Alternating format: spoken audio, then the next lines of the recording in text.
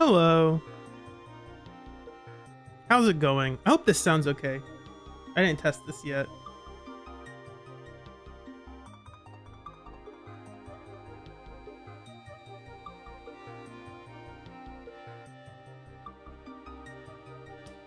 .8, yay, it's here. We finally get to play it. I usually wait because most people, is it an ASMR? I have no idea what it is. All I know is that there are 2 Promeia trailers I haven't seen yet. Or the 2 videos, and one's about 2.5 minutes and one's 6.5 minutes. And I figure, you know what, we have time for that.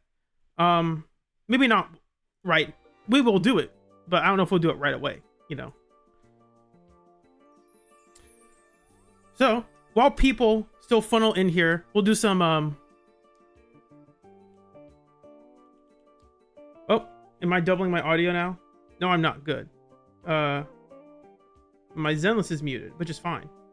So I need to mute the audio for this real quick, which is in settings, options. That's mute that real quick, and we'll turn it back on.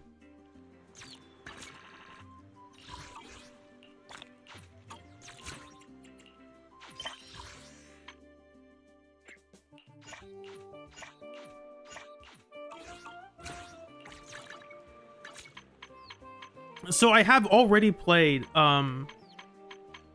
Promeia, so that's not a surprise to me. I have not played Starlight Billy because I haven't played the story yet.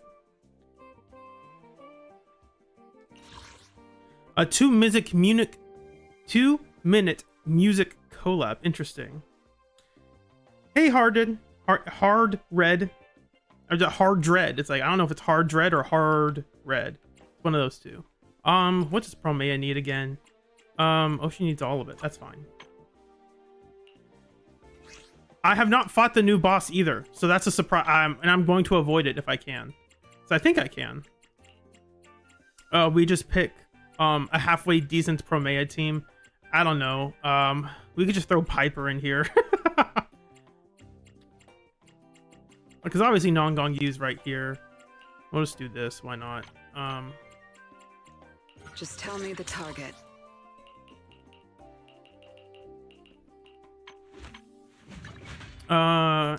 We have restrained.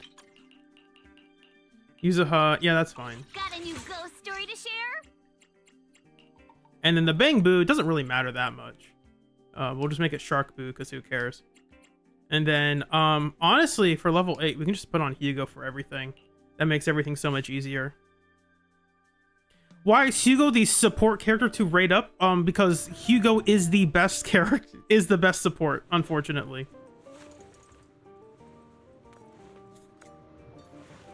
Actually, and there's one more thing I needed to check, because I forgot. There's ones you can select that basically make anomalies 10 times worse. I need to check to make sure I didn't select those.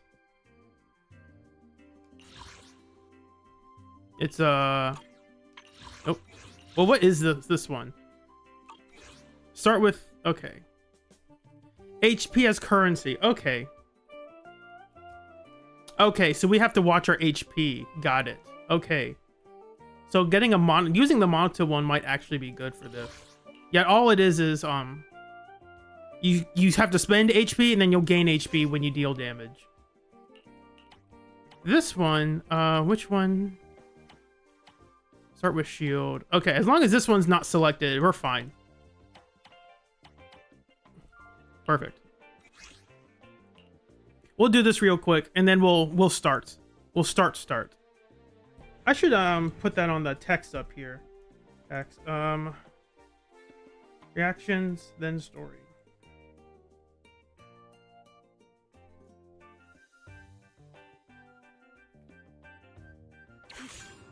I also have a sneak peek to give some of y'all for my next video. There's Promeia stuff. I don't know which ones are good for this character. I have a somewhat of a small idea of how to use her. You can't believe you slept on Billy? Yeah. Character stuns an enemy. That sounds like it'd be a good thing, but in this, it's hard to stun enemies in general, so it doesn't really matter. I don't think it really matters that much what we pick.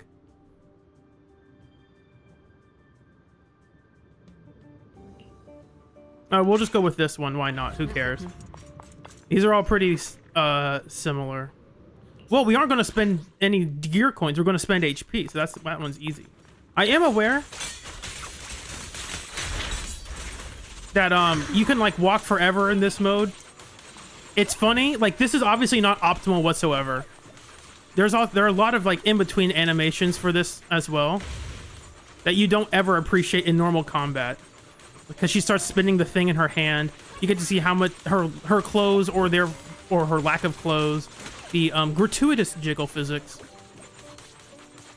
which I guess that's fun. I'm not pulling for the character, but I think it's a cool extra detail that like they didn't have to do. Like no one, like if you're playing the end game, like you're never doing this. Like this is for style points. Like, I would do this in a run as, like, a joke or, like, to end off the fight. She also has some really pretty animations when she does it after. I think it's her EX. Anything else I should know? No, it's not EX. It's...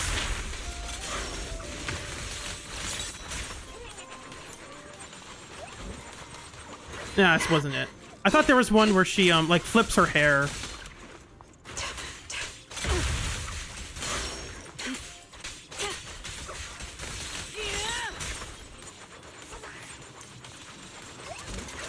I can't remember which one it was off the top of my head. I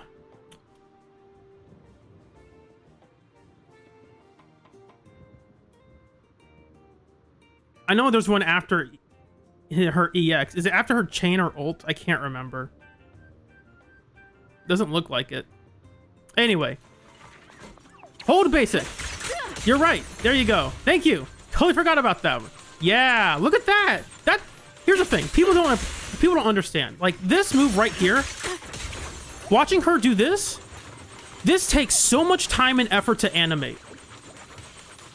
For a move that players are never going to use or to appreciate. Like if you do this, you're going to do stuff like this immediately. If you hold basic, you're going to do stuff like that. You're not going to hold basic into nothing. So they took the time and effort to model that and animate that properly with her hair dangling. I just appreciate that effort. Now, it might sometimes for some people it's a bit much. I think it's a bit much. Like, okay, I get it, girl. You are very physically attractive. I get it. None of these are good, which is fine.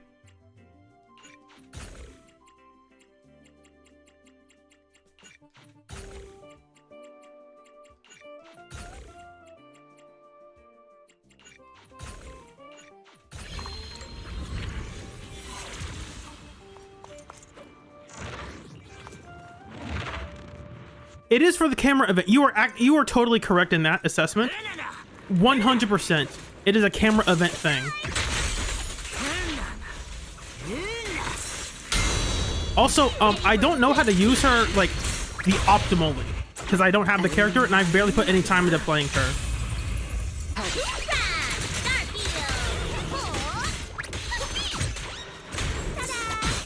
This is why Hugo's the best. Because you can just do this, and they lose a bajillion HP.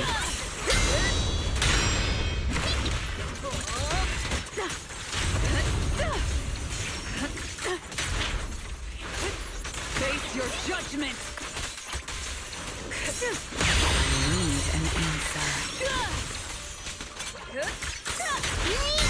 So I don't know like the difference between like when should I use her hold, when should I actually like mash her basic or use her hold basic.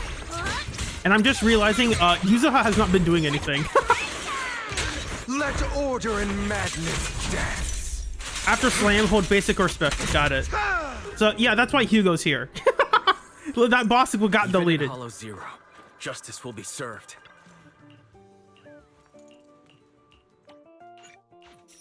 These are all kind of whatever. It's fine though. Free things is good stuff. Free is always good.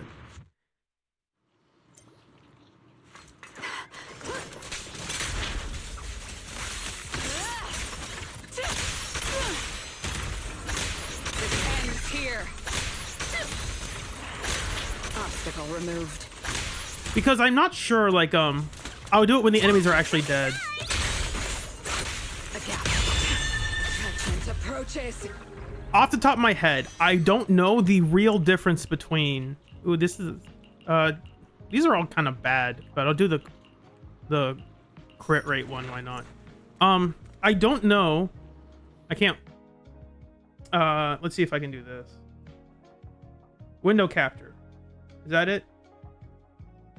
There we go. Get rid of the game capture so you can see this. I don't know. So you can see my cursor. You can't see it unless I pause, but I don't know. Pretend this extended up to here. I can do this. I don't know when to use this bar, like, and what these dots are. I know there's like some relation to them because when I'm holding basic, it's depleting this bar first and then it depletes these dots. But off the top of my head, I have not like gone over extensively what the exact difference is. They're both resources she's going to use. I'm well aware of that. I just don't know like what is the exact difference between them. That's a sneak peek for later, by the way. The project that I'm working on. And then I had to do this as well. Turn back on the game capture.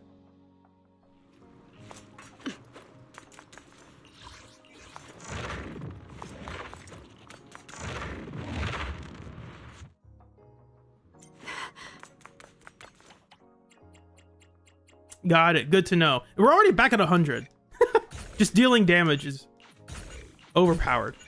And now we're getting the crit stuff for rupture agents, I guess.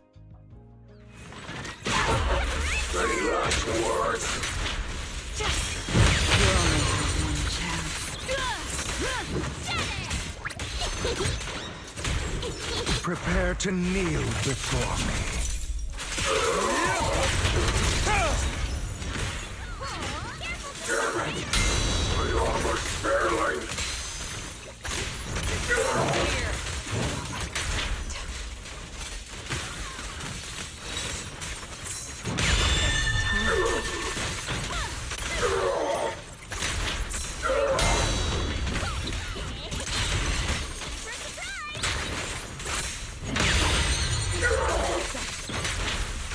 She almost feels like a rupture agent with how frequently you're pairing with her.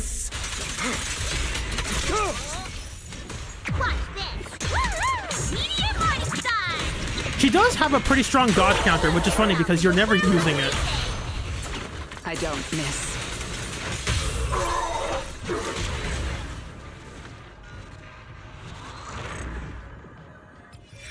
Like, if you look at the base damage multipliers on her dodge counter, you will be... It's like, what the heck is this? We'll pick Yuzuha's Charm, why not? Oh, look at all this anomaly stuff. Fantastic.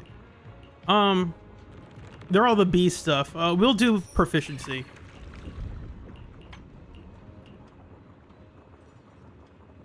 Yeah, we'll do this one, why not? This doesn't really matter. I think we can do this pretty easily. It is flashy, but I do notice that like this, it looks flashy and it also takes a while to use fully. If we can look at her move list, no, skill info, it shows us in skill info. Let me see that dodge counter. Look at that! Look at this! For the record, Billy uses his, A-rank Billy uses his dodge counter a lot. At rank, I have to pull this up real quick. At rank 16, his dodge counter is like 520. Promeia, who never uses her dodge counter, has a better dodge counter than in terms of base damage multiplier than Billy. That just feels wrong.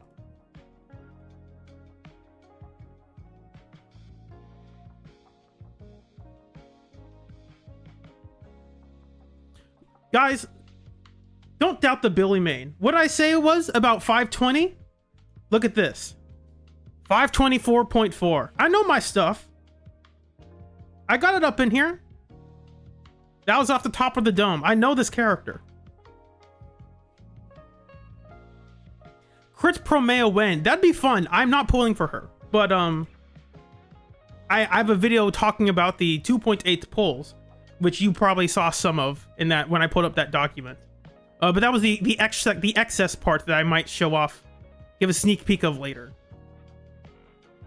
So yeah, all that to say, Billy uses his dodge counter regularly, and his is pretty low, but you can spam it pretty easily. Promeia, a character who never uses her dodge counter for anything because she will always want to use her EX and pretty much always has the energy to use her EX. Hers is just better. And this is the level 10 skill, by the way. This goes up another like 9%. I forgot exactly what the scaling is for this. This will go up if you get it to 11 or 12. I usually stop at 11 because 12 is usually not necessary. It's overpriced. Granted, for anomaly agents, base damage multipliers aren't as important as a base anomaly buildup. You would rather use moves with high anomaly buildup than with high damage, unless you're trying to do like a hybrid build. I don't think it really makes a difference which one we use. I mean, obviously it makes a difference. I don't know if it will make a meaningful difference. We will go left because encounters are good. You tried crit Promeia, it's not good. I'm sorry to hear that, but also not surprised. But how is, well, yeah, that crit Promeia with Bernice lighter, that sounds bad. How does regular, how does that regular team feel? Does Promeia lighter Bernice feel good or feel bad in general? Because I have seen some, I saw some people in the beta talk about and theorize that team, but I tried looking it up and I haven't seen anyone actually play it.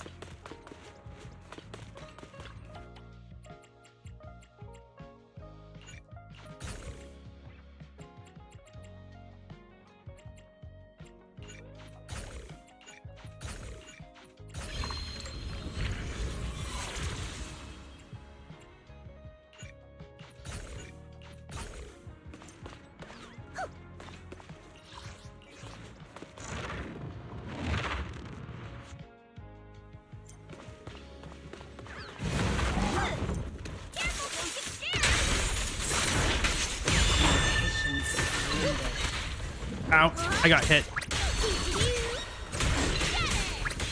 Watch out! End it here and now. Let order and madness dance. It works, but it's kind of awkward. That's pretty much exactly what I expected.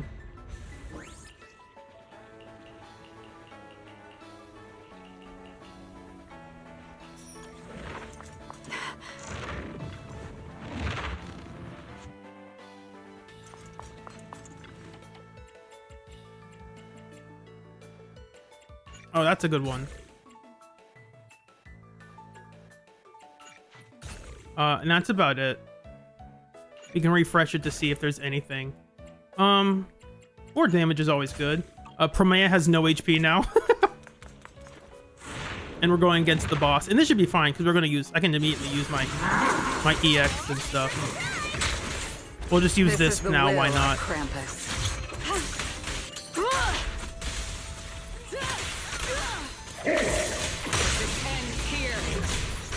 I know she's basically invincible when she does this. The best thing about the dodge counter is that agents will automatically use them when they swap in and then an enemy is attacking. So for instance, I'm just going to wait for him to attack. And that triggers Yuzuha's perfect dodge, so you can immediately use a dodge counter. Ow. Prepare to kneel before. So that's the best, like, not the best use case for it, but that's like, even if a character doesn't use their dodge counter, there's still times where you can just use it for no real reason.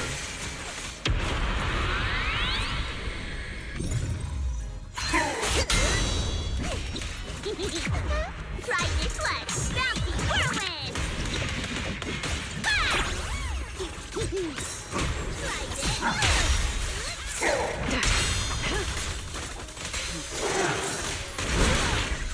Obstacle removed. Anything else in the air? Execution!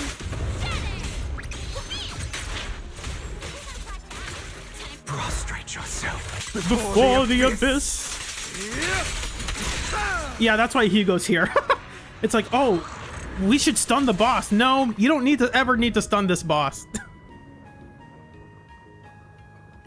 This one's so funny because it has so much wordy nonsense in here that they have to make the text tiny. It's so good. None of this matters because we don't care about stunning the bosses. At best, we want to get the one that just gives us a shield for no real reason. That's Hugo, baby. That's a level 3 Hugo for a support. That's why Hugo's on the banner. Like, oh, which one should I get? It's like, it doesn't matter. At level 8, you don't ever need to do level 12 stuff. Yeah, we'll reduce their stuff. Why not? At level 8, you can still use pretty much anything. Going to the encounter would be fun. I don't think it's ever needed though. So I'm gonna go left. Maybe we'll see if we get something good here. We don't really care if we do, because we're gonna destroy everything we fight, regardless.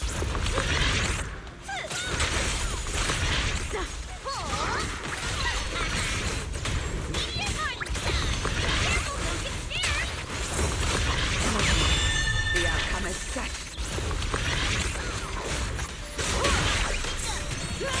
This ends here. I will carry out your execution.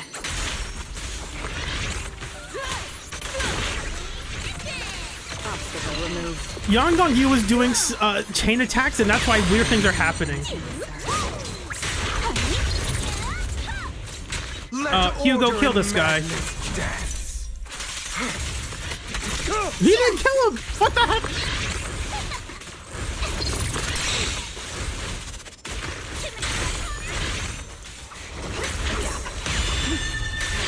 Also, her EX has a very generous parry timing to it. Oh, we'll just get... Every time we use our assists, or this one, we'll just get an ultimate out of it. This is so dumb.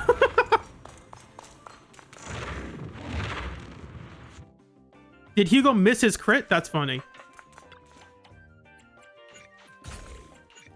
Oh, Polychromatica, since you're already here. I don't know the exact timetable for when I would like to do that stuff. I'm just throwing it out there as like an option I would like to explore. I'm still trying to figure out how I want to best do that.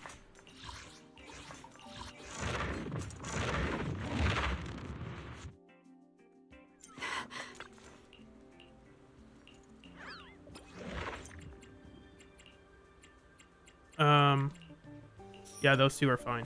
More HP, pretty please. Hey Socks, how's it going? I'm seldomly looking at. I've been occupied. Now I have a shield for free, so we can just deal more damage for no real reason. I still don't know how to like play this character properly, but it doesn't look like it matters because we have a level 4 Hugo Orphe. So anytime we press assist, we will also use our ultimate. And we can just get a ton of crit stuff for free, because why not?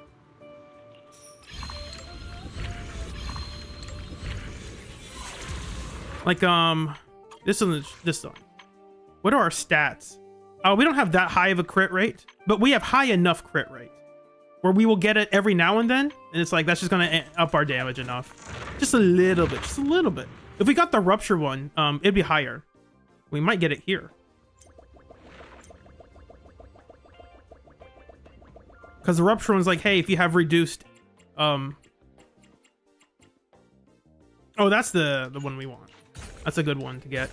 But the Rupture one just says when you have no low health, here's a ton of crit rate. Like, that's beautiful. None of these are really good. But they're the only ones we got. And who cares about the rest? Fantastic. This is the new boss. We're not going to fight the new boss. We are going to fight the awful boss, Promeia Nightmare. Primordial Nightmare. I said Promeia. That's definitely not the correct word. Come on! Don't be nervous! You're going to lurk? Fantastic. Hope you enjoy, have a fun time at your job, Socks. My turn. Here I come. Send for party. You're gonna love the show. Welcome to the domain divinity. Execution. Prepare to kneel. Here's a free ult for no reason. Bid farewell. Your tomorrow.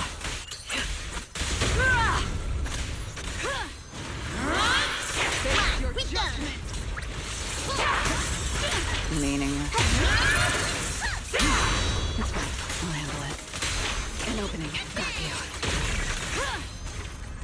Defiance here. Suffer eternally. Let's go. You're about to run out. Is Hugo ready? He's about to be ready. Here we go. The boss is about to die soon, so get ready. This Look at is that the damage. will of Krampus.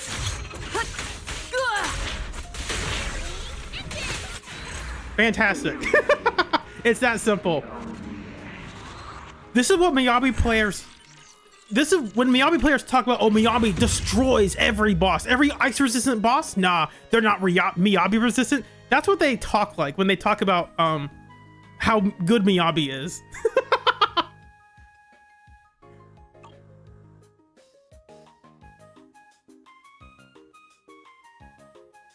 Here's the thing, though. We have so many buffs that we get for just simply existing. Like, I don't know if it'll show the actual ones we... Yes, it shows us this one.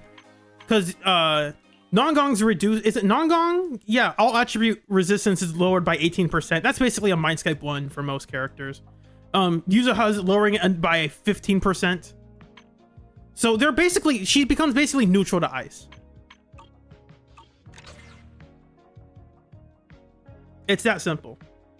And this is my second time playing the character.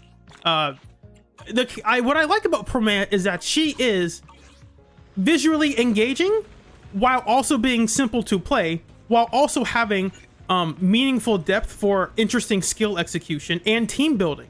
She has a lot of interesting teams she can actually build, and I like that. That's the best thing I like about the character. Unfortunately, I would rather spend my pulls on a different character, because I don't think I can make enough interesting teams with her, if that makes sense. My account doesn't have a lot of anomaly agents, Ready for fair witness to the Please. You have my compo. so I can't play around with Promeia as much as I could if I had Yanagi or Vivian. I'll just tell me. Then I think I could play around with Promeia much more, but I don't think I can't. That's not a bad thing. I'm also just rather spend my pulls on something else. Also, I think she's a bit too freaky. To me. I think she's too freaky. I say that as I have Cecilia. It's out. Only ready in. This is the what brings you sure you Cecilia is very freaky as well. It just depends. It just depends. All right. On to the... Stop this music here.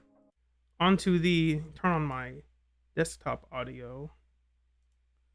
That's not the right way to turn it on. We are now going to watch the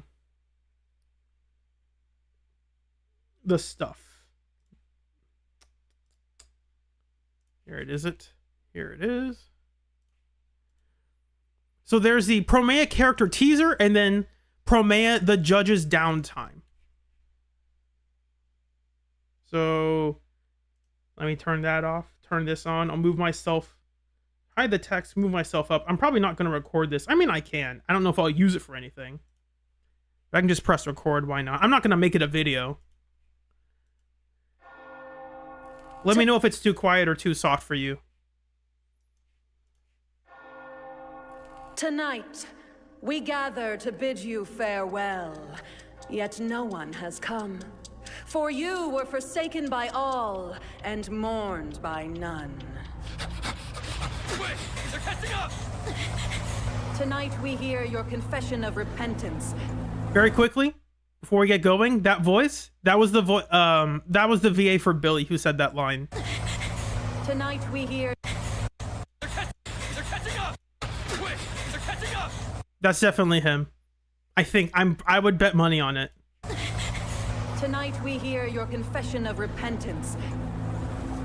Yet the night is short, too brief to conceal your sins. This is not pre-watch. window. That's a... I just noticed it. This all looks really cool, by the way. She's with Black Wolf. Let's take her down. Don't come any closer. Huh? Foolish, blind servant of darkness. Your hands never falter, for you're convinced that it brings release from suffering. Your blade never quivers, for you trust it to be righteous judgment. Or perhaps they are merely lies, and not even clever ones. Corruption symptoms. What an absurd excuse. Branding Wow, the it's innocent all a as cover-up. sinners.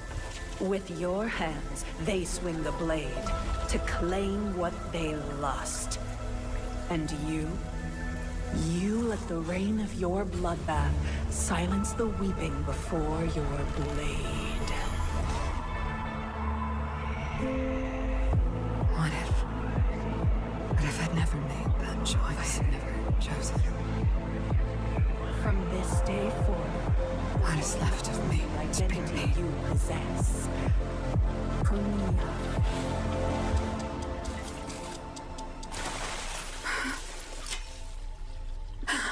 So was she supposed to be killed? That's what it looks like. She was supposed to be killed and then she got captured or From something. this day forth, I begin mourning the fate I bear. It's a bit weird. It's a bit hard to understand what the heck is even happening. Obviously, she killed a couple people. Hey, their bodies covered it up.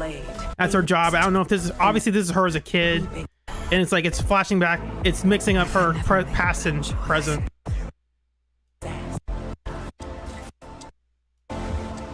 Or if this is just how she sleeps, like this is her bed, that'd be weird.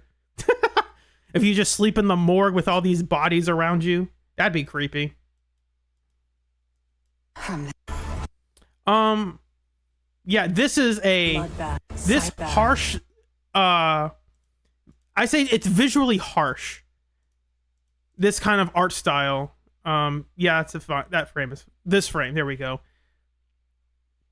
They aren't like, I think this is a good mix of like the person. I'm gonna get in trouble for saying this. It reminds me off the top of my head, blind reaction. This reminds me of like, if Batman had an art style like in Persona 5.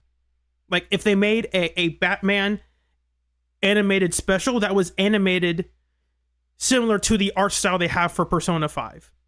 Where it's Persona 5 is mainly their colors are black, white, gray, and then red. There's like a really hard, and there's not any real shading between those grays and those blacks and those whites. It's the background, it's mostly black, and then her hair has purple, but this purple isn't shaded. It's just purple and then black. There is no like gradient to this purple.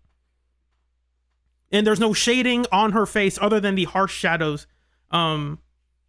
created by like the light you would guess is from her right. And the Batman animated series is interesting because it was originally made on an all black canvas. Because back when the stuff was hand drawn, you drew stuff on the canvas. And so for the animated series, they decided instead of using white canvases to use all black. So that means, and naturally, even in scenes that were during the daytime, the settings, everything felt like grim and dark, just because of the nature of the canvas they are painting on. And so I see shots like this where there's also a lot of harsh light in this. There's not a lot of soft lights. A lot of movies nowadays use soft lights because that's better for green screens. But if you see old style movies, you will notice like there are a lot of harsh lights and hard shadows on things. Corruption symptoms. So I appreciate the detail and effort they put into this. As sinners. With your hands, they swing the blade. It looks very pretty. It creepy, bit weird. It's a bit weird, but it is beautiful in some way. Maybe she had her death faked. That's possible. Morgana looking cool Batman. Interesting. There's her purple eye there. That's a blue eye. You're right. Those are slightly different eyes. Maybe it's her or not her. Maybe she had different. Maybe she had an eye transplant. Maybe this is her. Maybe she killed someone she cared about, and this is her. What her Sharingan evolved into. Her Rinnegan. That's not how that works. I'm making stuff up here.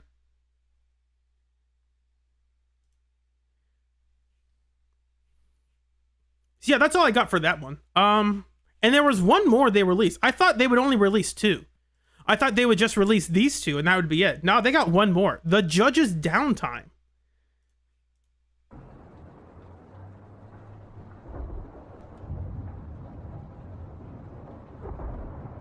And before I get started, it also makes sense that their stuff that art style it does seem like Persona 5 cross Batman coded, is because in the original beta, the literal game files had pictures of Persona 5 artwork in it. That was the style they wanted to mimic for their Mindscape cinemas. So that's why they look that way. Like the splash arts for characters in Persona 5 is what they used as a basis for their Mindscape cinemas. It's very interesting.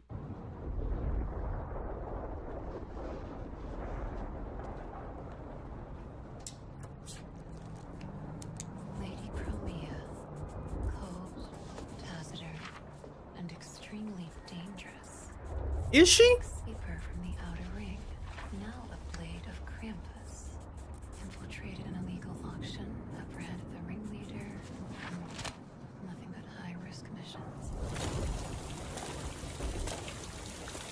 Oh, there's the convenience store closed up. People talk about, oh, where's the urban environment? Like, here it is, right here. What are you talking about? Obviously, Promeia is an outlier because she's a weirdo. Like, literally, she doesn't belong in the normal world. And you can tell, like, she does not fit in at all. And I think that's fine to have characters that don't fit into that environment. We would talk about Batman. There are a couple of Batman villains. You look at the Riddler, it's like, what the heck is this guy doing here? This Riddler looks like a dork. What is he doing here? And the point is, like, well, he's not supposed to fit in. He wants to express himself. He wants to set himself apart because he's upset that his boss fired him, even though he was really smart or something. They always change the Riddler's lore for stuff.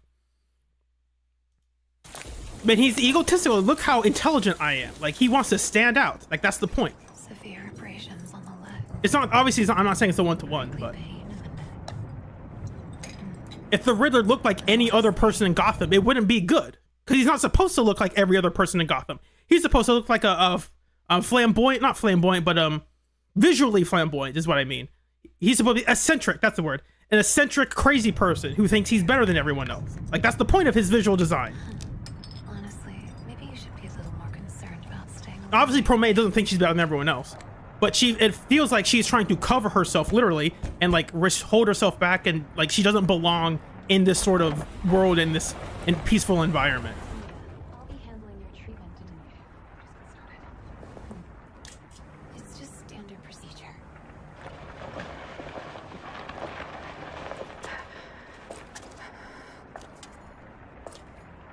Please sit. I'll take a look at your wounds.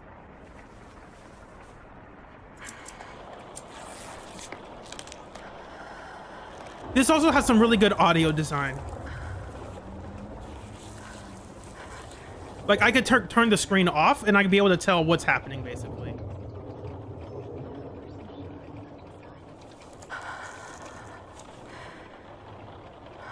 Let's start with basic disinfection.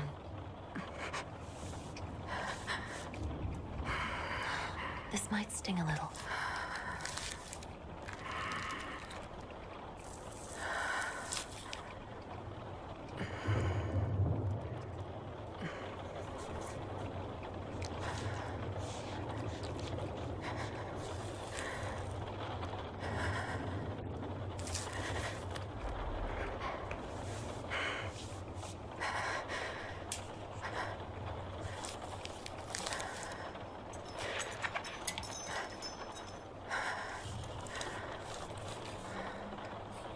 This is what I'm gonna make a comment because I don't think they're gonna say anything for a while, or maybe they'll change something.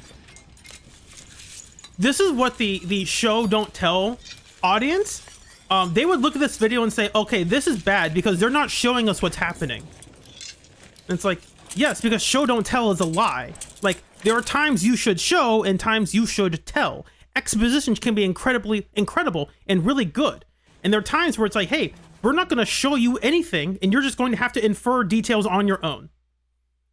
Like, we're not going to show you everything. You are going to have to try to piece things together on your own. But we are going to show you other things, maybe not visually, but audibly. I'm going to release your restraints briefly. Just relax. This is just a required step for servicing the restraint. And it sounds like this doctor, nurse, medic The light bothers you. person Close your eyes for me. is going from the left ear to the right ear. So that's to symbolize like her going around Promeia, Relax your mind. or Promeia being confused in general, It may cause or lying down or whatever. Like, oh, that's not showing the audience. That's bad. Imagine It's like, your no, body dude, that's like a good. soft sponge. You don't have to show Floating everything. Gently on water, slowly expanding, opening up, Like a sponge. Interesting. expanding, opening up.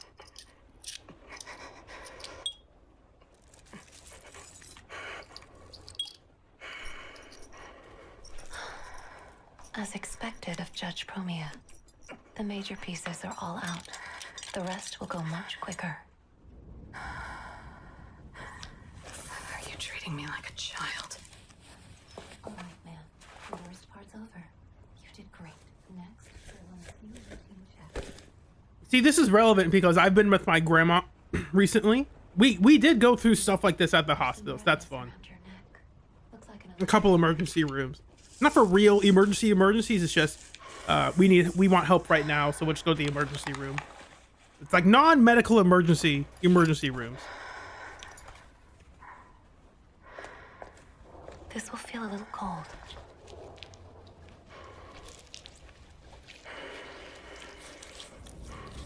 Shout out to the audio designers.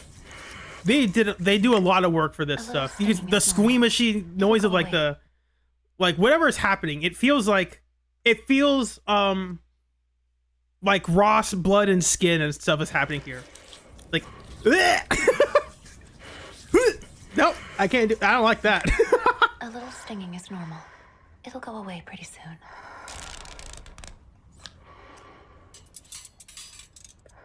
Let's hook you up to an IV once we're done. All done, ma'am. Correct, Your ear Slacker. still You are needs correct. repairs. So, you should get some rest tonight. She breathes better in Japanese. What are you talking about? I don't believe you. The VA breathes so much better in Japanese. Oh. Nihongo! Sumimasen! Watashi wa David to... Lady Promeia, I speak a little bit of Japanese, and I'm partly Japanese. That's why I can make that joke. The people be like, "Oh, the Japanese sounds so much better." It's like, no, it like it sounds so natural. No, it doesn't. I'm gonna be honest. If you live in Japan, you very quickly realize that, oh, so anime voice acting is literally voice acting. It's not realistic. There are no normal people in Japan who go around saying "ara ara." No one says "ara ara" in real life. You are insane. It is not realistic. Ah, no, let's go. I'm doing to do like the English version of it. Like, yeah, all right, let's do this. Like, oh, that sounds so fake. The Japanese one sounds so much better. And it's like, no, it's the exact same. It's the exact same for the language. Like, what are you talking about? Yeah, it's theater. It should be acting. It shouldn't sound like normal people speaking unless that's the tone you're going for. And there are times when they do get regular people because they are trying to set that give that aesthetic of these are regular people.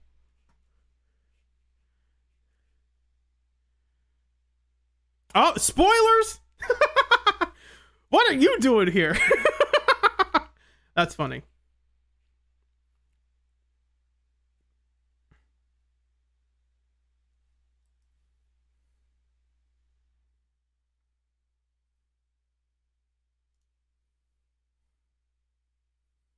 No, if you think it's now, I'm not opposed to people who are saying, "Oh, I prefer just the sound and the cadence of the original dub." I think that's perfectly fine. If it's more of like an audio thing, that's perfectly fine. But like, oh man, the dub, it just doesn't sound realistic. The Japanese one, that's what sounds realistic. Like, what are you talking about? You're a moron. I prefer I don't know. I'm trying to think of like, is Hamilton dubbed in Spanish? It's like I don't prefer Hamilton in English. I prefer the Spanish dub because that sounds realistic. It's like Hamilton is a stage play. It's not supposed to sound realistic. Anyway, back to the game. We can stop recording that.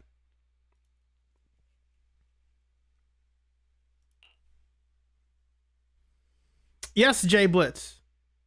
What's going on? Let's see. Yes, the cringe dialogue stands out when you actually understand the language. And that's why, like, when you're writing a book, you can get away with dialogue you wouldn't say out loud. Because when you're writing a story, having the person read it in their mind is normal because people already think like that. Like, they will think the cringy stuff. They just don't say the cringy stuff. Or maybe not the cringy stuff, but I guess it's cringy. But like the emotional stuff. But as a writer, you can get away with that because you're just putting it on the page. They already think that, and they can read it, and they understand it. But when you voice it, it's when you go, that sounded weird. Like, honey, you're everything to me. I just wanted to be with you forever. Like, you can think that, but as soon as you have to act that, people can go, oh, that sounds kind of weird, don't you think? Be with you forever? Isn't that a long time? And it's like, okay, dude, like, people think that. But when you voice it, it gets a new... It can get a new meaning unto itself. So, with how you express it. Check the Promeia music video. Is there a music video? Because I went to the... I'm on the official site, and unless they shadow dropped it just now, I don't see it. Is it under shorts? Is it under posts? Nope, we got Pan. If there's a music video, I don't know where it is. It's called, okay. Oh, okay. I think that's, yeah, we can do it. I don't know if YouTube will, if I might have to, not delete it, but,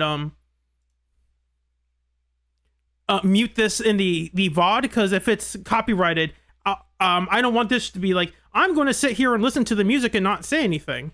Because I don't think those aren't fair reactions. I always got, when I was younger, I always got annoyed by those reactors who would just play the video, go, wow, that was pretty good. Yeah, that was interesting. It's like, no, dude, say something, please.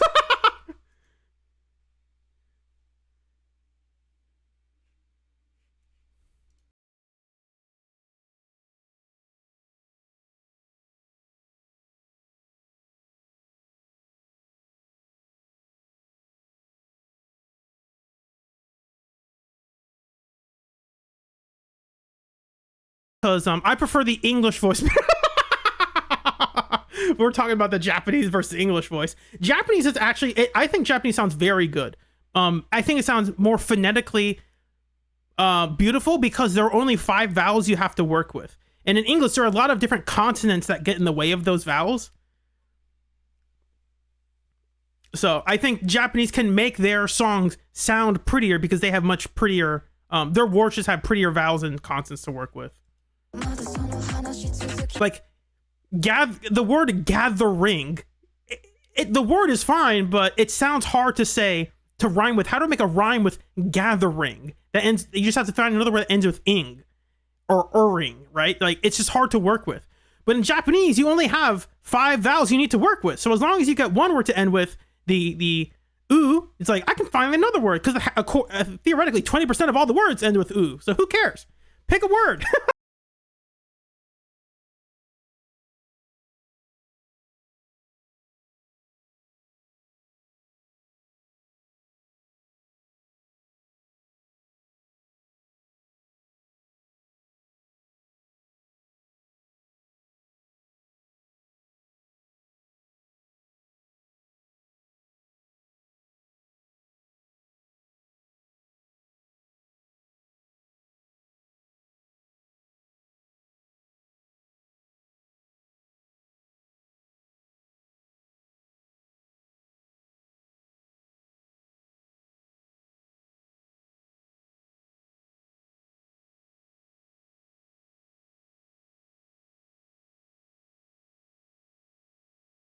I could have turned on subtitles this whole time. I thought they were on. That's why I was confused. Like, oh, it didn't come on. I guess there are no subtitles.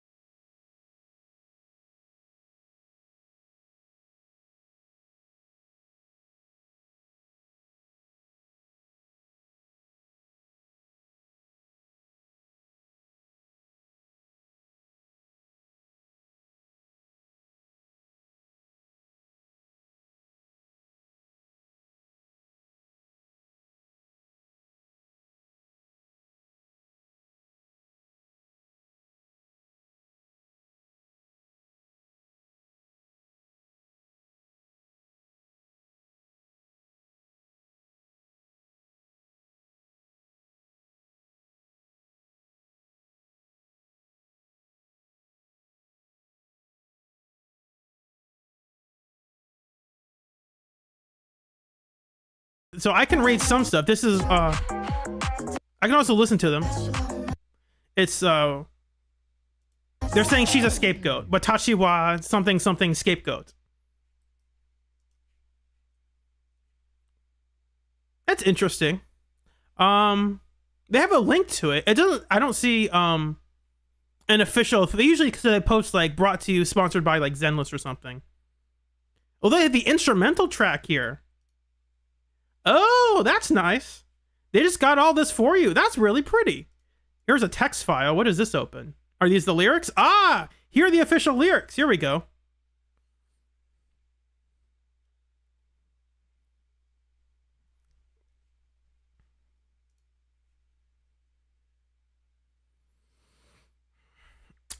Great question. I don't know what.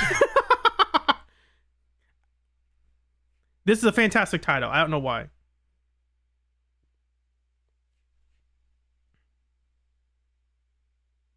Does YouTube block fan subs? I think they updated it so people can no longer just create subtitles on their own. They have to be created or made by the uploader. They have to be approved by the uploader.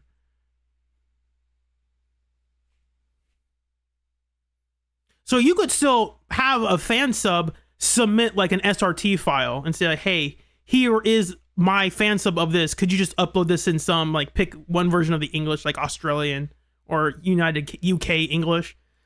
So there's still a way to do fan subs. It's just you can't just make them on your own anymore unless you are the uploader. Okay.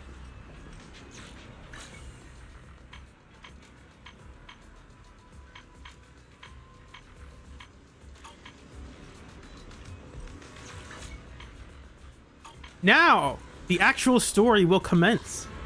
Are we ready? I don't know what to expect other than stuff happens with Billy and Promeia and Cecilia and Ramiel / Remiel.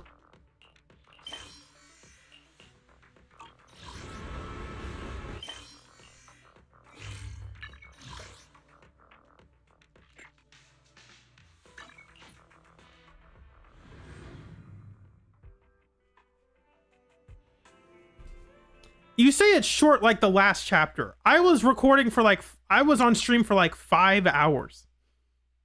Because we were talking through it too. It was not short.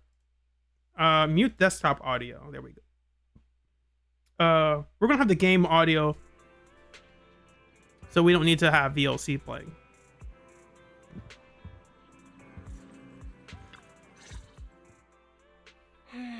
Just as I thought. Aside from the news about Hollow Champion, there's no info on Ramiel.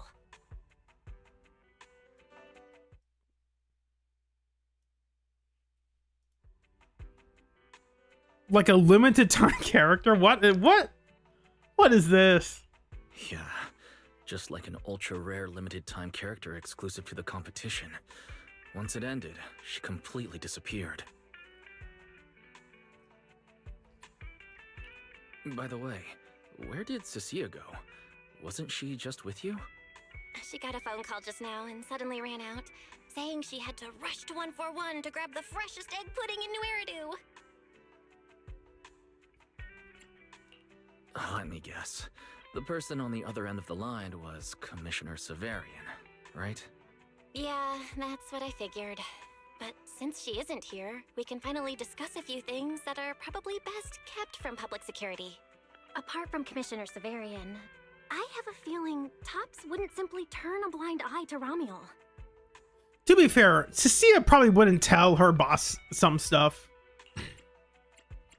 If we want to locate Romuald before they do and get the Porceloid W engine back, we gotta gain the upper hand in intelligence. And when it comes to gathering intel... That's where Fairy shines. That's where Fairy shines. A reasonable conclusion, Master.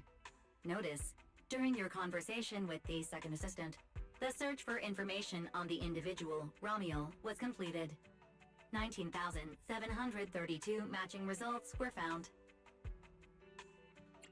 Nice work, Fairy. But why are there so many matches? Logic. Second assistant is unable to precisely describe Romuald's physical traits, offering only the following keywords to assist Supreme Assistant in completing the search. Okay, I think I've seen this part, not because people kept posting about it in a couple places. So this is not completely blind, but this is mostly blind. I don't know the context for this. Hair. Operates alone. Young woman. Kind of a baddie. Actually, definitely a baddie. Fantastic line read. Yeah, they're not going to talk about like bra size in this, are we? Cup size or whatnot. I mean, you could, but like it'd be weird to be like search for all like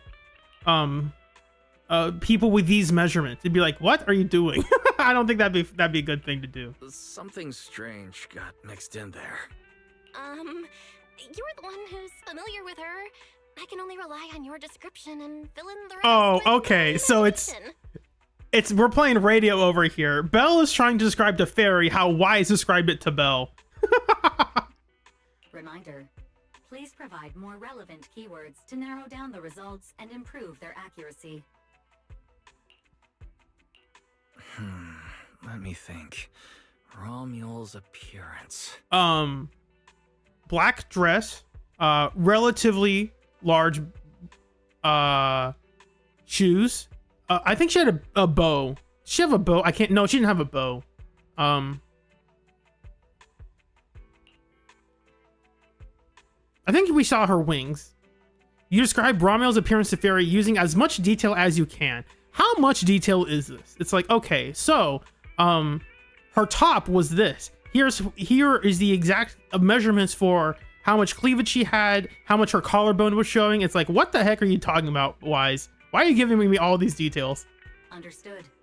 Refining the search results using the new keywords. Estimated completion time, 600 seconds. Uh-oh. Huh? Someone's at the door? It shouldn't be locked. I'll go check who it is. Normally I'm not this weird about like, not that I'm trying to be weird, but it's like, Romuald is very clearly designed to be like, oh, I hope my eyes are up here sort of thing, but she's clearly designed so you don't always look at her eyes. Like, that's very intentional. Also, I'm going to move my guy back down and see if my chat died. Hold on real quick. My chat extension died. Let's see. No, it doesn't look like it died. Oh, there it is. Why did it all show up? That's weird. Is it all going to go away now like it's supposed? There we go. All of chat loaded in real quick.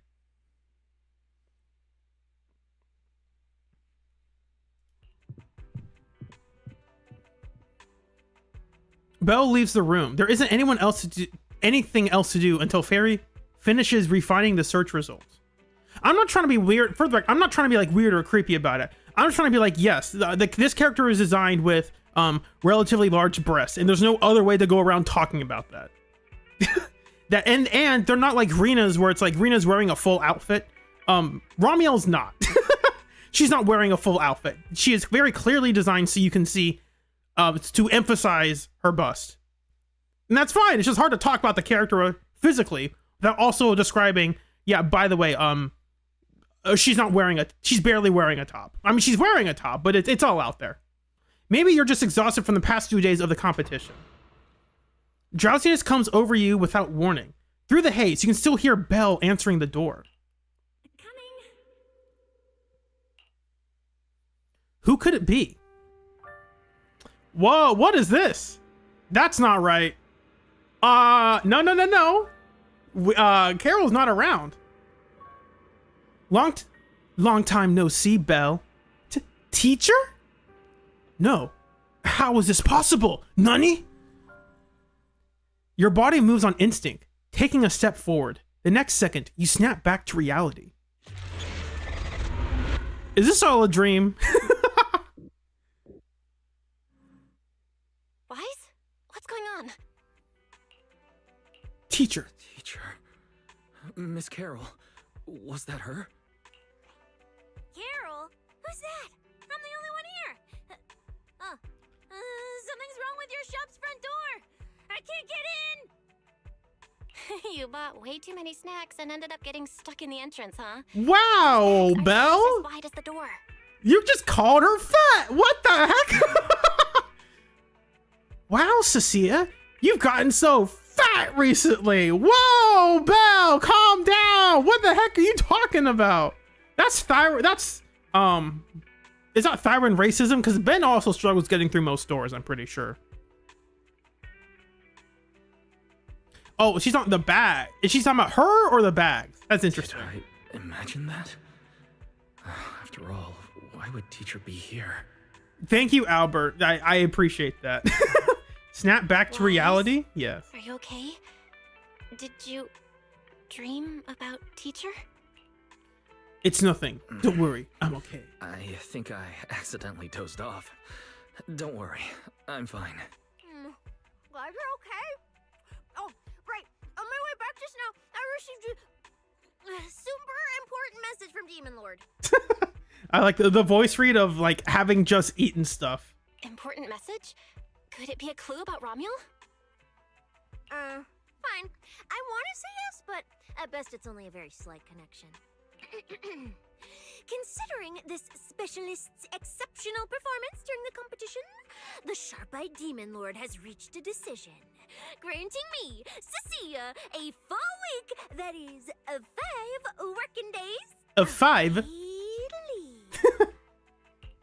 Fantastic.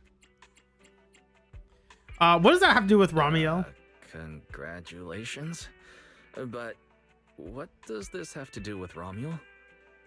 See, the way they're saying it, it's like, it should be Romiel, but it sounds like why is saying Romuel, which sounds Hold on. I'm not quite the finished same. yet. The Demon Lord's paid leave, of course, comes with some extra conditions attached. He requires me to continue searching for traces of Romuel with you during my time off. Just treat it as paid leave. Yes, that's exactly what he said. So you're still working. So it's not paid leave. You are just working. That's how he tricked you into working. It's like, yeah, you'll have paid leave as long as you keep doing this thing. Like that's just work, sweetie. That's the oldest trick in the book. In other words, for the next week, I'll be acting not as a member of public security, but as myself, working alongside you all. I don't think that's how that works either. Whether you're on or off the clock, I think you still being attached to NEPS is relevant. Is there any difference? Exactly, Belle. Of course there is. The Demon Lord said that during my leave, he'll forcibly shut off my communicator. He personally guarantees he won't contact me and even advised me not to reach out to him either. These line reads are weird. Like, if they want to sell Cecilia as a weirdo, they're doing a good job. Look at these. Listen to these line reads.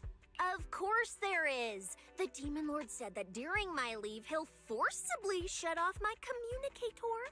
He personally guarantees he won't contact me and even advised me not to reach out to him either. Even if the communicator were still on, I probably wouldn't want to contact him anyway. Yeah, exactly. I have a feeling that there must be some other motive.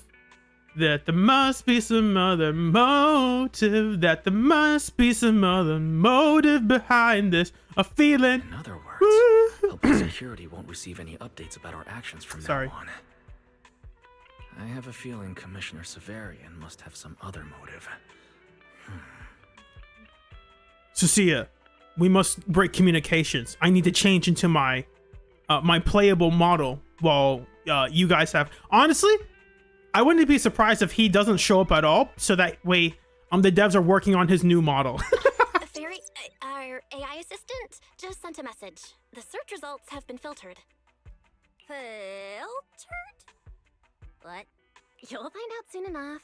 Come on, let's check out the clues about Ramiel, the pink-haired baddie.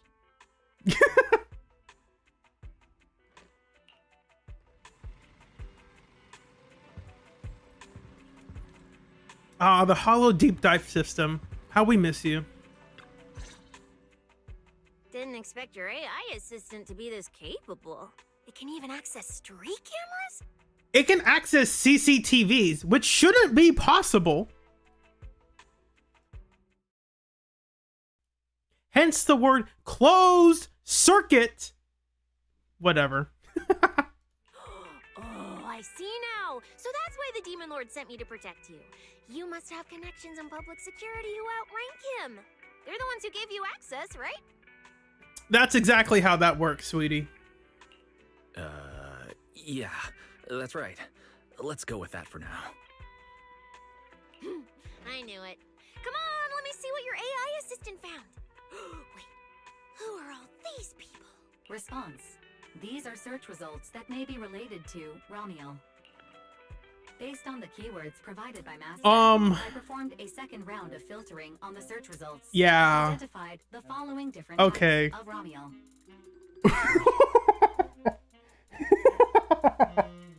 Okay. That's funny. That's pretty funny. I feel like we could have narrowed this down a bit more though. Why is Zhao here? I can understand Nicole. Maybe I can understand Rain. What the heck is Zhao doing here? Come on, man.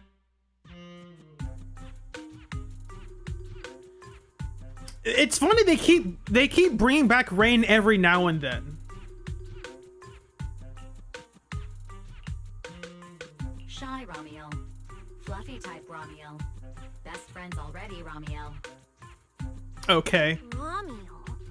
Wait, it's actually a whole family? Oh my gosh. It's a code word. It's for a collective. It's just a mistake in the search results. Don't add misleading descriptors. Seer will take them seriously. Is this a coincidence? They're not Romuel, but these are all people we know. Maybe she's disguised herself. For efficiency, among hundreds of photos of pink-haired individuals, those most closely associated with Master are prioritized at the top of the filtered results. Also, Zhao very clearly standing on a cardboard box. This maximizes the chance of seeing the most relevant results. Online, this kind of phenomenon is referred to as a pink hair filter bubble. Okay. This is pretty funny. There's no such thing. Anyway-wise, we should add a few more keywords and narrow down the search. Black wings. Black dress. Let me think. Pink hair, but no hood. And she has a black ribbon in her She hair. had a ribbon. I was right.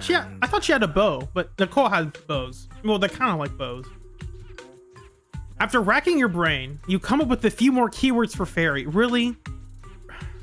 Did they have to use this word here? Was that intentional? Come on, game. Don't do that. No. Be respectful. Come on. Have some dignity. You can't just talk about people like that. That's a bit insensitive. Come on now. You can't talk about women like that. That's just rude. New keywords confirmed. Optimizing the filtering criteria now. Looks like this will take several rounds of refinement. Wonder what kind of Ramiel will turn up this time. A little while later. Filtering complete. Showing the image with the highest match. Like, look at this shot. Like, very clearly. Like, normally I don't like to harp on because this, but like, obviously, like, this top is clearly designed to be like, oh, look at her chest. It's like, okay, game, I get it. She's hot and sexy. I get it. You can stop your collab with Azure Lane now. It's fine. Ah, that's her! That's the one! Ramiel type Ramiel. A photo of her was on the Demon Lord's desk. He wouldn't let me touch it or take a picture of it, but I've seen it before. That's definitely her. There were red London phone booths behind Nicole. Interesting. That's right. They're refinement. Fairy, refine me. Unbelievable. We really found her. Excellent job, Faye Assistant. Faye Eye Assistant. That we nicknamed Fairy. Why can't you just call her Fairy? Oh, that's our nickname for it. Just say that. Thank you for your recognition. Faye AI Assistant looks forward to serving you again. I like this. Is funny. This is good. The place in the photo is the tea milk store at Lumina Square. I didn't expect her to show up so close to the public security building. Yeah. Come on, let's head to Lumina Square and ask Coco if she remembers anything about Romuel.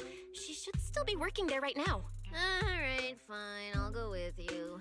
Hopefully we won't run into the demon lord just getting off work. No way! I'm on vacation now! Nothing to be afraid of! Let's go, we're heading out! She does have bows. I thought I was crazy. It's like, I thought she had bows. She has 2 bows. What the heck? I remembered that detail. Manager, you there? You there? You there? You there? Nope, nope, nope, nope. Don't be like that. I know you're there. I got good news, even better news. Which one you want to hear first? Same difference. Good news is just 10 seconds ago, I completed an unprecedented mech modification and now I've unlocked an insanely powerful new form. Even better news is, manager, you'll be the first to witness this new form. I've made up my mind. I'm going to use this new form to help you get back that super important W engine. It would be fun if this is the W engine we can actually pull for. Perfect timing. Heading to Lumina Square. Let's meet up at the metro station. Billy said he'd wait for us near the metro station. Let's go. This is like one of the few times you get to see Cecilia in here. Not the few times, but the few times you could like use this angle to take photos.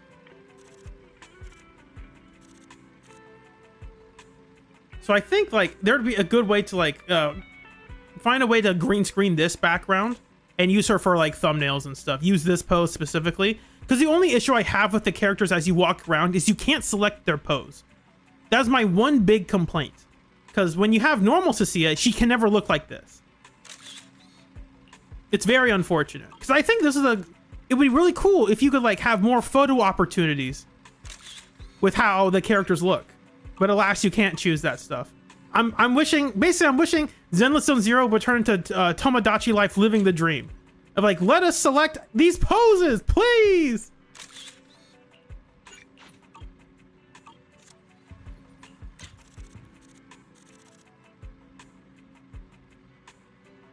Let's see, that's good enough. So we can crop around her.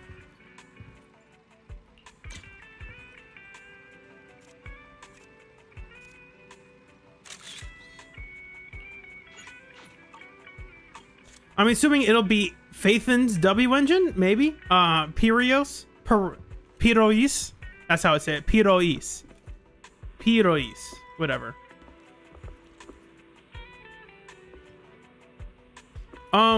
Billy at the metro station.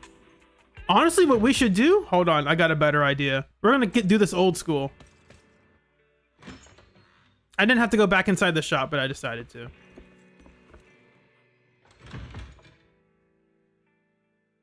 Yeah, I'm not talking about the selfie stick poses. I mean, literally, like, the different idle animations that the characters can have. Like, what the heck is this guy doing? A man burning with passion. What the heck is he doing? This guy's crazy! Anyway, we're actually going to use the metro station. People forget this is actually a thing that happens because you never ever need to come here for anything. And they still make you like pick the navigation thing. So we are going to go to Lumina Square.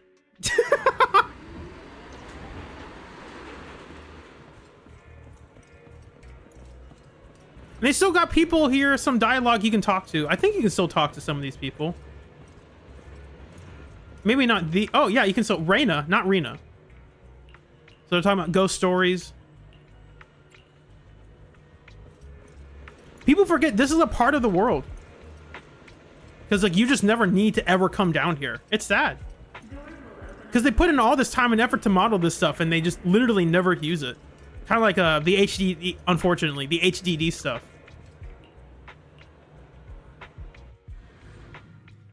It's, again, this part seems like something that, for more of like a slice of life, like, you have to travel to each destination. You can't just fast travel everywhere. I don't remember this interaction with Banyue. You have fun, dude. Like this, you can't ever get this pose with Billy. If I want to get a picture of this pose, I gotta take it now. So obviously I can do stuff like this. Like I can do this pose all day, but I can't do that pose. Let me do this pose. Come on, game, help me out. That's what the next photo event needs, is allow you to select the poses of the characters.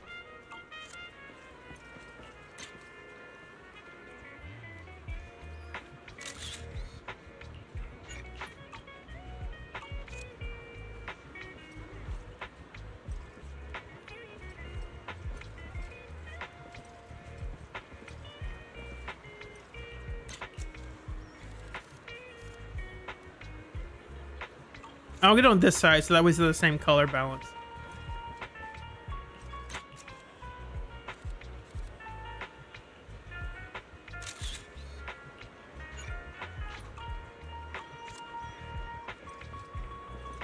And it's not like it would be so much effort. We're not adding them to add it. We're not asking them to add in something brand new. It's like, hey, you already used this in the game. Just allow players to toggle in a very specific limited environment. We don't have to be out and about everywhere. Like, make literally a photo op event where you could like stage characters in their idle poses and just take snapshots like this. Because obviously, hey, managers, you're here. You might not want to put that Billy when he's standing in the middle of nowhere because he's supposed to be leaning against the wall. It's like, okay, yeah, fine. Don't make him just stand up in the middle of nowhere like that. That'd be weird. What is this music? This is goof. This is... If you remember Naruto, this is given the wow that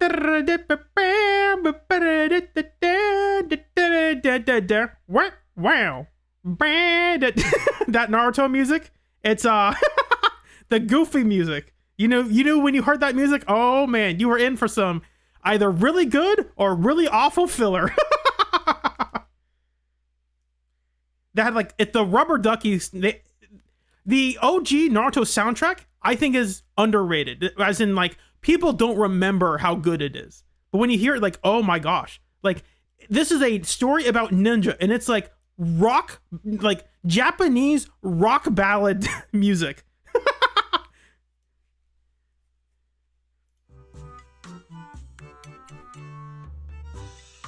You look like you're in a good mood, Billy.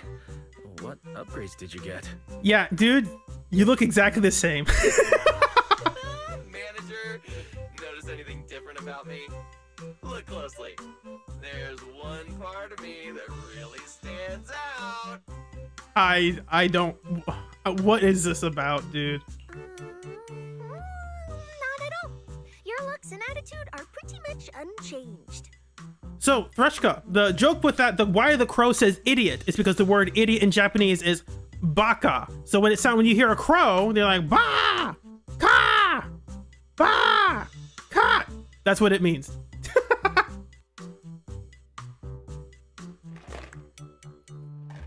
That's a bilingual joke for us.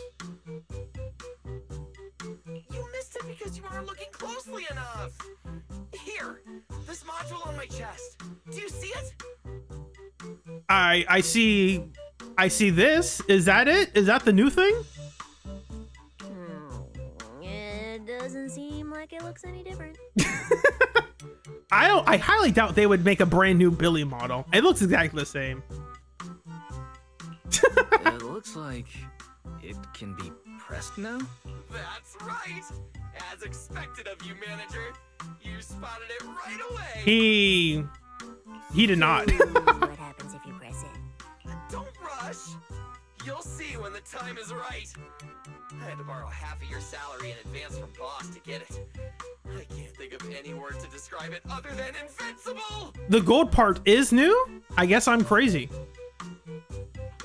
Nicole, an advance on your salary? Yeah, we passed You that just use really those quickly. words together in a single sentence. And there's no catch? There's absolutely a catch. What are you talking about? Right. Boss, along with Ambi and Nekomata, haven't been around lately.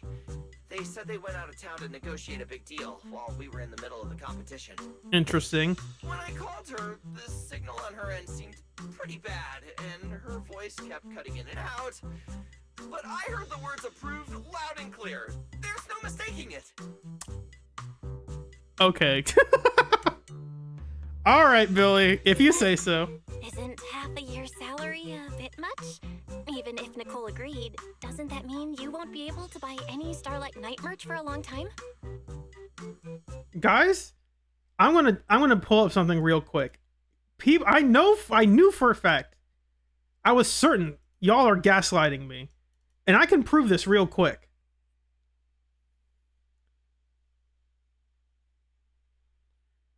By real quick, I mean I have to remember off the top of my head where I store these files. Hoyo Play, Games, Zenless, Screenshots. What we just took. I have photographic proof. Y'all are a bunch of liars. You see this? This is the current model. What are you talking about? There's nothing different.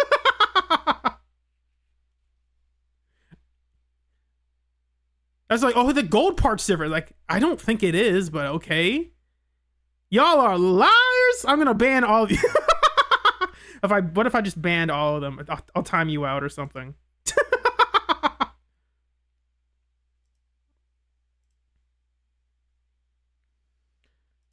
Hard Red, you're in timeout. I'm not gonna do that. I'm gonna put people in timeout. That's too much effort to untime you out.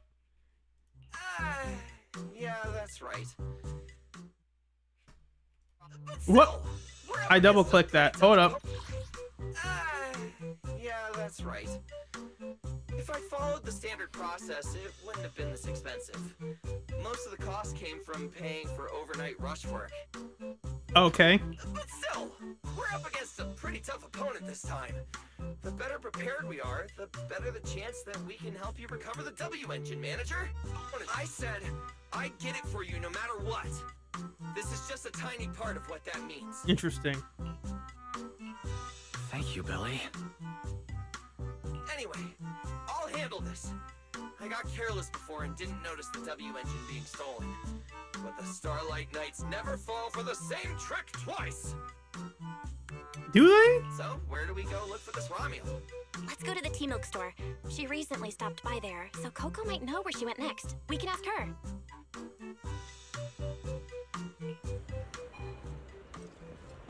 I hope Coco is at the tea milk store right now.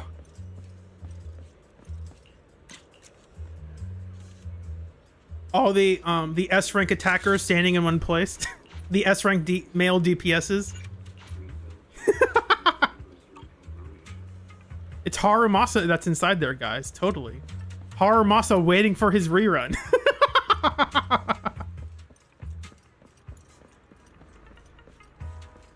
That's just gonna be his alternate outfit. It's not a new character. It's just a costume for Harumasa.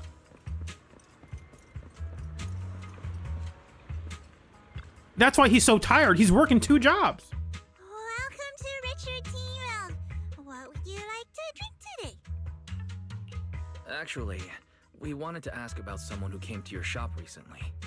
Ask about someone? Well, my memory isn't very good.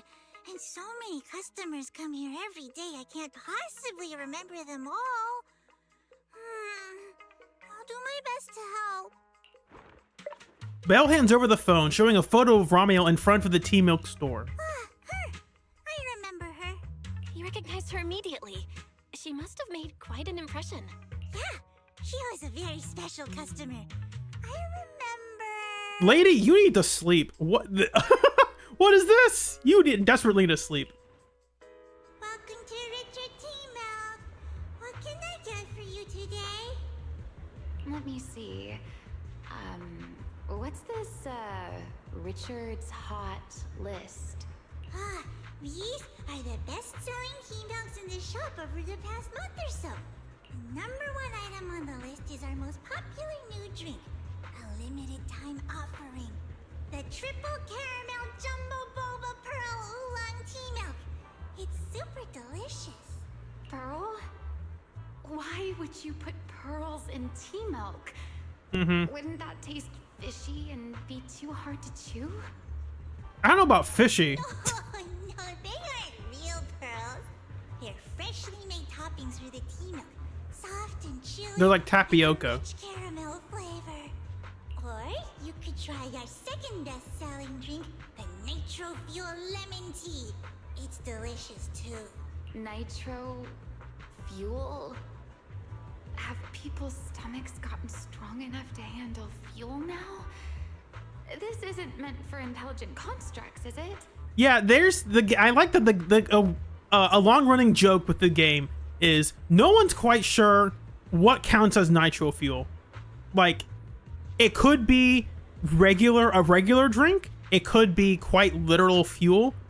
They've always danced around like what exactly it is. And I think that's always funny. Oh no, it's not real fuel. It's a nitro fuel. Anyway, it's a very refreshing and healthy beverage that everyone loves, especially people who work in office buildings. Weird. This customer keeps asking questions about totally normal things. Is he just trying to make my job more difficult? To be fair, Slacker, Piper says Bernice makes a special blend. So like Bernice is not only a bartender, she's also like a fuel mixer and like it's not just gas, it's like it's not just gasoline, but it's like it's an oil, gasoline, petroleum mixer in general. So she's a fuelologist. Yeah, she's basically a redneck chemist, which is not which is why the great reason not to trust Bernice. She does not have a license to do that stuff. If none of these are to your liking, we also have the third most popular drink. Okay, I've decided.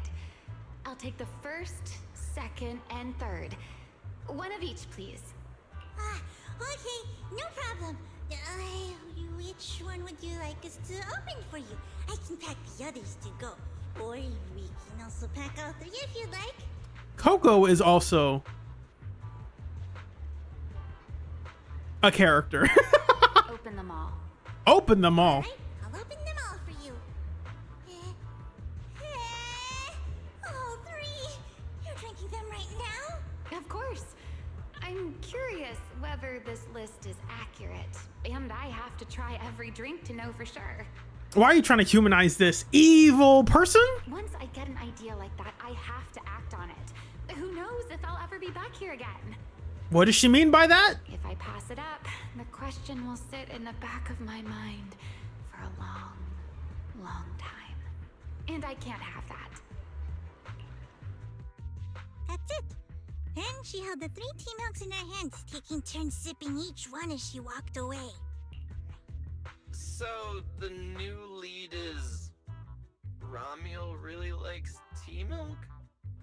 I mean, that's probably a good idea. One, she didn't know what any of those things were.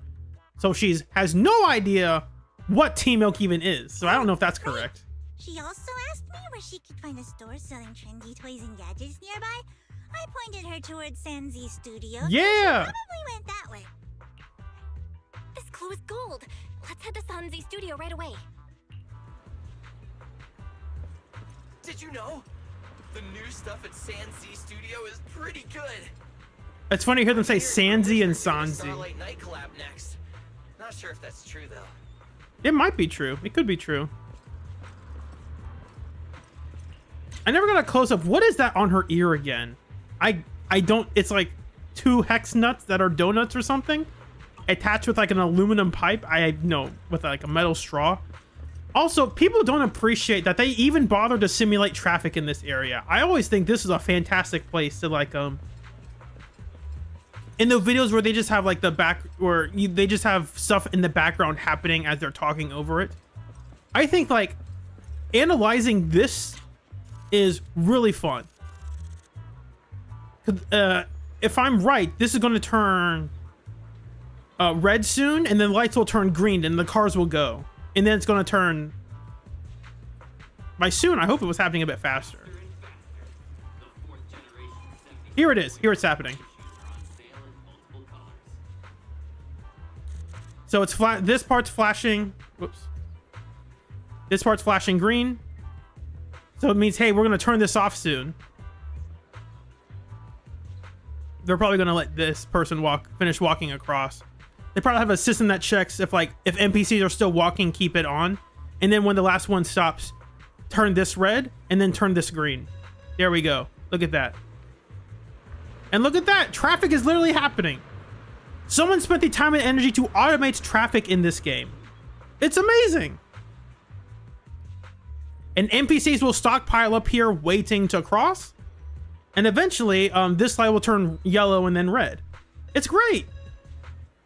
I always enjoy seeing that sort of stuff.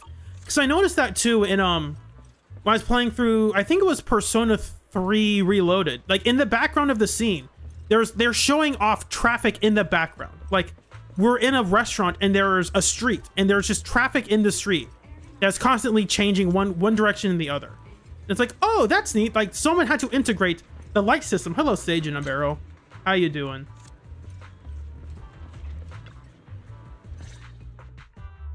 A girl with pink hair. I think I know who you're talking about. She did come by. Said some strange things and did some strange things. I remember her. You're right, I'm not there now. That is correct. Strange things? Yeah, it wasn't a busy day. I remember... Welcome. If anything catches your eye, feel free to take a look. If you have any questions. They all look pretty interesting. I've never seen any of these toys before. Of course. That's exactly what my studio is all about. Things you've never seen before.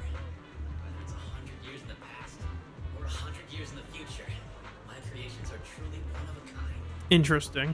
100 years in the future? That confident? A lot can change over that kind of time, you know. Yes. I'm sure that even by then, people won't see my work as outdated. I don't think it's the next big trend. I'm that confident in my creations. If you put it that way, I kind of want to buy one now. Let me see. This thing, boo? This one's pretty popular. It's called Waiting for Meltdown. Most of its buyers are young, just starting out in their careers, just like this piece of art. They hover along that uncertain boundary between growth and aging. Huh.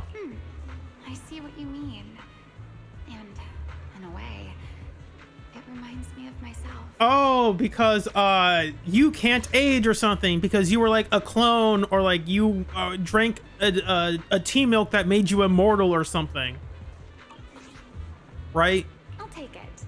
How much? I don't know. Sorry, but we don't take pennies. Inspiration is the only currency here. How does he make money? How does he sustain a business? Inspiration. Yes. Whether it's stories or ideas, customers offer their thoughts, which I turn into inspiration for my next piece. So if you want Waiting for Meltdown, you need to pay with inspiration. For example, tell me why it reminds you of yourself. All right. Then I'll tell you a story.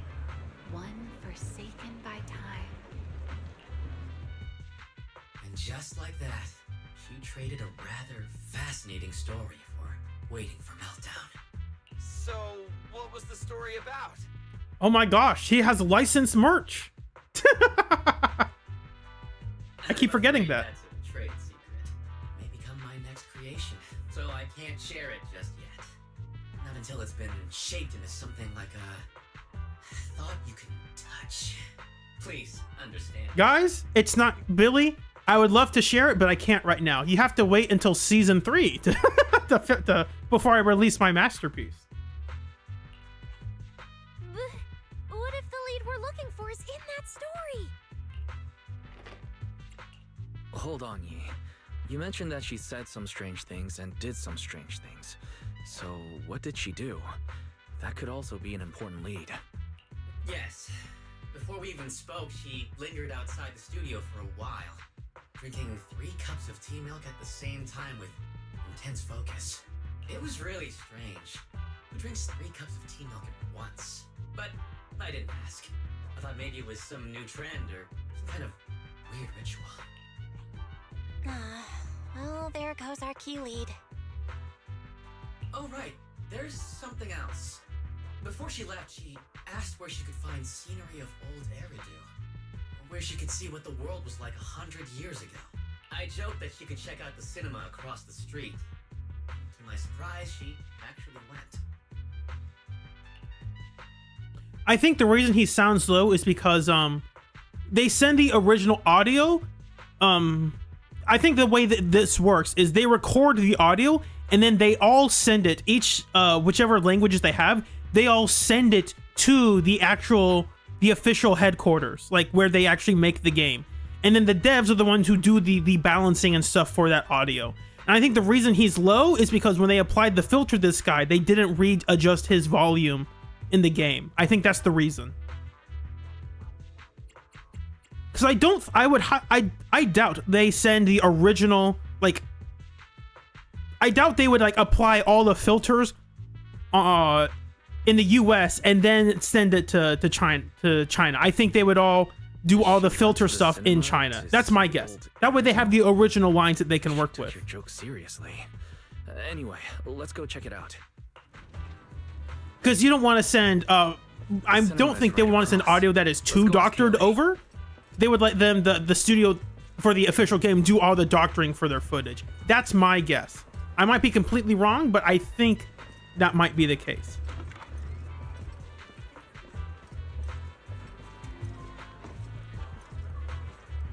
I'm not sure though. Don't quote me on that. Hello, are you all together? What movie are you looking to see?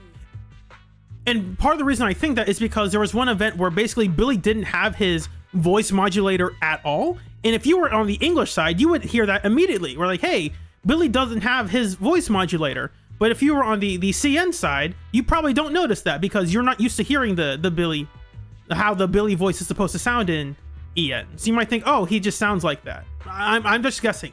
I am just guessing. I'm tossing it out there. It's you. 1, 2, 3. Have you gotten tired of bringing just one person at a time? That's true. We're not here for movies today. We're not here for movies today. We're here to ask about this person. Haley glanced at the photo being handed to her. Oh, I remember this customer. I still feel a bit sorry for not being able to help her. What do you mean you weren't able to help her? The other day, she came up to me and asked, "Hello, what movie would you like to see today?" Probably an older movie. One where you can see the old city. Or even further back in time. Something more, retro, I guess. Got it. I think This Is How I Am might be the movie you're looking for. It's a retro-style documentary capturing scenes of everyday life before the old Capitol fell. Basically, it's what our parents grew up with. So, do you like this movie? Huh? Me? I do. Honestly, I like pretty much every movie we show here. I'm not talking about the movie itself, but the kind of life it shows. I'm curious how people today think of that era. I wonder how old she actually is. All right. I'll take a ticket for This Is How I Am. Preferably for the soonest available screening. Because unfortunately, we are basically relatively spoiled on Ramiel's story. Because even though I haven't played the story, I know exactly what... Not exactly, that's not fair. I know the general gist of what it is. Somehow, in some way, Palpatine has returned, but not that. Somehow, Ramiel has returned. We don't know if it was cloning exactly. We don't know if it was like brain transplant uploaded, downloaded into a new body that looks exactly like her. We don't know. Or at least, if we do know, I don't know. Just a moment, please. Oh, I'm so sorry. We don't have any screenings of that movie today. There have been a lot of new movies lately, and they're all pretty popular, so older movies like this are... the next showing should be around 10 p.m. the day after tomorrow, if that works for you. Did she meet up with Twiggy and say, make me a new body? I see. That's a shame. I probably won't be here by then. But every now and then, a little regret like this isn't so bad, don't you think? Because it can't be the cloning thing. I mean, I say it can't. They can always write it off as an excuse. Because Twiggy talked about the cloning method was really unoptimized when they were doing it. And she's the one who perfected it, or more so at least perfected it. I'm really sorry I couldn't help. That's why she could sell off her clone's organs. It's okay. Oh, by the way, is there a place nearby that sells flowers? There's a flower shop just outside to the left. Maybe she's an alien? That's true. Maybe she's an angel and she descended from the Skytopia. Ramiel wanted to watch an old movie, and after leaving the cinema, she went to Orchidea's flower shop. Roscafalier. I don't remember exactly what it is. Hey, Wise. I think I just found something suspicious.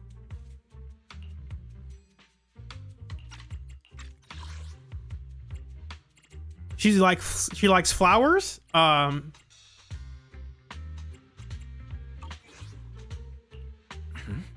What have you found? What Haley said earlier about bringing just one person at a time to the cinema. What did she mean by that? Wise, can you explain? Uh-oh. We've been caught. Hey, that's not true. Orphe and Magus. I don't think we went to the movies together. Never mind. C. No, she didn't bring her robot. That doesn't count. Cecilia, she brought Chalky. That's 3. Chalky doesn't count as a intelligent person, as a human, so that doesn't count either. I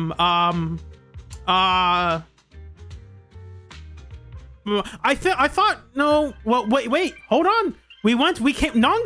Nongong brought Suna and Arya. Nice try, Belle. Haha. You thought you could get us?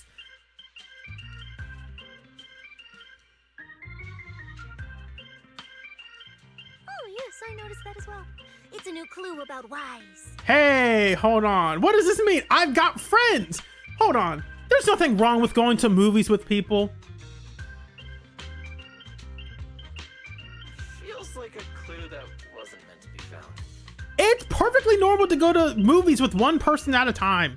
Because sometimes you have a friend who's into certain kinds of movies, and another friend who's into other certain kinds of movies.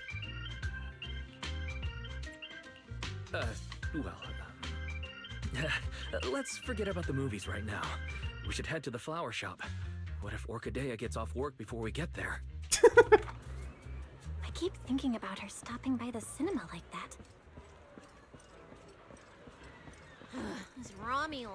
Is she planning to check out every corner of Lumina Square or what?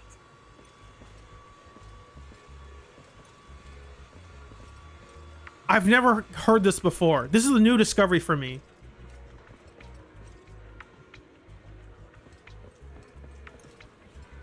It sounds like I can hear a hair dryer. I might be crazy. It sounded like I could hear a hair dryer. I'm gonna have to go back and see if that was real. And that would make sense to hear the hair dryer inside the salon. The beauty salon designed mainly for Thyrans. I hear electric stuff. I don't know if it's from the sign or from like the stuff inside. I know if it's been in, I know that salon has been in the game. I just haven't taken the time to notice, oh wow, they put like the sound of a hair dryer inside the salon. Like, That's an awesome detail. They didn't ever need to add that detail, but it's cool that they did. You explain that you're looking for Ramiel as soon as you see Orchidea. The woman in the photo did come by my shop, but there was nothing particularly unusual about her.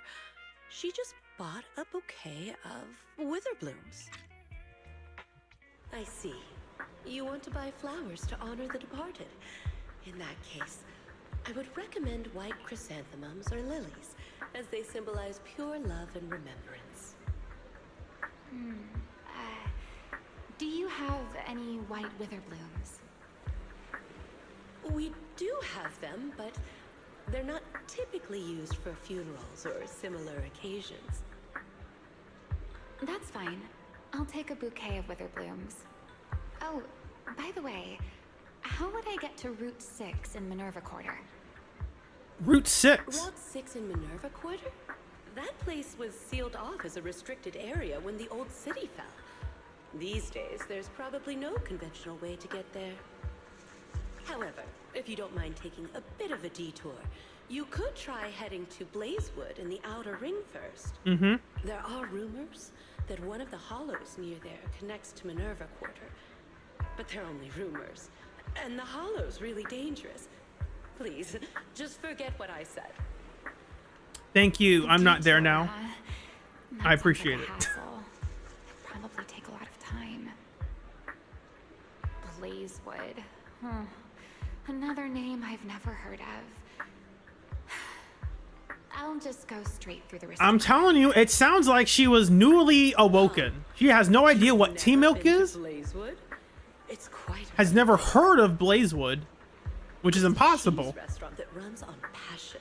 Legends that carry the taste of wind and sand and more nitro fuel than you could ever finish. I don't go there often, but it's definitely worth it. Cheesetopia is a real thing. Nitro fuel. Well, I guess I don't have a choice. All right, it's decided. I'll take a slight detour and check out Blazewood. And she left after buying the flowers. It sounded like she was heading to Blazewood. I hope that helps with your search. Thanks, Orchidea. That's really helpful. By the way, when did this happen? It was yesterday morning. Yesterday morning? Knowing what she's like, she's probably already left Blazewood by now. That's fine. As long as the trail hasn't gone cold, we keep moving. Let's head to Blazewood and ask around. I can't stop thinking about the witherblooms. AI assistant, can you look up any information on them and see if anything stands out? So the weird thing is, like, oh, so it's clearly your comment of like, oh, it's to show us that she's not from around here. She doesn't know what's been happening. And yet she knew enough about arcade games and fighting games to have a like realistic conversation with someone who has played and experienced in fighting games. So that arcade game had to have been, if she's from 100 years ago and she like got frozen and reawoke, is from 100+ years ago. It was a game she played and knew about. Understood, Master. I will gather information on witherblooms while you So, travel to Blazewood. Maybe they'll explain it. Maybe they'll explain it. But that'd be like saying in the year 2100, if we froze Justin Wong right now and then we woke him, we unfroze him back in 100 years from now. You're like, oh, we are still playing Third Strike today. It's like, I don't know if that's true exactly. I don't know how popular Third Strike would be in 100 years or Ultimate Marvel vs. Capcom 3. So everyone heads to the parking lot and gets into the car, driving to Blazewood amidst discussions of Ramiel and witherblooms. A bloom? Okay. We're here. Let's ask around. Hope someone's seen Ramiel. I haven't been back to Blazewood in forever, but it still smells familiar. We went here on an event, a trust event. What are you talking about, Cecilia? Smells familiar. Yeah, that's the signature outer ring combo. Grilled meat, dust, and fuel all mixed together. I know Blazewood like the back of my hand, so leave the info gathering to me. Look, the Sons of Kaladin are up ahead. Oh, Big Daddy's here too. Hey, perfect. Let's go ask them. I get more photos of Big Daddy. Fantastic. Where is he? I do not see him. Where is this? Where is the large father you speak of?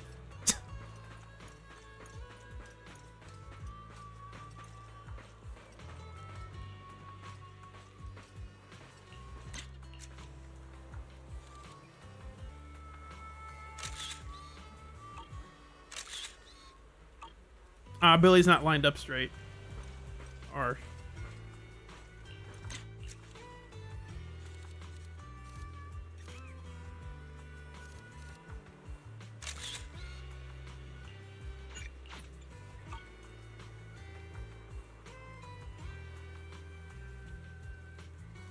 come on, Piper, look this way. There we go. Fantastic. Ah, Caesar. We remember back when you used to be the best support released. You were also the first support released. No, actually, no. Chingy was the first support released. Oh, Proxy! It's been a while.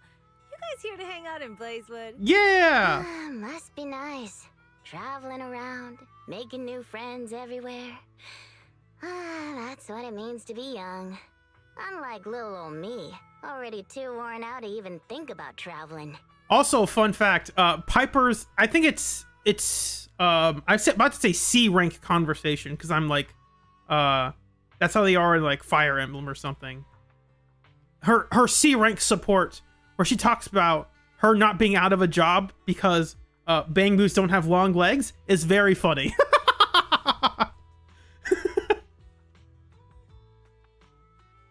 Lighter and Lucy already filled And us in also on what more happened at the relevant. competition.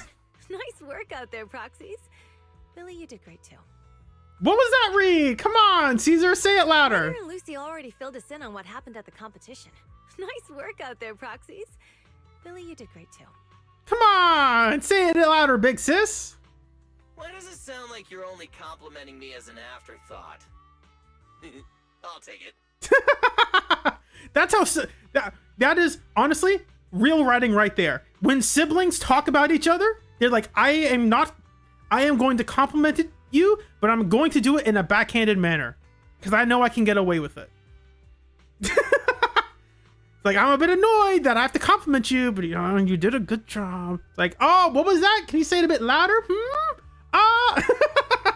But the papers say some of the prizes went missing, and the whole thing got shut down because of some chaos.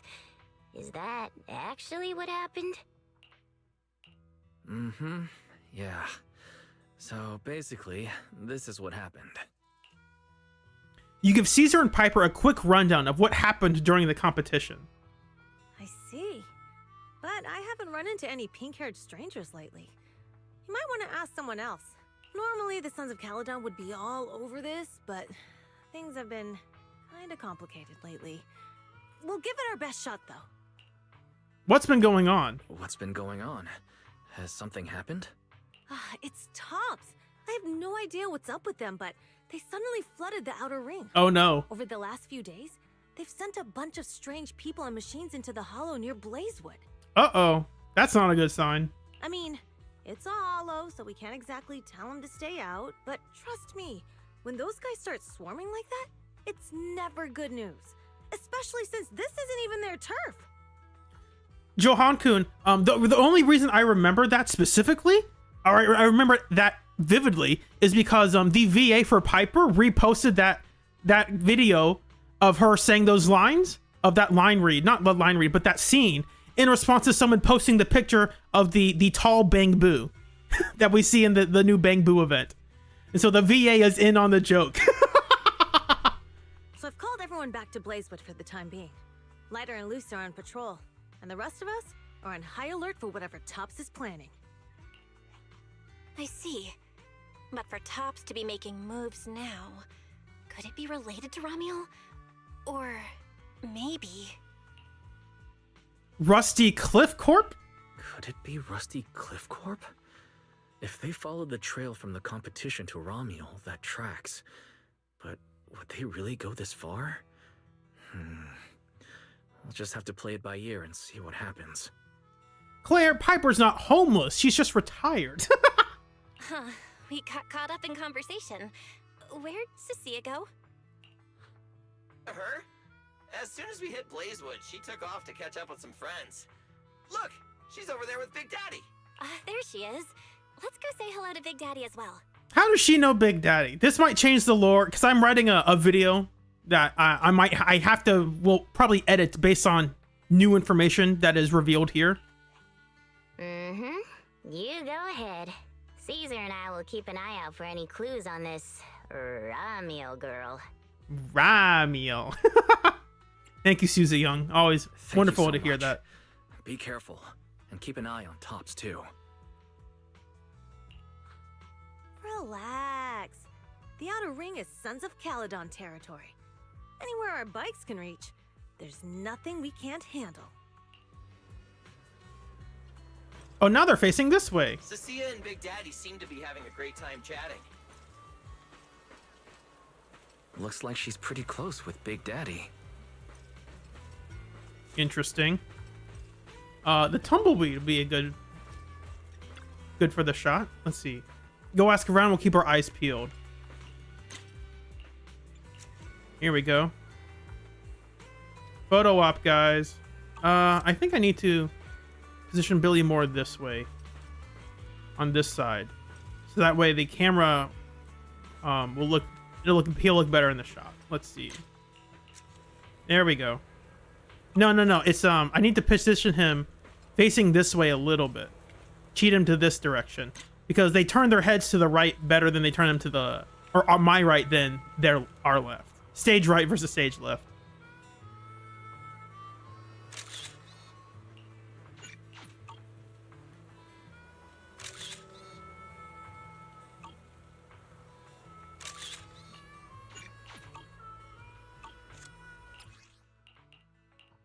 That's the wrong character. One over. There we go.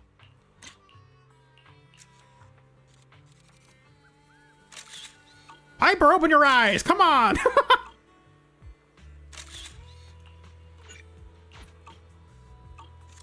These are all for potential thumbnails that I may not ever use. They're just good to have on hand because I have some really good photos that I use for thumbnails. Bernice, where are you, lady? You're right here.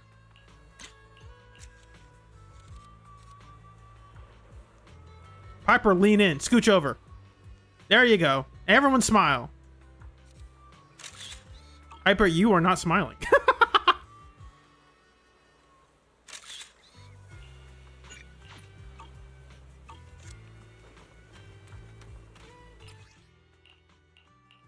All right, that's it for that. Back to Billy. Old man Dimmer, let's see what you got to say. Tell us about stories of the Outer Ring. Huh? I thought you youngers spent all day watching those cartoons online. Didn't like listen to an old man like me telling stories. Sean and I have been gaming too much, so our folks confiscated our phones and told us to come here for story time. That's so real. It's a punishment to talk to the old guy. Let's go. As punishment for being on your phones, you gotta talk to the town's crazy person. It's like, oh, okay. Pink hair. Doesn't ring a bell. We'll ask around. Also, more opportunities to have photos with Big Daddy. The last one we had was the Lucia event. Problem is Cecilia's gonna get in the way. I can crop her hair out.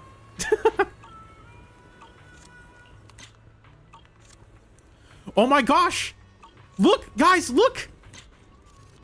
He has wings. He has white wings. Oh my gosh. It's him. He's Romeo. Romeo's right here, guys. Oh my gosh. I can't believe I missed this. Look, fire head, white wing. Oh my gosh. She's a fire agent, guys. Romeo's a fire agent.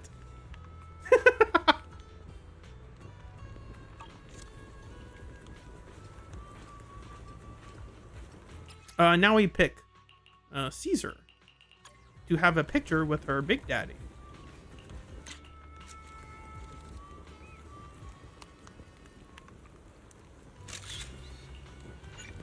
And we can crop Cecilia out easily.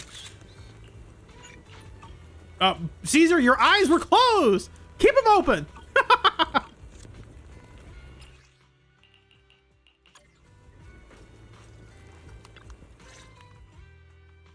So, you guys finished asking around?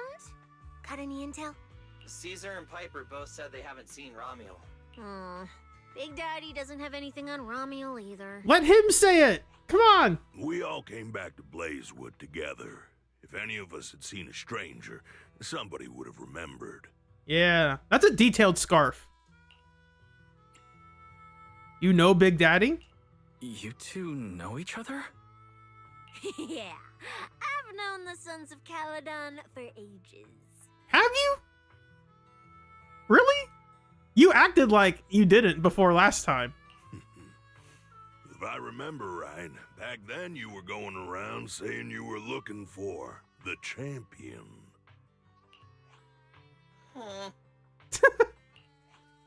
We all thought you meant Lighter. Turned out you were after the first champion. Oh, speaking of Lighter, there he is. That's exact. I've got stuff to take care of. Lord drop. Why don't you guys ask? Finally, we can confirm that. Oh, and maybe check with Bernice. She was gone for a while last night. Finally, we can confirm that Billy has been the first and only champion for the group until Lighter. Finally, we can confirm that. I don't know how, you guys don't understand how annoying it has been for people to like, make up stories like, oh, maybe he wasn't the first one. It's like, no, he has to be the first one. He has to be. Now we can confirm it. Oh my goodness. The first champion, huh? Want to hear the story? It's the Outer Ring's famous legend, the Reaper and the Champion. Not just today, even old Demir talks about it all the time. Oh, we just talked right into him. Let's go. Old Demir. Yeah, if he had a hand in it. No wonder Big Daddy said it's not entirely true. I want to hear it. Come on, spit it out. Don't leave us hanging now. Go on. Finally, we've been waiting 3 years for this. Let's go. And they're not going to say it here. They're going to wait until later. You're that interested, huh? Well, I just so happen to know the full version already. Listen up. The legend of the first champion, famed throughout the Outer Ring. Okay, well, it's not Billy's not the first. I don't think he's the first ever champion, because the first champion would have been when the Overlord set up the actual structure of the gangs, organized the Motor League, and then they made champions. So I don't know who the first champion ever would be, but we'll see if it actually is Billy or not. Long, long ago, the terrifying Caledon Reaper roamed the Outer Ring. What is this art? It had a body made of steel, frightening claws, and breathed flames hotter than 10,000 degrees, threatening to burn Blazewood down. Caledon Reaper. Do you know about it, Billy? I like the record scratch intro to be like, what the heck is this ghost story talking? No. Of course he doesn't. Don't cut in! This is the important part! Get him, Chalky! Yell it out! Until one day, the champion arrived. And challenged the Caledon Reaper. He struck first, firing golden lasers from his eyes that pierced straight through the Reaper's steel body. Guys, power scalers, get on that!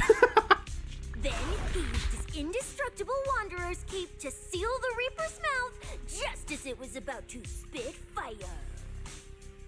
And finally, with a rocket punch, he blasted the Reaper clean out of the Outer Ring with a single blow. I like that. So obviously this is true. Could Miyabi do this? I don't think so. Because he's launching this character into orbit, that actually puts him on a super continental level. And just like that, the people of Blazewood could live peacefully and freely once again. This is the legend of the Outer Ring. The story of the first champion. Okay, so that's obviously embellished. But if it is true, that means Billy is the first ever champion. Or not just of the Sons of Caledon.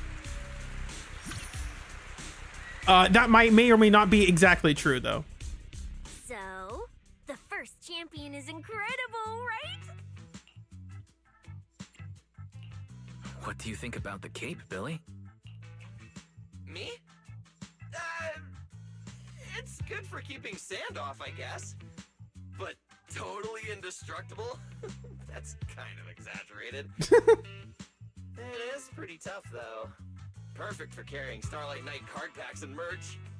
What are you even talking about? A champion would never use a cape of honor and glory like some raggedy old sack. That thing is a Void Hunter grade treasure. Legend has it that if you have it on, even Hoshimi Miyabi with her strongest slash... Exactly! The power scale is going crazy! We weren't joking when we said Billy is Void Hunter level. That was not a joke. Power scalers can cry. It's like, oh, you guys just made... Nope, we're not making stuff up. Cut through for sure. Just one casual slash from Hoshimi Miyabi, and that cape and the person wearing it are getting split clean in two, just like that scene in the Starlight Knight recap special. If you want to test that theory, we can help you contact Miss Miyabi. I'm sure she'll treat that slash like it's one of her training exercises. Come on, don't worry about those old dusty tales. You should be more excited about the new legend that's about to drop. Trust me, my new form would make even the first champion jealous. Just press here on my chest. Boom! Transformation! From now on, the Outer Ring will be talking about the legends of Cunning Hairs, Billy! Will they? Will they? Wait, no! Legends of Starlight, Billy! Hey, there we go. If this new form shows up in a Starlight Knight movie, people would recognize it instantly! Eyes sparkling, shouting, "Whoa! It's him! He's so cool! The Lone Wolf, unmatched in power! The rogue Starlight Knight who can wipe out all the villains on his own! Billy Special!" That was fantastic. What was that last part? Sounds like a fizzy drink from Cheesetopia. And what Billy's saying here is like those old stories, he's even better than they are right now. That means he's even better than he was back then. So we can't even properly scale him, guys. He's even stronger. Okay, S. Billy. Wow, they are very on the nose with that. Well then, S. Billy. You've talked a big game. For Special Billy. So why don't you transform now and let us see who's stronger? You or the first champion? S. Billy. I like that. It sounds even cooler than Special. Very unique. They are trying to, if I had to guess, they are trying to get ahead of the silly things. I've always hated the name silly because one, it's really bad for search engine optimization. Two, it also doesn't, I just don't like it. I just don't think it's good. Like, you can just say Starlight Billy or S Billy or Special Billy. It's shorter for typing by 2 letters. Okay. But that's why you never hear me call him silly. It's like, because Billy. His name is Billy. Just call him Billy. As for which one's stronger, that's not important. What matters is that this one is cooler. That's the real thing. Flashier, and more like a Starlight Knight. 100%. Once we run into some ethereals, I'll show you what I've got. This is definitely a line I'm going to use in one of my videos. It's the rule of cool. It's like, should I do the meta pool? Nah, dude. Meta's lame. Cool. You gotta be cool. That's what's important. Whatever's cool is what you should do. Whatever you think is cool. What's the point of being cool? It's not like the ethereals care how cool you look. And this is Cecilia, the meta slave, talking to Billy, the I'm gonna do my own thing player. The two different player bases clashing with each other right now. She's all about the meta, who's the strong, the OP characters.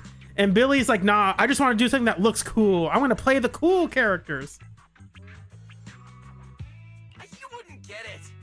This is what makes it special to be an intelligent construct.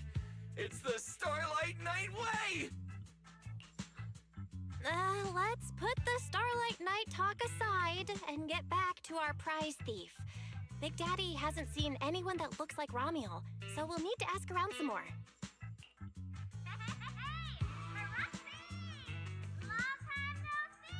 Bernice, we just saw you. What are you talking? There was just an event where we talked to you. Huh? That sounds like Bernice calling us from below. Ooh, wise. Let's ask her as well. She's always pretty well informed and might have a lead on Ramiel. So chat, what Pridewind is going to do, they're going to put Starlight Billy into tier 0.5 or tier 0, and then in sometime in season 3 they'll put him in tier 1 because there's not going to be anything designed for physical agents.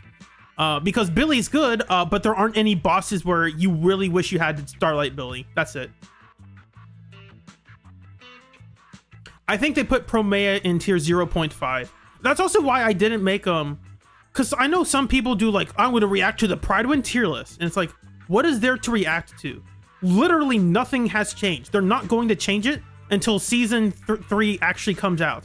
And even then, there are things they should have changed. They've just chosen not to change. Like Piper still has the Vivian partner tag, even though that's not even remotely true. And they should have taken that off back in 2.5, let alone 2.7. And it's just, there's just nothing worth talking about. It's like, whoa, let's talk about what they should do. It's like they should have done the things that we talked about they should have done 3 months ago, let alone 3 weeks ago. So who cares? That's why I'm not making a video about it. Because then at that point, just make my own tier list. That's way more interesting. Because then I can actually say, hey, here's what this character is doing currently. Not to say that for the record, I am not saying Pridewind tier list is bad. That's not what I'm saying. They put a lot of time and effort to make sure that tier list is updated. They have stats for all the characters. I am very grateful for Pridewind's tier list as a resource. They're great. They're awesome. However, I'm also annoyed that they don't update things as they should. That's the real issue.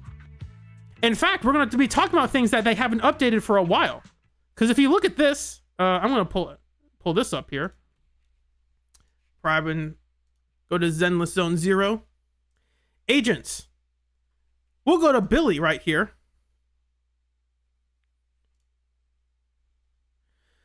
Billy's review isn't available yet. It will be added soon. It has been almost 3 years. So like, yeah, they're just not going to do it. And not if maybe if I have anything to say about it, they will. Sorry, there's just nothing to look at the tier list because it's exactly the same except they put Promeia in 0.5. Even though they should adjust some characters around, they haven't because they're waiting for season 3. I don't have a problem with that specifically. The issue is not, I actually like that they're waiting for season 3 to change things around. I think that's fair. My issue is they are things that should have changed back in 2.5 that they still haven't changed. That's my main personal take. It's not like so egregious. It's just like, it's the tiny things like remove the partner tag from Piper. Remove stop putting all the supports in tier 0. That's not true. You need to bump some of them down now. It's little things like that. It's all the tiny things. I have been in talks with them. We'll see if they respond. I can't comment any further on that yet. I would love to, but we'll see if anything progresses. Let's go. Lock in. Lock in, Wise. This is all a fantastic conversation. What are you even talking about? A champion would never use a cape of honor and glory like some raggedy old sack. That thing is a Void Hunter grade treasure. Legend has it that if you have it on, even Hoshimi Miyabi with her strongest slash... It'll cut through for sure. Just one casual slash from Hoshimi Miyabi, and that cape and the person wearing it are getting split clean in two, just like that scene in the Starlight Night recap special.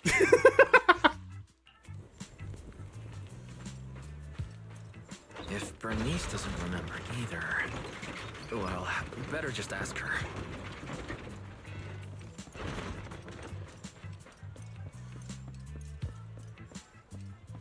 Girl, why are you just standing out here? What are you doing? She's just posing. She's just standing here, menacingly. Here we go. There's a good shot of the hollow.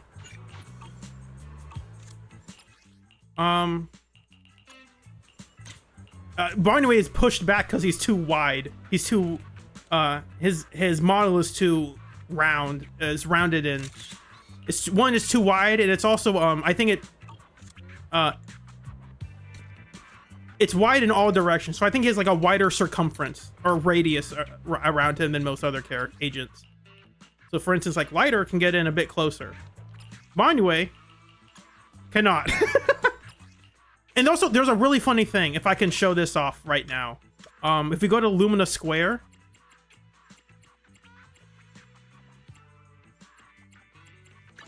We'll go to the flower shop real quick. This is funny. I'm glad I found this. It was really funny.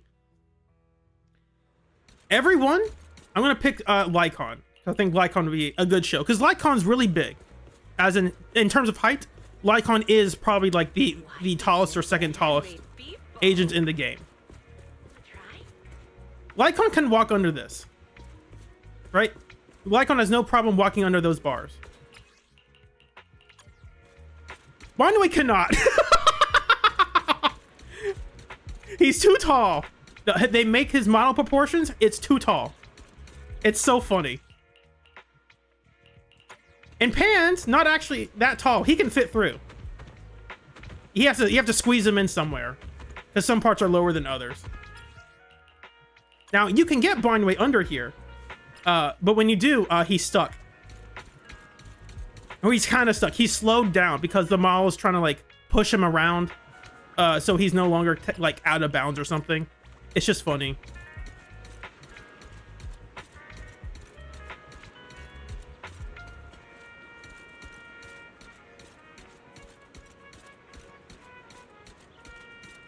You got this. Come on, dude. You're almost there. Yeah, let's go. That's the cool stuff people don't mess around with in this game. Meta this, meta that. Nah, dude, the playground meta. That's where we ought to be. And we ought to do the hopscotch thing with Zhao, because she does her,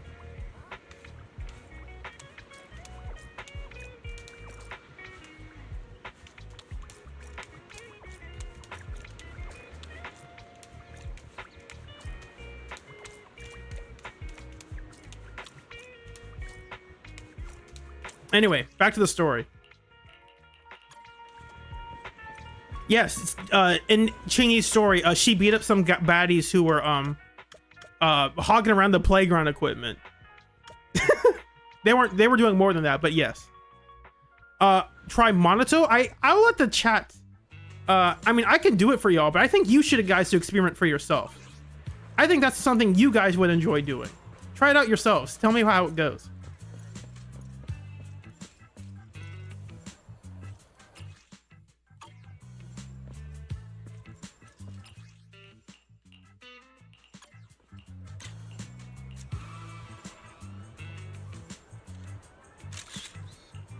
Miyabi, your eyes are closed! Come on! These people, they're not photogenic at all.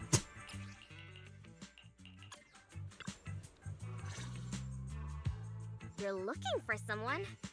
Well, who is it? And what do they look like? Bernice leans in to take a look at Ramiel's photo. She's gonna recognize it because she came in for a drink. She's most likely been to Blazewood, but Caesar and Big Daddy haven't seen her. Maybe she came through when none of you were around. I'm guessing you haven't seen her either. Oh, her? She's a good friend of mine. Bernice, I can't stand you. What do you mean by that? That is not true. You met her for like 5 minutes, or you partied with her one night? I can't trust you, Bernice. A good friend?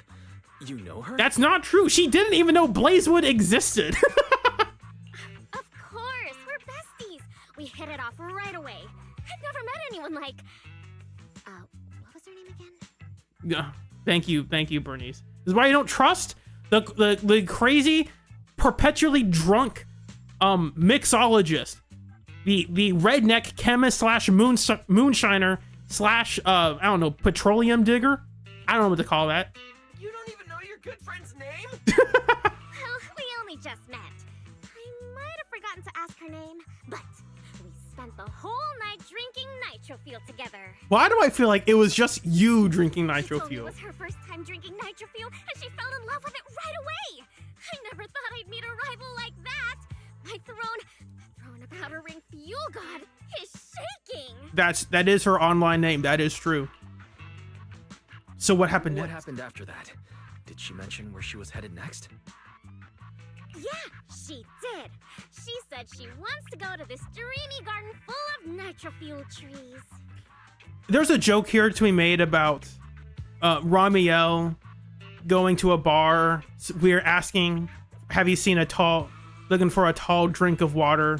There's a joke to be made there. I'm not going to put in the effort to do it. There's no such thing as nitro fuel trees. Did the nitro fuel go to your heads or something? Aside from that, did you talk about anything else? Maybe not. You are so unhelpful. That's such an ambiguous answer. Is there something you can't tell us about? Please, Bernice, her whereabouts are very important to us. Oh, no, nothing like that. I just forgot. I might have had a bit too much to drink last night, so I can't remember anything except the nitro fuel. Oh, wait. I got it. It's also not good that Bernice is the bartender and she gets perpetually drunk every night.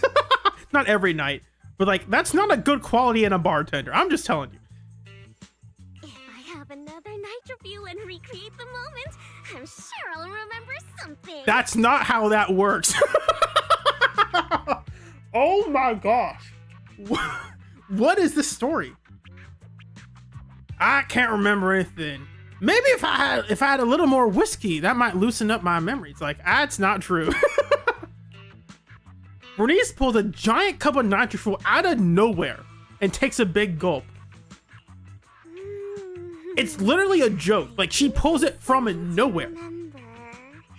Oh, the hollow. She asked me how to get to the hollow closest to Blazewood. The writers are like, what is the dumbest way we can make this, have an excuse for this? Just say she pulled it out of literally nowhere. The story demands it. That's perfect. It makes sense. For Bernice, that makes total sense. The hollow closest to Blazewood. That's a solid lead. Considering when she left, Romuel's probably already inside. Because Bernice is already a joke character, right? Like, she calls herself literally, I'm a side character and I like that. I don't ever want to be the main character. So I'm being like, yeah, we're going to follow these clues to figure out where she is. And then we get to Bernice. It's like, I don't remember. She pulls out a drink out of nowhere. Oh, now I remember. It's like, that's wonderful. That's perfect. That is Bernice writing. Perfect. Ooh, Romuel. So that's her name. Doesn't really feel like it fits her. Yeah, that's because That's correct, Socks. It is hammered space. Our AI assistant is calling me. Master, I've gathered some information on the wither blooms. I hope it's helpful. The white wither blooms Romuel bought from Orchidea are commonly used as home decor. Besides their aesthetic value, their scent has calming and cooling properties. These flowers are no longer used in memorial rituals. The most recently recorded use of wither blooms for honoring the deceased appears in a newspaper photo from about 100 years ago. It is believed to be a tradition from the Old Capital or an even earlier era. So is Ramiel, like, do we call her, like, is she over 100 years old? Or do we go, like, by chronological age or, like, physical biological age? What's the rule on 100 that? years ago? Why would she follow a tradition from that long ago? What do you think, Proxy? Should we keep looking for her? Does that make her the canonically oldest character in the game? Not quite. I think all the intelligent contracts are technically older, and whatever Sunbringer may or may not be, technically older as well. I'm not sure. Of course. Now that we've got a new clue, we should hurry. Wise is right. We don't know her final destination yet, but I'll map out a route so we can catch up. Let's move. I don't think Banyue and Arya are technically older. I think the only two would be like Chingy and Billy because they were from the old civilization, whatever that was, technically. Billy doesn't have any memories before that time though, so it's like, does he really count It's like, not really. Does that really count? Probably not. Like, I was born 500 years ago, but I have no memory of that. I only remember things from 20 years ago. It's like, okay, so you existed 20 years ago. Perfect. Functionally speaking, from a narrative story narrative, it's like they are old but not realist. They don't have the wisdom experience of those years. Ready to head out? That's just the regular pose. That's just the regular Billy pose. Who would fit here? We could get ambient on this. Why not? That's Piper. I need to go one over.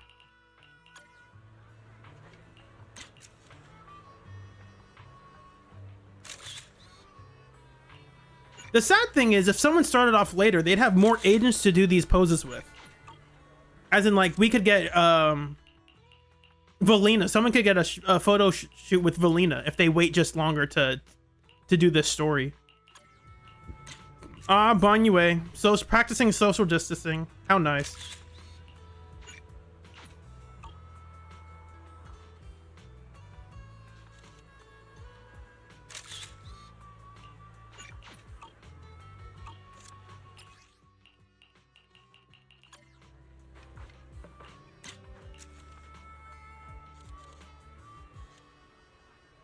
There's just a giant step ladder that's messing up the shot composition of this. Like, why? Why is there a giant step ladder? Or is it just a normal ladder? There's a difference. If you know, you know. Who else would be funny? Trigger? I guess Trigger would be a good one for this picture. Where is she? I'm hovering on her right now. What the heck? Fun fact, I've never liked Trigger's design. Like, visual design, I've never been a fan of it. I think from the front, everything from the not waist, but like the chest up, I think looks cool. And then you look at her design and it's like, oh my gosh. She has to have awful chafing on her skin. What the heck is this? This outfit is awful. What are her pants? What are her zippers that lead to nowhere? That lead and start from nowhere. What is the point of them?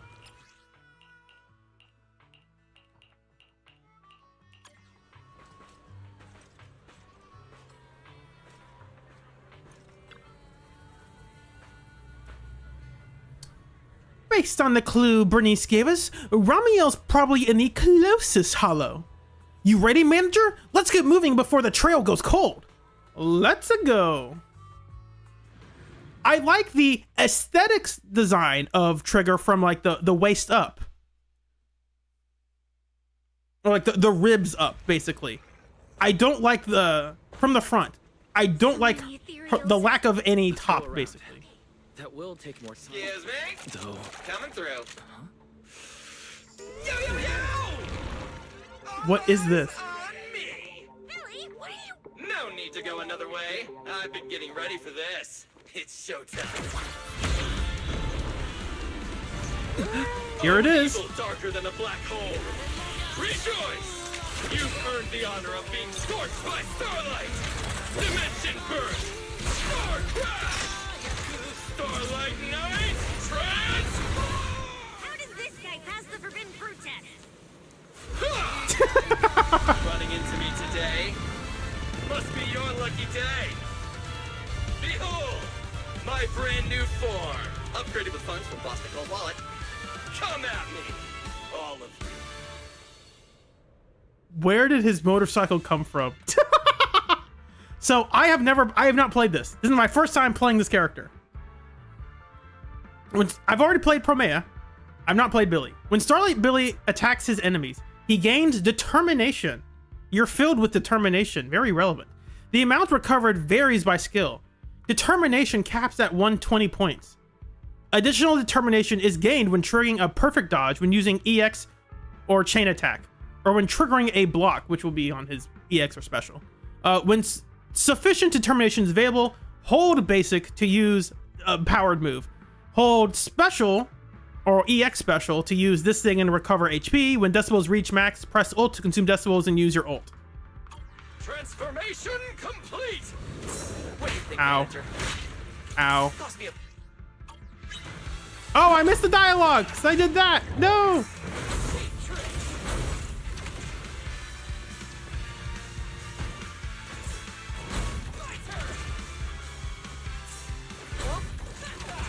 He still got his pistols. He does that for his dodge counter. That's good. Because if you know, this is the move you use the most of the time with Billy.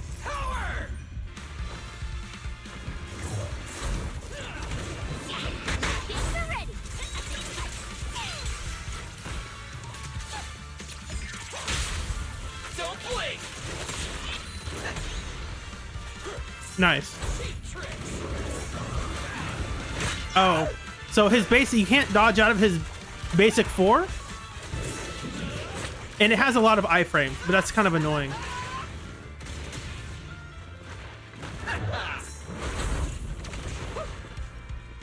All right, let me use my EX.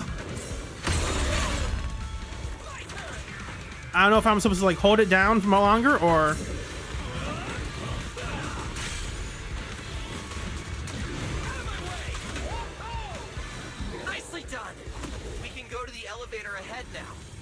Oh, that's right. He does this. I forgot. Fantastic. Oh, he still got his rolls. Let's go. What is that? He's posing. What? That's cute.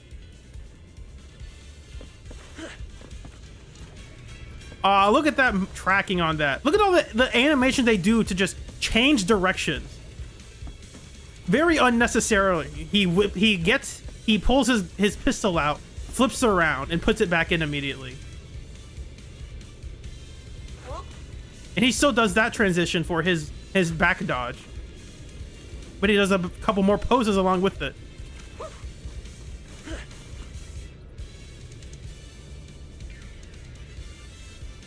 He's got his scarf on, of course.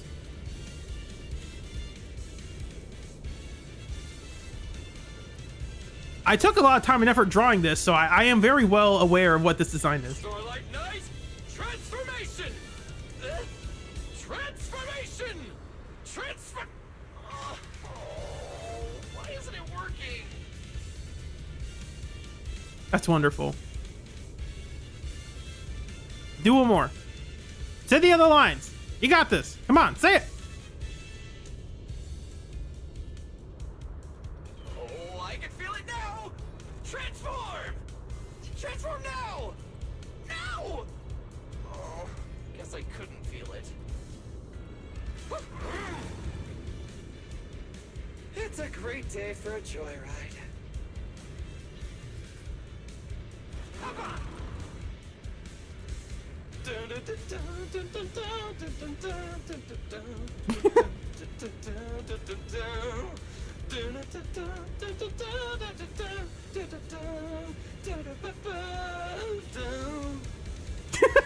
That's cute.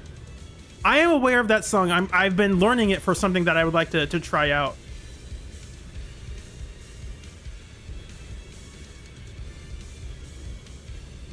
Unfortunately, there's not much you can do with this bike, it seems. Oh, that's an interesting dash attack. Yeah, we're just gonna stand here a while, admire his animations now. Okay, so he has a slash. He has a sword now. Good to know. Well, it's not really a sword, but it's effectively a sword.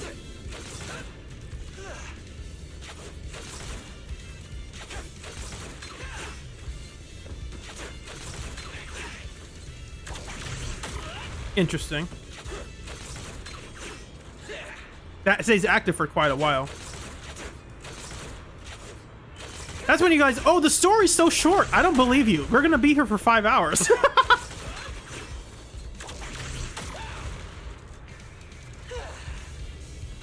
It's also a time to appreciate all the tiny little animation changes they make.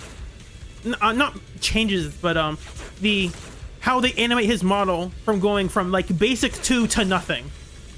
It's like that takes time and effort to animate. And it's a move that people are never going to see because you're going to be doing stuff like this. Like realistically, you're never going to do basic 2 into nothing. You're never going to see that. So it's cool that they put in the time and effort to animate that at all.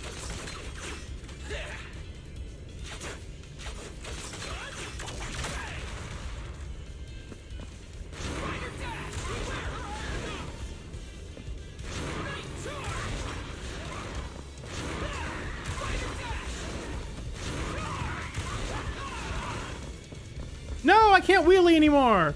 No! This is sad. We should be able to keep wheeling without using HP. Whatever.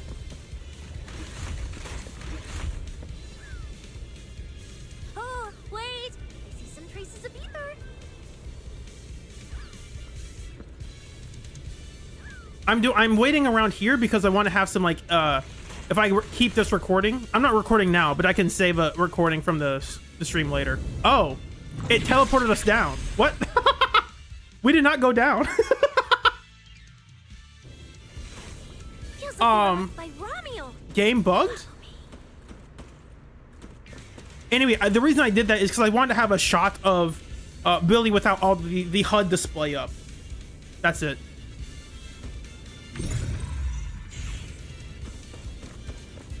She's a wild bronco. Under the blazing sun, an unseen army lays claim to the land. Its domination etched in searing pain. The raging winds whip the sands into a furious uprising against the sky. Two colossal beasts clash and tear at one another, fighting for the right to name this untamed world. What? My name is Wise, walking through this brutal war. But I have no fear, because I have the strongest, most reliable companion by my side. Before any disaster can even reach me, it will be turned to ash by his very presence. Why is the Wi-Fi music playing? It's better with Belle? I'll see that later then. I'll look it up later. I'm looking to see what you guys were saying because I was just looking at Billy the entire time, looking at his animations and stuff. Okay, just reading through chat real quick.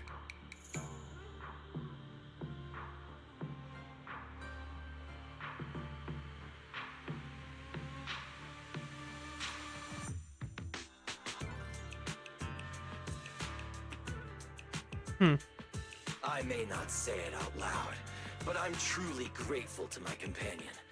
More than once, I've thought about giving him this month's, or even next month's, video store earnings, just to free him from the burden of having advanced his pay. Only then could I truly express the gratitude in my heart. Thank you, S. Billy. Thank you, Record Scratched. You take the lead, S. Billy. You've been rambling behind me the whole way. Oh. And I'm not giving you a single penny of the video store's earnings. We're back to the nonsense music. I just didn't want things to get boring, so I did the opening lines from the latest Starlight Night season. Pretty fitting, right? Anyways, the point is, I've got no weaknesses now. No matter what's waiting ahead of us, we take the shortest route and charge straight through. Do we? Oh, yeah? And get ready. Something's coming. There's an abnormal signal ahead, but it doesn't seem to be ethereals. This is cool. I like this continuity. This is the car that they leave outside of Blazewood. They still have this animation set up for that. That's neat. Not the animation, the background. That's neat. Perfect timing. I couldn't really show what a Starlight Knight is actually capable of in the last fight. This time, I'll... Huh? It's that guy! That guy. Who could it be? A familiar figure appears. Oh my gosh. It's him. Guys, it's him. It's Ben. No, it's not Ben. It's Hartman. You guys remember Hartman? That's not him. This is Ramuel trying to find Ramiel. It's a bit unfortunate. It's not Ramuel, it's Romuel. That's it. Romuel? Romuel? Romuel. Were you supposed to be locked up? Oh, no, wait. That's an intelligent construct. What's going on? That doesn't seem right. What the heck is this? Yeah. And looks like he's had quite a few illegal modifications. This is really strange. Why would someone build something like this? And why is it here? Perlman! That's what I meant. Perlman! I say Hartman? That's a different guy entirely. Hostile target detected. Initiating eradication mode. Well, this thing doesn't seem that intelligent after all. Time to show them the true power of a Starlight Knight! Leave it to me! Unknown Oh, they regenerate my health. Running diagnostics now. Oh, I want to... Don't worry! We'll take care of it in no time.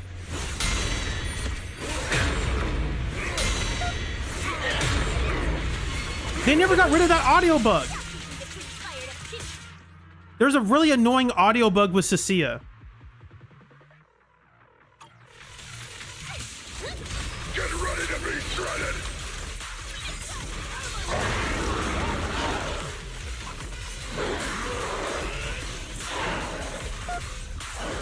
You heard it right there. There's a frequency that plays. I had to find it, and I took it out of my video specifically. Hold on, I'm gonna mute the game real quick, and I'm gonna go to unmute my desktop audio, and I'm gonna try to pull up the stream real quick, so we can play that back for y'all.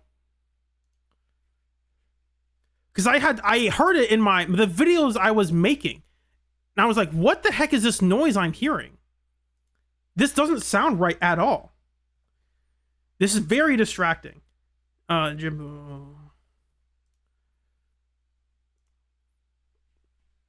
it just happened, we can go back to the live and see it.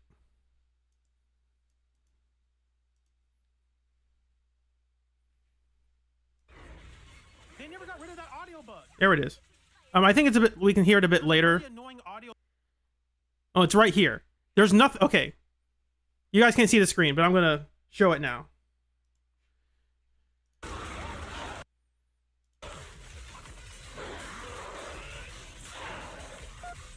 That. Did you hear that?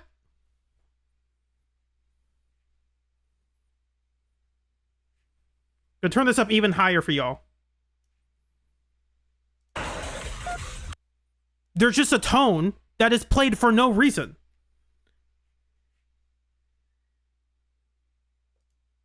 I went back longer than I should have. Hold on.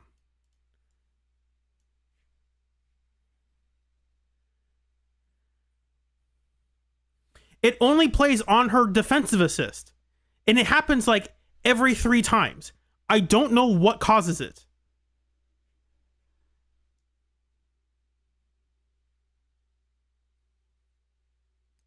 Anyway, you guys heard it. It's right here.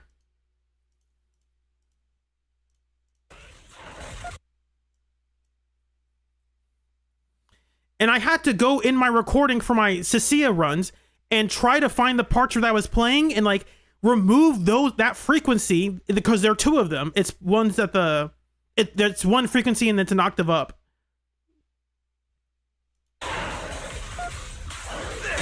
That weird electronic frequency should not be there. It's the boop. Like it shouldn't be there. And if you look at my DaVinci Resolve timelines, you would see like I had to remove those parts of the runs. I didn't have to, but I chose to, because when I listened back to them, I was like, oh my gosh, this is obnoxious. This is a noise. This is going to annoy me. Anyway, with that out of the way, let's actually get back to the game.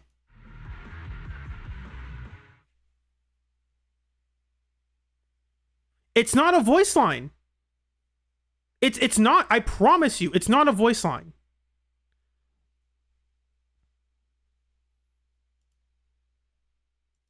Because if it were a voice line, it would play every time she does it, or like there would be some frequency.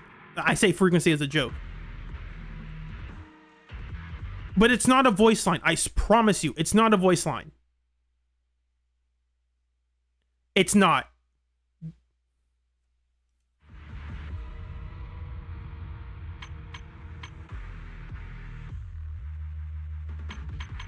And I know it's not, because the way it is in the audio settings, if it were an actual voice, I couldn't remove it by just taking out 2 very specific frequencies. If it were an actual voiced line, there would be more than just that. like I would need to put in more effort to take it out. Which is funny because I spent basically like an hour trying to figure out what the heck is causing this. In fact, I'm gonna prove this wrong right now. Turn off all music. Turn off dialogue. I need to do...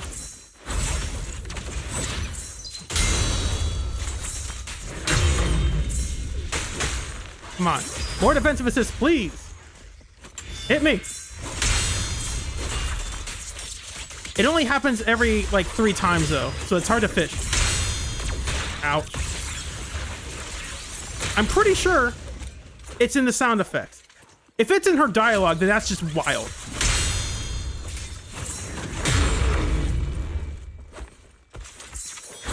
And now I have no assist points. Use your ult, Cecilia.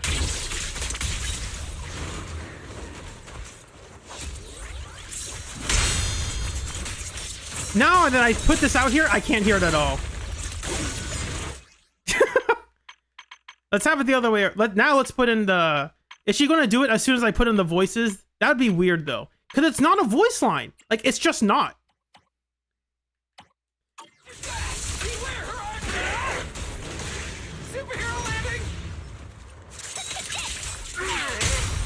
What are you looking at? The starlight purges all evil!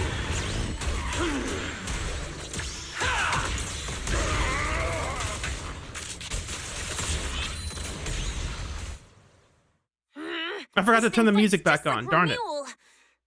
Could it be? Sorry. The music is muted.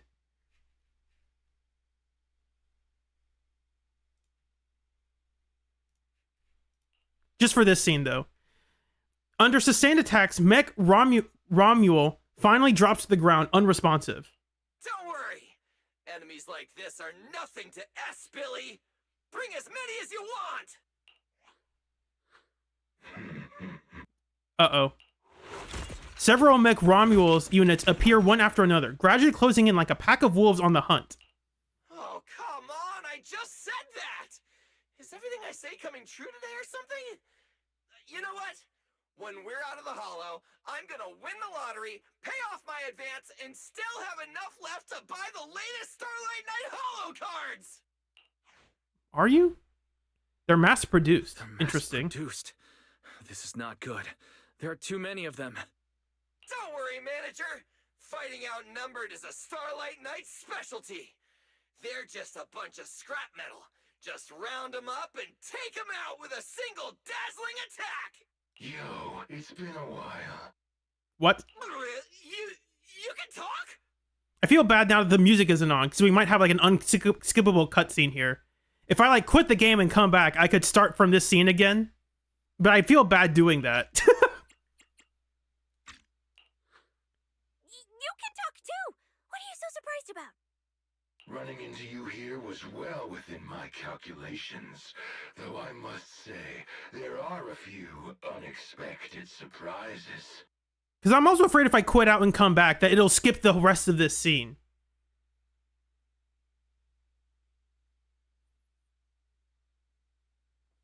Quit and come back. Gotcha. Okay. So, we are going to do this real quick.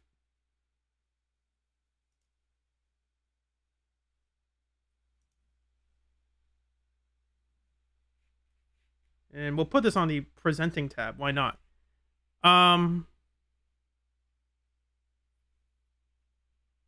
then, where is Zenless Zone 0? While we're waiting, I can give you guys a sneak peek of what's to come in my next video that I'm making. I have a script planned out, and I can show you some parts of it. So, for instance...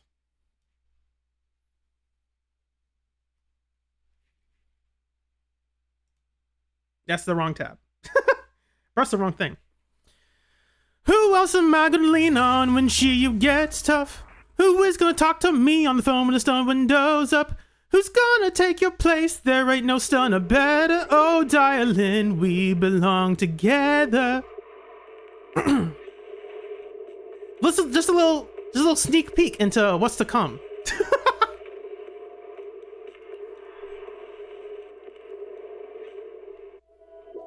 Starry night. Starry night. The loving mother.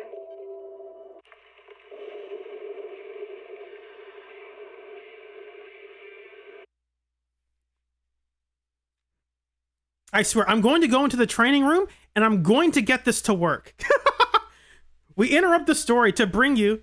Oh. Blazing sun. Okay, so it puts me out here. Okay. So if you stop at the end of the story, you are literally forced back into it.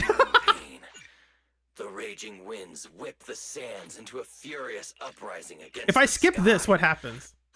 I still have to do the fight. Good. Okay. So let me try this again. I'm going to turn it back on before it's over. But I swear. It happens. I'm not crazy. Ouch. Ouch.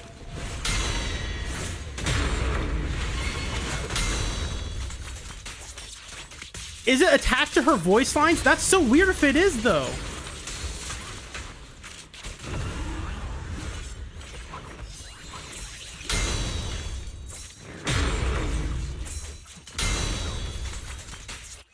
Let me turn on dialogue now.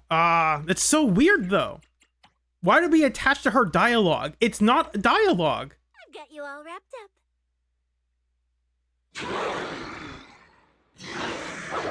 Cheap tricks.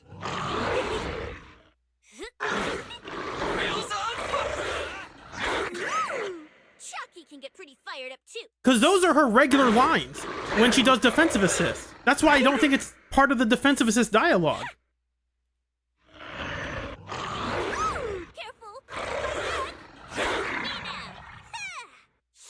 You can't escape my gaze.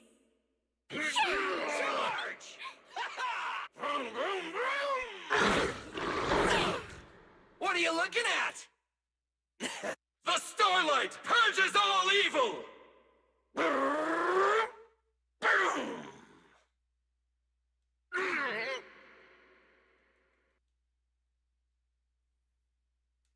Now we're gonna... I mean, we could always do that again. But I swear, I'm not crazy. There's a boop sound for some reason. I don't know where it comes from.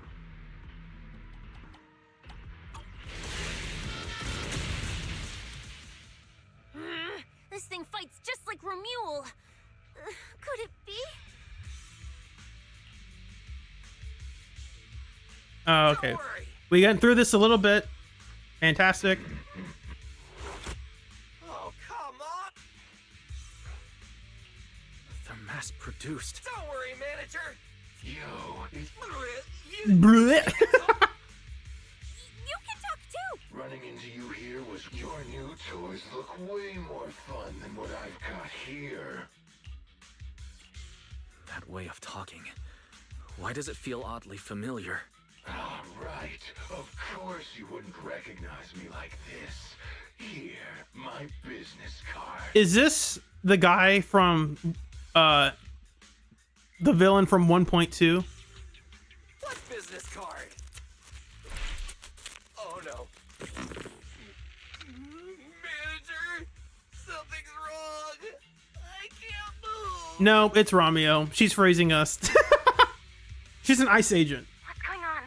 Billy's systems are reading normal, and I'm not detecting any ether-based attacks. So it's not an ether agent, you know. She can't be ether because we'd be able to tell if it's an ether-based attack. Then it'd have to be an ether. So Romeo's not ether confirmed. It's a multi-vector Trojan. Oh, never mind then. But my firewall is brand new. How is this even possible? No firewall can hold against Trojans forever. There will always be one that finds its way through.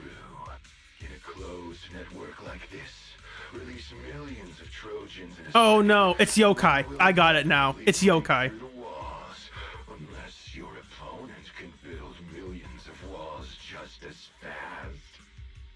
Now then, Aren't you gonna come out and say hello, fairy? I totally forgot yokai existed. Yokai. Why are you here? And why are you using Romeo's identity? Because it's easier to model. We'll just recycle it. Don't spoil the fun of our little hunting game. Well then, hunters who become the prey, your guns won't fire anymore. So tell me. Okay, Ocelot, calm down.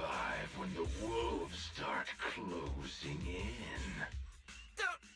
Don't worry about me. I'll figure something out. Cecilia, protect the manager. Are you ready, my prey? I'm gonna start counting down. 3, 2, 1. The hunt begins. How and why did Promeia come here?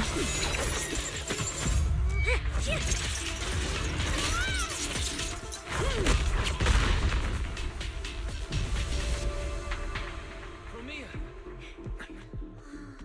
What in the world? Talk. Whose orders are you following? Promeia had a backup plan. She traps Mech Romulo, hoping to extract some useful info. That went by way too fast. But the light in its eyes flickers briefly, then goes completely dark. It was forcibly shut down.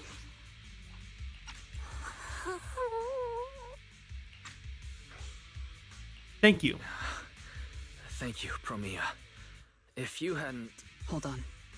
Come out. You know there's no point in hiding. It is an honor to meet you, Judge Promeia. Let me be clear up front. What just happened to you all has well, nothing to do with me. I don't believe that. Are these mechs Rusty Cliff's assets? I have no clue. My job is to monitor and ensure the transport route stays secure. Don't blame me for staying out of it. It's way above my pay grade. Trust me, I just work here. Give me Don't say anything unnecessary. 30 seconds, chat. I'm gonna get more water and plug my phone in because it's about to die. Right. Of course. Otherwise, I wouldn't be standing here in one piece. We were notified a few days ago that a Krampus judge would be coming to investigate, but I didn't think it would be you. Last warning. Don't say anything unnecessary. Understood. Leave. And when you report back, tell your superiors. Don't cross the line. But I'm not done monitoring the route yet. If I can't confirm that it's secure, that big guy's firepower will be... Understood. I'm heading back to deliver the message now. Fantastic. Oh, was it still playing while I was gone? Well, that's fine. I can go back and listen to it. To the chase. It's getting more dangerous here by the minute.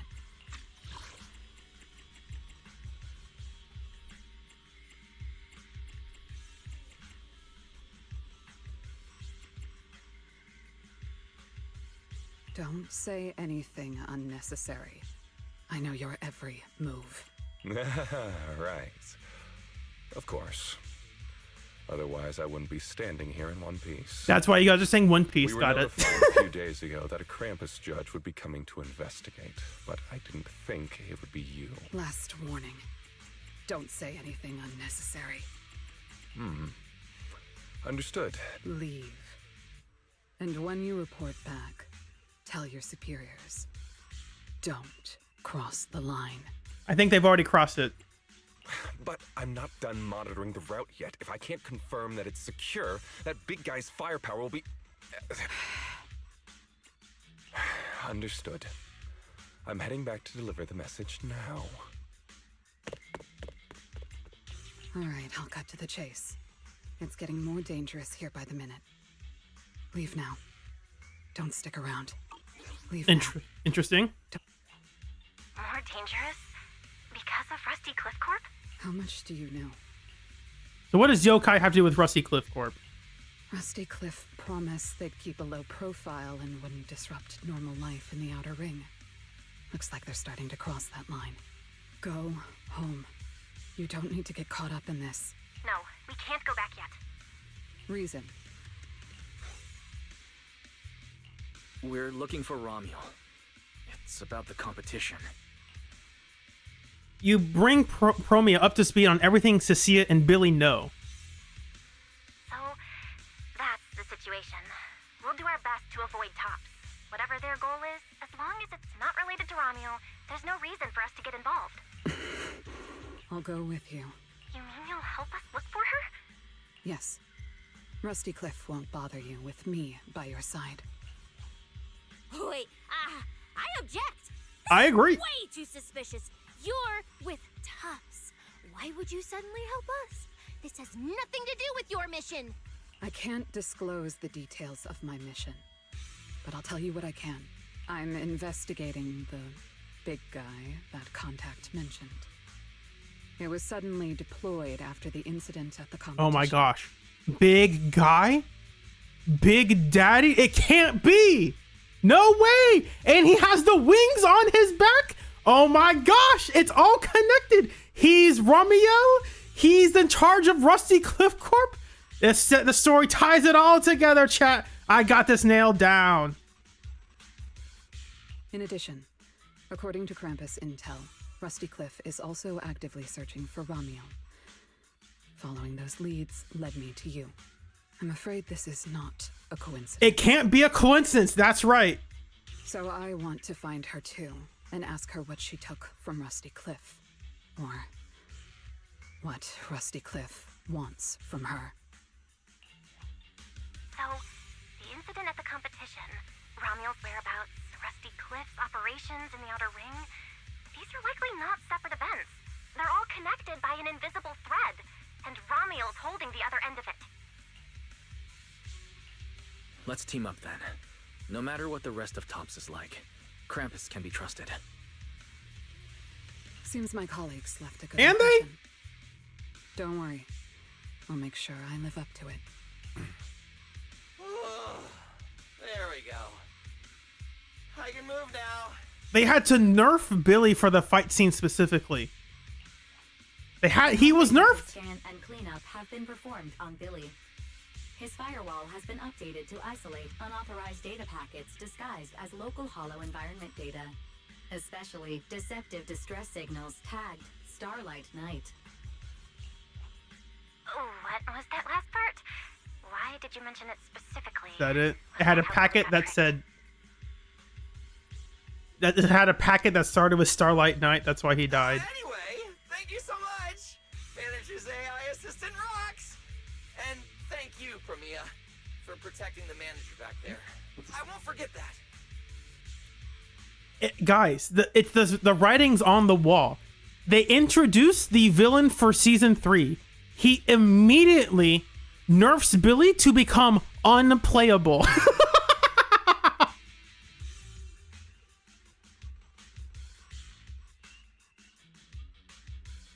It's too good. You can't make this up. The devs are way ahead of us.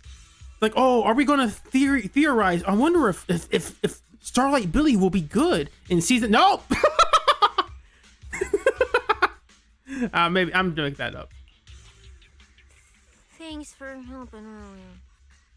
What was that? Say it a bit louder. Thanks for helping earlier. What a great line read. Pardon? I said, this PubSec officer will be watching you. The second I spot any suspicious behavior, I will call in a truckload of backup from public security. You are disconnected. You can't call. Okay. Noted.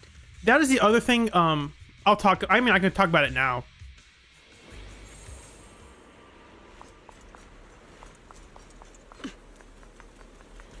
The game keeps forgetting that the reason we are, as proxies are specialists because we are the ones who can communicate in and out of hollows.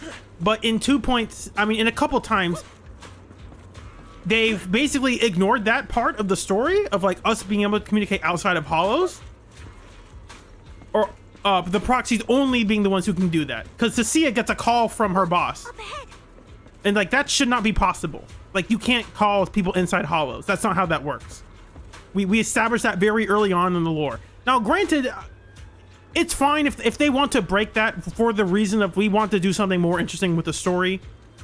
I'm okay with that if it lets them do something interesting. But like, they should remember that that's a rule you established very early on. It's like no one else can call outside of hollows. They can't do that. That was one of the base reasons why Eos and Phaethon were so good at what they did.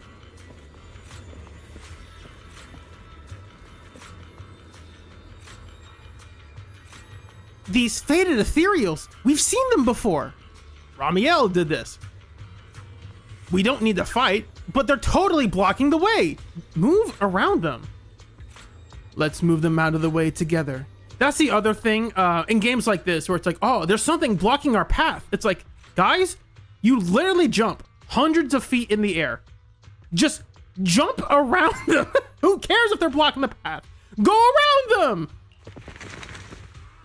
That's funny. I mean, that's always a limitation of like the game, of games in general. A sculpture like Ethereal is blocking path. The group spends more time moving it aside. A bit of a hassle, but still better. Going, the group's something about fighting. I thought that looked different from what they showed. Like, oh, he's blocking the path. It's like, literally, Cecilia, jump her over. Just jump over. Who cares? Billy, jump over. Just jump over. Promeia, jump over. Who cares if it's blocking the way? Go around it. It'd be funny if they chose a character. They chose characters who couldn't do that. They chose the 3 characters who can all easily jump over it. That's just a limitation of video games in general. But it's more so annoying when it's very obvious like that. Where it's like, oh, we have to move it out of the way. Why? Why do you have to move it out of the way? In fact, what was the point of that scene anyway? If they didn't have that scene, what's the point? Like, oh, that's weird. Let's just go around it. Like, Mandrake will enhance the defense of other ethereals. For efficiency, we should take it out first. Of course. If you prefer to toy with your enemies, you can save it for last. oh, it died already. I'd rather just get it over with. Right, manager? Of course. Let's focus our fire on that mandrake.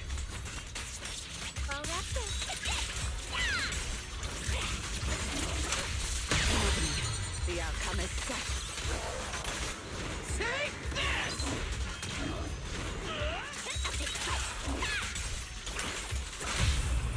Don't blink!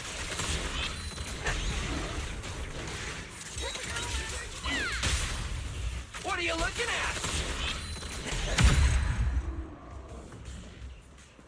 I've checked the map. All the routes are pointing to the same ether fissure. If Ramiel was here, she would have passed through that fissure.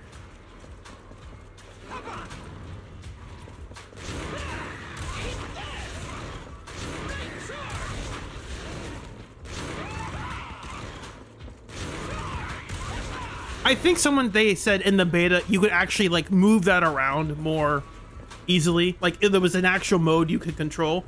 It just looks like you can't. It really looks like you can't do that at all in this. Like you're on it for like 2.5 seconds and then you jump off.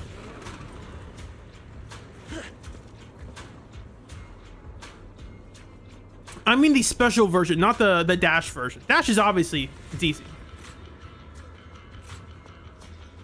Ether surges through a fissure that appeared out of nowhere. The only way forward is to go through. Go through? Our current route's well within the safe zone. You can head through without worries, Wise.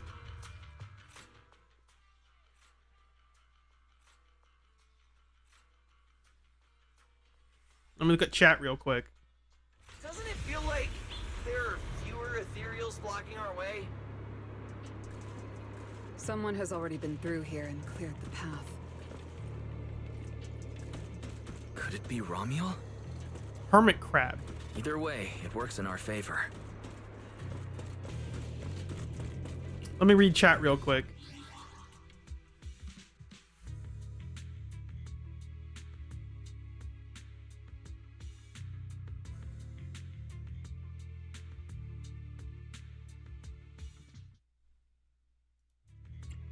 Yeah, if they had said like, oh, we need to move it out of the way for Wise, that'd be fine.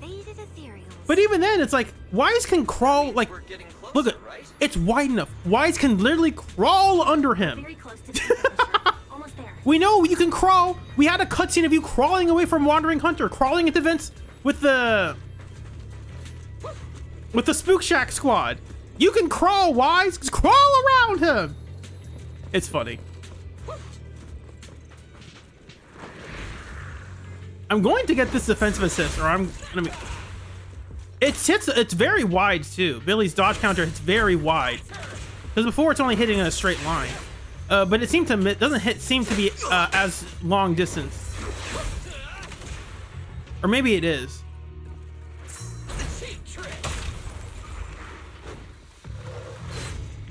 Oh. Okay, it is long, still long distance.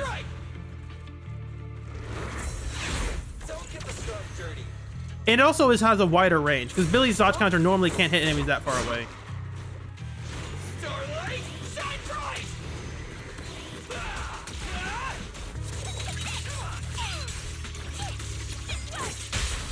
What are you looking at? Why does he do that? Okay, Michael Jackson. What?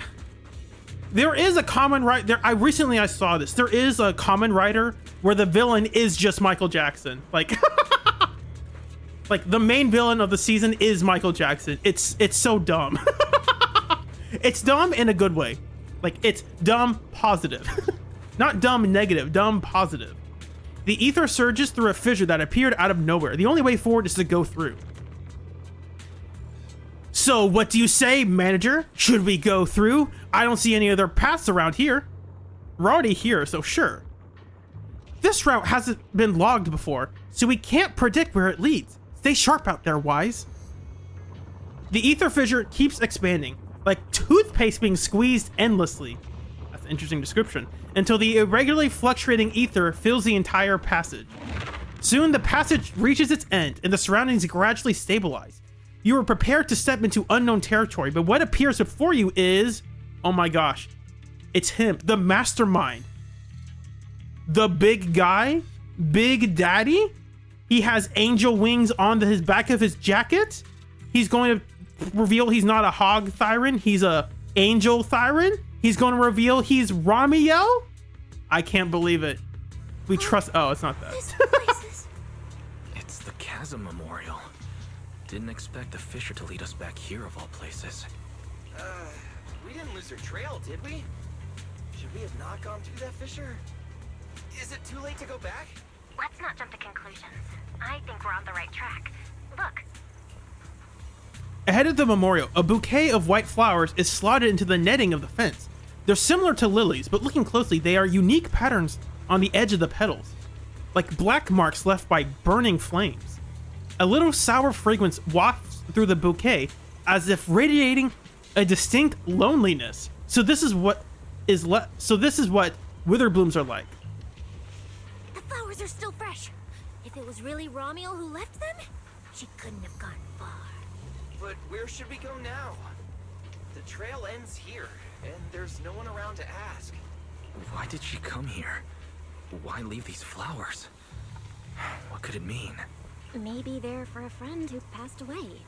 But why wither blooms? They're so old-fashioned. This must have some special meaning to her.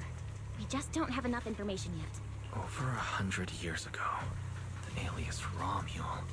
Pink hair. Did you think of something? No, it's nothing. It's just some wild guesses. Over 100 years ago, around the time old Eridu was founded. Could Ramiel be connected to that history somehow? No. Hair. Could it be? No, no way. That's not possible. It isn't possible. How'd it happen? The trail's gone cold, and it's getting dark. We won't find anything useful if we stay here. Unless she time traveled. I don't know how. They would have had a record if she disappeared. Be like, hey, she just disappeared. She didn't die. She disappeared. Like, okay. Sounds good. Lighter and the others should be back from patrol by now. Maybe they've got some new clues. I should also find a place with a signal to report our progress. Let's go. And so the group sets off for Blazewood. Meanwhile, on a distant cliff, a figure stands motionless, like a statue, seemingly having made up their mind about something. What is this? What the heck is this? Is that yokai? What the heck is that? It quite literally aliens. What are you looking at? We're looking at you! What do you mean we're not looking at? Memories. But your memories shouldn't be here. That's not yokai. Okay, what the heck is this? I'm looking at your memories. Oh, that's right. She can do that. Without your consent, of course, by the way. Also, how can you do that? It's not even... Whatever. Relax. It's not an interrogation. You don't have to answer. I just thought... What AI is this? Extend our partnership. We should get to know each other a little better. Is this an AI or them communicating through this thing? Whatever. We have the same goal. It's not exactly the same, though, right? The answers I want from Sunbringer and the answers you all want from Sunbringer, are they really the same? Hey now, no need to be so tense. At least until I get my answer. I'm perfectly happy to keep working with you. And I hope we can remain partners even after that. Well, that depends. Are you consistent inside and out? Just like that Mr. Model Citizen? Come to think of it, maybe it's time I paid him a visit for another round of our Q&A game. No, please don't. I don't trust you. I think you're evil.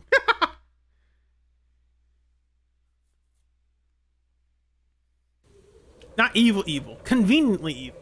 On the path of antagonism. Okay, I am not crazy. I am going to try this until... Well, we're doing story right now, but... Figures. Anything connected to Tops is trouble. We'll take turns keeping watch. Proxy, you guys can stay here tonight without worrying. Whatever goes on in the city isn't our business. But if they show up here acting like the Outer Ring is their personal playground, then maybe it's time to get a taste of Blazewood's hospitality. Thank you, everyone. Romiel, Rusty Cliff, Mechanical Romuel. It just feels like we've been chasing one mystery after another all day. Mysteries. With this specialist here, I'll just put him off the pieces. With that, Cecilia resumes her struggle with a bag of particularly tough jerky. Cecilia, need a hand? Check it out. My new armor's got fingertip micro thruster assist. Stop! Dumbass who almost got tricked by the enemy. Hands off my snacks. Hey, don't be so mean. I mean, earlier you were all like, Shoot! Shoot! Go chat with them. Don't even think about my jerky. Meanwhile, Promeia stays unusually quiet, as if she's deep in thoughts. Is it Promeia or Promeia? I keep saying Promeia. Cliff is more impatient than I expected. Promeia. What is it, Promeia? The mechanical Romuel we encountered in the Hollow, and the big guy the Rusty Cliff contact mentioned. They're rushing to deploy it, stirring up chaos in the Outer Ring and risking Krampus's attention. They must feel threatened. Threatened? Who could possibly threaten Tops? Those months... Those big shots. Maybe they're running out of time. Or maybe it's Romiel. That W engine she took. She must know something even Tops's upper ranks would fear. Or perhaps she possesses something they desperately want. We should locate Romuel as soon as possible. We pinned down her general movements today. She might still be somewhere in this area. If we expand the search tomorrow, we'll definitely find something. Indeed.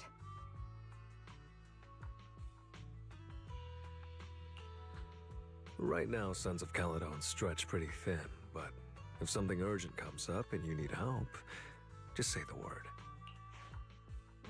Let's put that trouble aside for now. Hey, Lighter! I heard you're the champion! So, have you ever met the Caledon Reaper? Are they as terrifying as the stories say?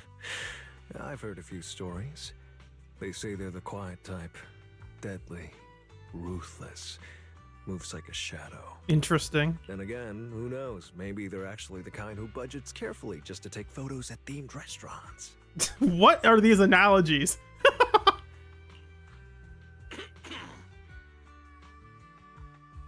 Rumors aren't always trustworthy. Sometimes survival means cultivating a little bad rep. After all, plenty of people say the sweepers are demons who've done every terrible thing imaginable. And yet here you are, working alongside one of those demons. Oh yeah, Look at me like that.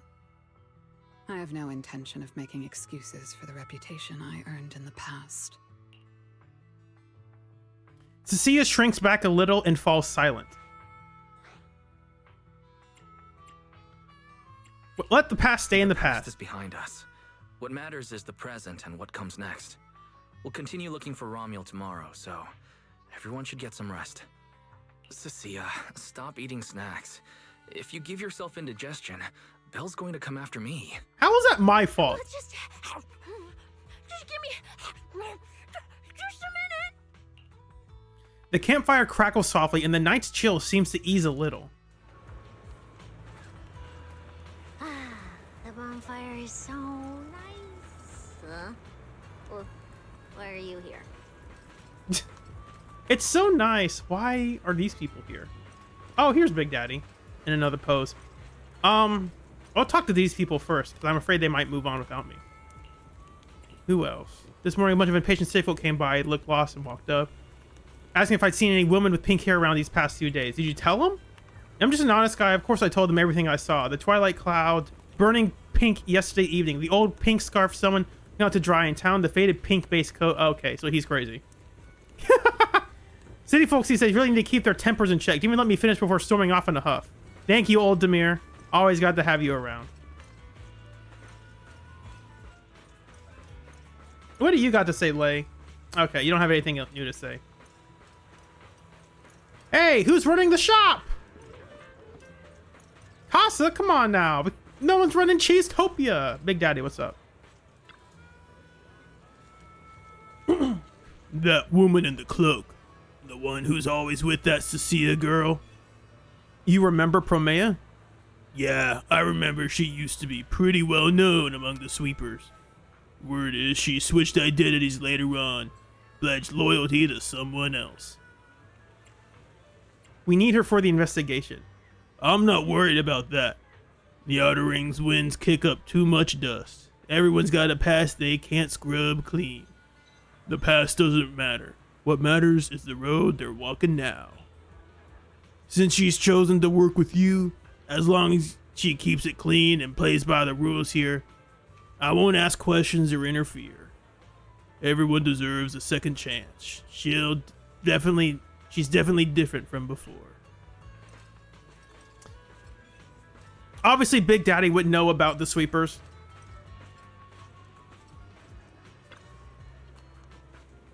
So how long's Piper planning to park Steel Tusk here this time?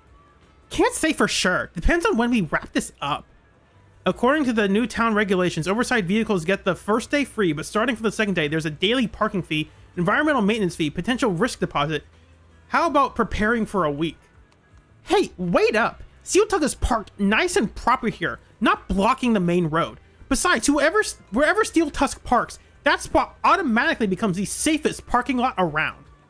Shouldn't that make up for some of the fees? Oh, how about sparing us some of those new parts you just shipped in? Aha! Those are precious parts Piper scored for maintaining Steel Tusk. Guess we'll have to put that parking fee on the tab for now. Time to warn Caesar to stop breaking stuff. Okay, Lucy. What do you mean by that? Come on! If I leave, I don't think they'll change anything. I am going to prove that I'm not crazy.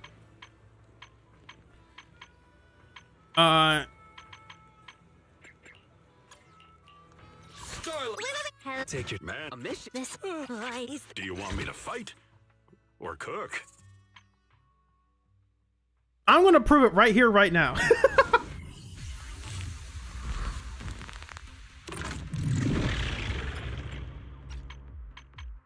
Wanted enforcer. Enable. No, that's the wrong one. Make this enable. And make this disable, enable, disable. Who cares? Oh, I have to make him moving. I'm gonna prove this. There it is. Did you hear that? It just happened. I don't know what causes it. She is not saying boop. Because I've broken down the audio of this scene already. Not this scene, but in my runs. She is not saying boop. Because if she was saying boop, it would be in the dialogue. Move it. Oh, wait, that's not Pan. Much appreciated. Chucky can get pretty fired up too. Oh, she is saying boop. What the heck? I'm crazy then. I am insane. I am crazy. You're right, chat. I apologize. I take back what I said. I want to humbly issue a formal apology. I am wrong. I am crazy. I thought that was a crazy audio bug. Please, enlighten me. I've got you all wrapped up. So you see why I confuse that for like an audio bug? It doesn't sound like a normal line. I humbly apologize to everyone I was calling crazy. I am wrong. I am sorry. I am very sorry about that. I thought I was going crazy. Because when I'm used to hearing stuff in combat like this, well, actually I have the music off. So I have the music off. It sounds like, so I'm fighting the boss normally. I'm hearing all these sounds. It's big bassy sounds because the game wants to sell the impact of characters. Not that time. Time for an appetizer.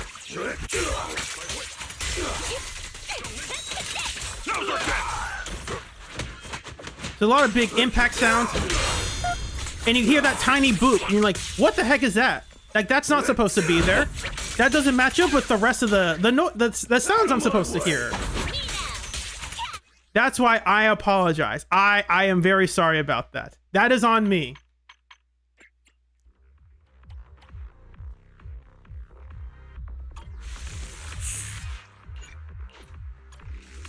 But you can see why it's like, that sounds out of place. When I'm playing through the game or fighting a boss and I hear that, it's like, what was that? Like that's very distracting when you're in the moment and you're trying to focus on the boss. You hear that tone that's like very different from the other sounds you're normally hearing. It's like, oh, that's just weird. that takes me out.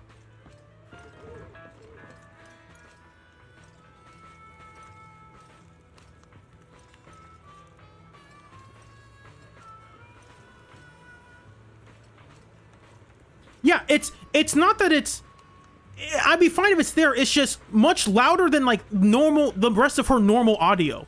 If it was like voiced a bit, if it was made a bit softer, then I wouldn't think it was so weird. That's why I thought this must be an audio bug, because this voice or whatever this sound is so much louder than her normal audio is. It's more prominent, I should say. It might not be louder, but just because of that it's higher pitched, it carries through more noticeably. All right, let's get this scene over with. See, if I waited to play this until I got Starlight Billy, Why do you keep staring at me? I could use Starlight Billy's idle animations for these photo ops. So I'm going to have to try to do that later, I guess. I'm warning you. Don't get any ideas. I'm not the kid who ran crying all those years ago anymore. I've got friends now. Proxies as strong as Phaethon, the second in command of the Cunning Hares. And I'm now a specialist for public security. I even got a big shot boss who, really values me, I think. Is Billy second in command? I don't think he is. We'll roll with it. Scared of you anymore? Yeah, doesn't sound like it. You guys okay? It's getting kind of weird. Guys, you good? Is everything okay? Oh, we're good. What could possibly be wrong? It's just she... Hurry! Stop staring at me! Sorry. I was just reminded of something from the past. Promeia is like a serial murderer. Like, she is a killer. Like, people need to remember, it's like, oh, she's our friend. Like, nah, dude, you gotta be careful around her. She is quite literally an assassin. Evelyn at least has some, we can at least guess that maybe Evelyn hasn't literally killed someone. Maybe, potentially. Promeia has definitely killed people. Promeia looks up, gazing into the distance. The same kind of stars, the same kind of night. Her thoughts drift back to the day they first met.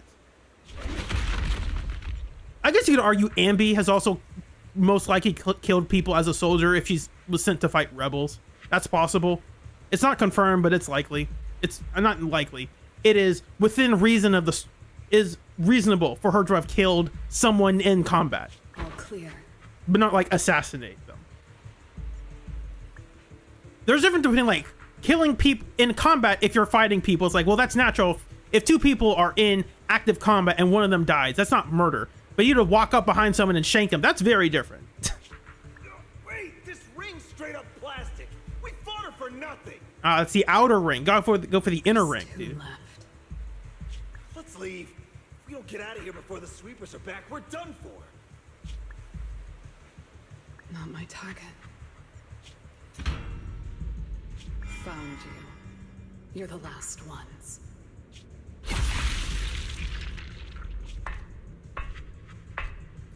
What are these heels? These heels look dumb. I'm gonna be honest. Ugh, your hand's gross. It's got blood on it. Ugh, that's disgusting, lady. You obviously took time and effort to color your nails. They look pretty. But remove the blood stains from your fingers, please. No!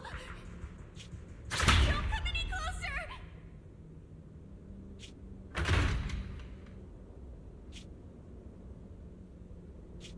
Didn't get to pet the little snake. What the heck is this, Sonic? And what is this? It's Zhao's running lines. They're bringing back Sonic. Moopers, thank you so much. At least the proxy isn't like Goku, who forgives actual genocide for a run back. That's true. That is true. I mean, as someone who hasn't pulled Promeia, I would be interested to see if that sort of like her dark past is brought up. Like, hey, like, do you actually trust me? Because like, I am a killer. I am at Krampus with the sole intention of killing people. That's what I do. Promeia looks at Cecilia again, who maintains her false bravado. The past? What do you mean by the past? It's nothing. You really are a little different now. Also, I mentioned this before. She should be older. Hold on. Let me give your like. Share, give a heart to your comment, Moopers. Thank you again so much. I appreciate that a lot. Huh? Yeah, right? Exactly. Great that you get it. Then, at least for now, the next few days, stop staring at me like that. You're making the scales on my tail stand up. Promeia's like, oh, I'm sorry, you misunderstand me. It's like, no, I understand that you're a contract killer. That's what I understand. Promeia turns her gaze back to the crackling fire and doesn't respond. Cecilia presses her lips together and moves a little closer to the fire. Somehow, it feels like something between them has subtly changed. So how about we find something else to talk about? Can you help me get a few more?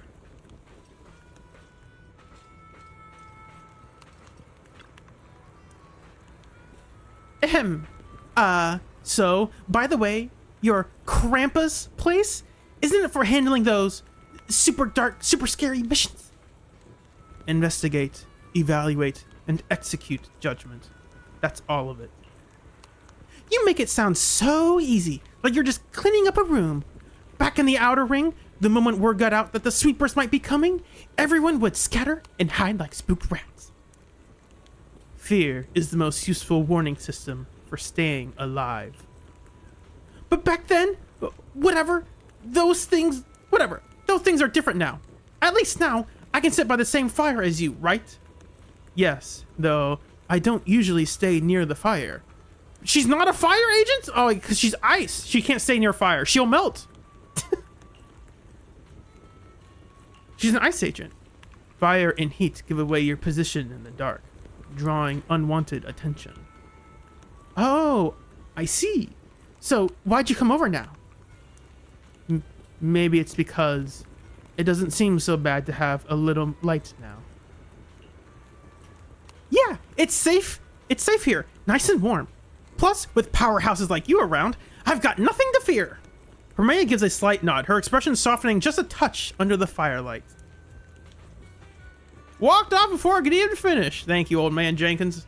Your name's not Jenkins, but it sure is old. What are these two talking about now? Why not have steel toes move around every now and then? Block each wind tunnel in rotation. Good idea. They aren't going anywhere anytime soon anyway. We'll save some time on reinforcing the defenses. That's interesting conversation. Does Big Daddy say anything different now? No, it's the same one.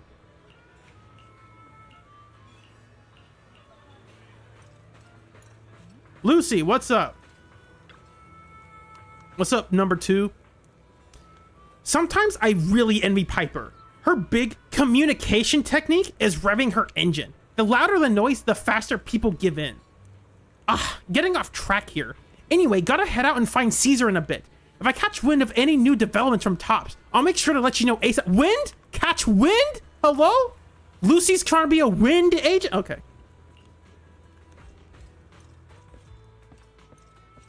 Oh, Polkra's up here. Why are you up here? Why are you awkwardly standing next to the corner? What?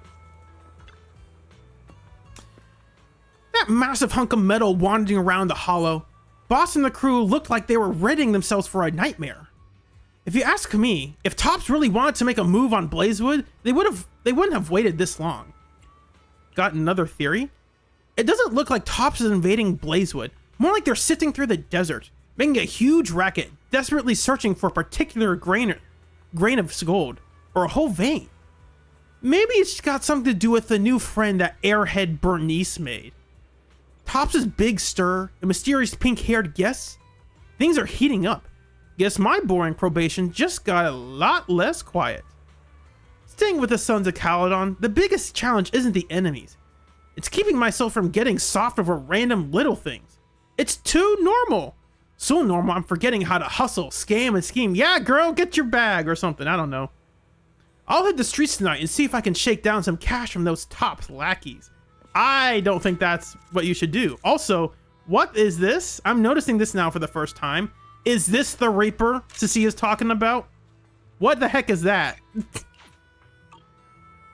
What is that?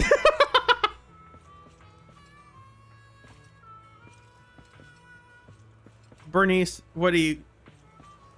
Why do you get drunk on the job? Why? Yo, what's up? Still thinking about my pink-haired pal? Thanks for the clues. See, enough nitro fuel can make everything come flooding back. That's not... Okay. Though now that I think about it, the way she chugged nitro fuel was pretty special. Special? Even more special than you? She's not bold or wild like me. Even though she drank a lot, she was so quiet about it. Like she was carefully savoring every single sip. She said it was her first time drinking it, but she looked way more legit than those nitro fuel hoarding connoisseurs. Made me feel bad for chugging mine too fast. Man, if there weren't so much unrest in Blazewood recently, maybe she could have stuck around longer, and we could have gone another 300 rounds? I'm sorry, what? Another 300? That is insane. I have to screenshot this. Hold on. Make a screenshot. Okay. Perfect. Thank you. another 300. There was an initial 300.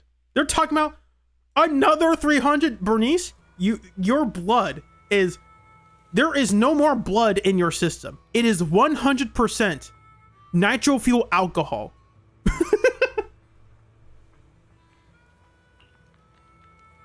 But hey, anyone who can handle nitro fuel like that can't be a bad person. When you guys find her, make sure you talk things over, okay? Thanks. Come by together next time. My treat. She asked if I could whip up a nitro fuel special with volcanic materials. Man, oh man, I really got to do my homework on that one. Volcanic material? She's a fire agent. And oh my gosh, I'll get back to that. Bernice is already daydreaming about her new nitro fuel recipe. But even with all these details, Romeo remains as mysterious as ever. She wants volcanic materials? Big Daddies? I'm facing the wrong way. Jacket? Angel wings? Firehead? It says Firehead right here. The thing's head is on fire. He's got the angel wing. I'm telling you, the theory's coming all together. Romeo and Big Daddy, they're connected. I tell you.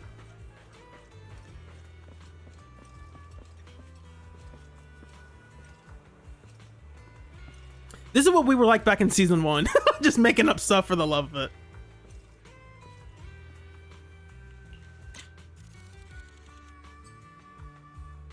I can't get a good angle on over here. Can I get a better angle over here? I mean down here, but it's like.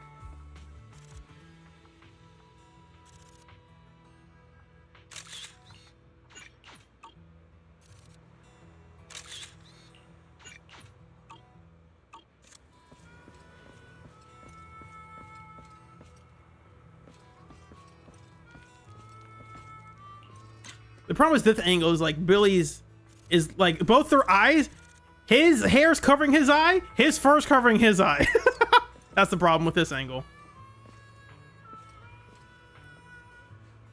So I'd have to do like something like this. And get them both to look at me. Because if you don't position the camera right, they don't look at you.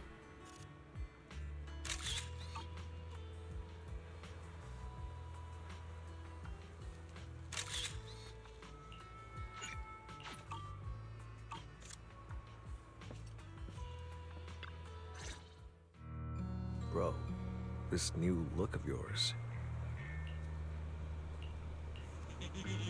So what do you think? Don't I shine like starlight? Yeah, you sure do. An enemy could probably spot you from a mile away. Lighter. You just don't get it. Look at these smooth lines, this powerful armor, and this brand new red scarf. A companion of justice has to show up in style. It's a new scarf, understood. When I first heard you'd activated your ultimate form, I thought maybe the undefeated first champion, or maybe that so-called Caledon Reaper people love exaggerating about was back. We're finally confirming it. Let's go. Billy's excitement came to a sudden halt. Hold on. The first champion and the Caledon Reaper? So the legendary figure behind all those wild rumors Cecilia mentioned before was Billy the whole time? Well, okay, maybe, perhaps. The rumors about me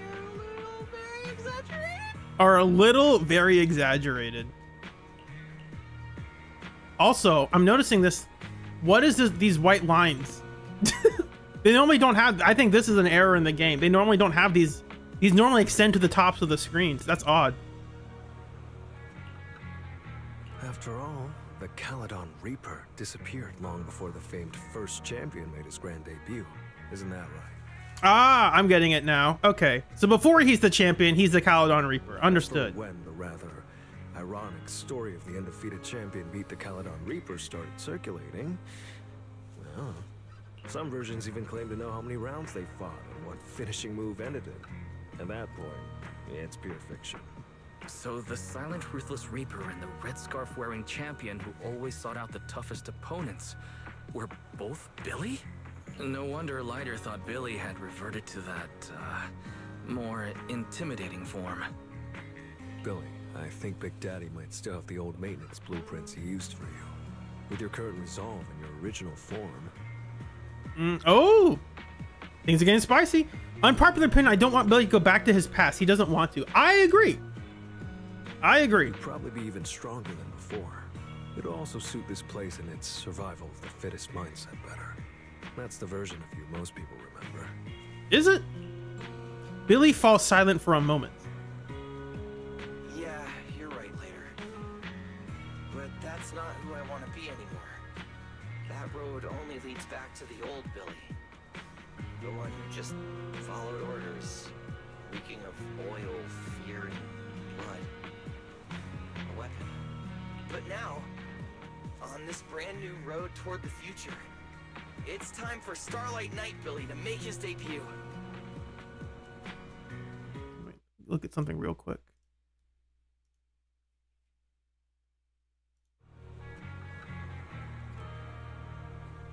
So, you're killing the ghost of your past with a new identity. Yeah, that sounds like you. Oh, that's it! That line sounded so awesome! See? You really get me. Next time you come up with something that cool, say it earlier! Oh, and check this out. My new ultimate attack pose. Starlight Billy. Ultimate Shining Impact. Hi-ya! Watching Billy immediately strike another dramatic pose, Lighter smiles helplessly. For a fleeting moment near the edge where light meets shadow, another figure seems to appear. A dark silhouette with a red scarf. Its outline blurred. It raises a hand in a quiet gesture of acknowledgement, then fades away, vanishing without a word. Moopers, thank you so much again. I agree that Billy should stay happy. Looks at my white monster can like if I'm Virgil. But power though, interesting.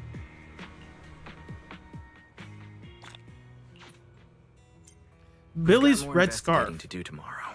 Better get some rest tonight. Bro, that red scarf of yours.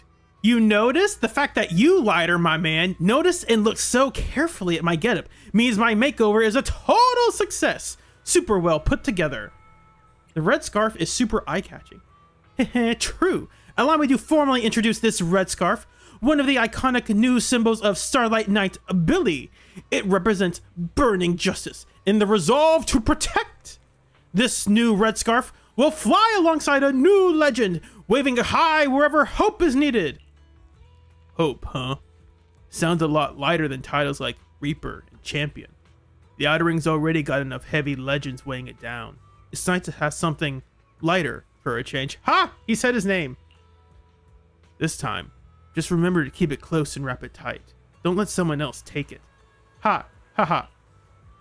I won't let it go once I tie it on this time. For real!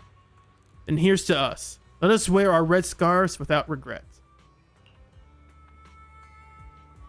Okay, so unfortunately, we are still not confirming if whether or not Lighter's red scarf is the same as Billy's old red scarf. I don't think they're going to confirm that. And we are for sure confirming that this red scarf is definitely not the scarf he used to wear. It's a new one that he bought with the same raggedy nonsense at both ends. It's still just as ragged as Lighter's for some reason. I think it might actually be the exact same. Hold on. No, they're different. They're slightly different. Very slightly different. Not very slightly. They are different. It's got to double check these things.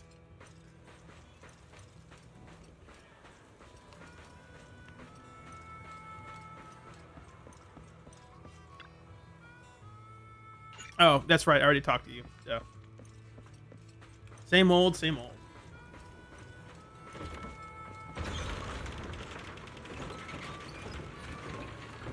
Okay, so before, here's the lore I'm picking up on.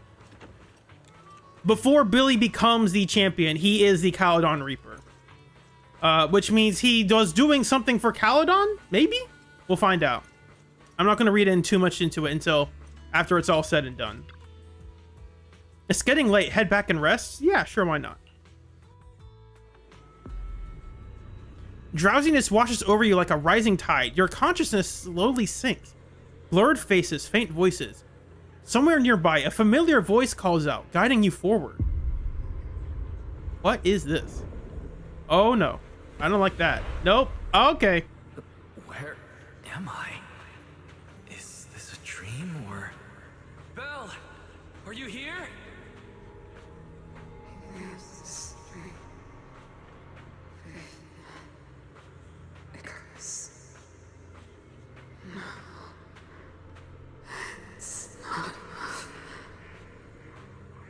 We made a promise to see this together.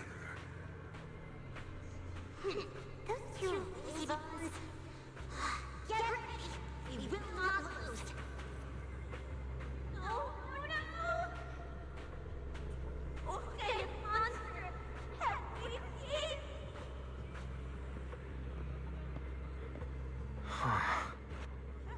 The lever flipped on its own. That's scary. There's no lever boo to do that. How did it do it? How did it flip on its own?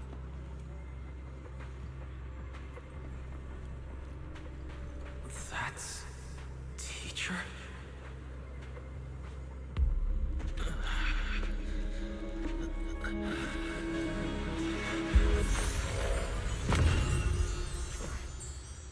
Your dream shouldn't be like this. Wake up. If you don't wake up now, you never will.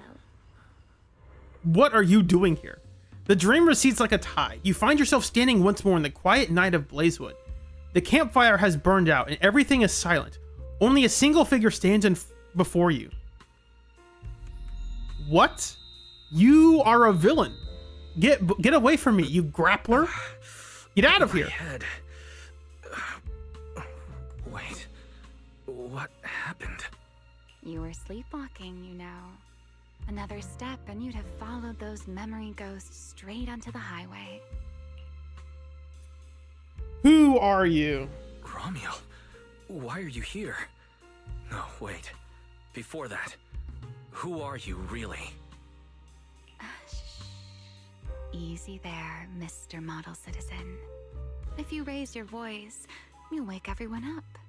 And besides, our Q&A game works in turns, remember?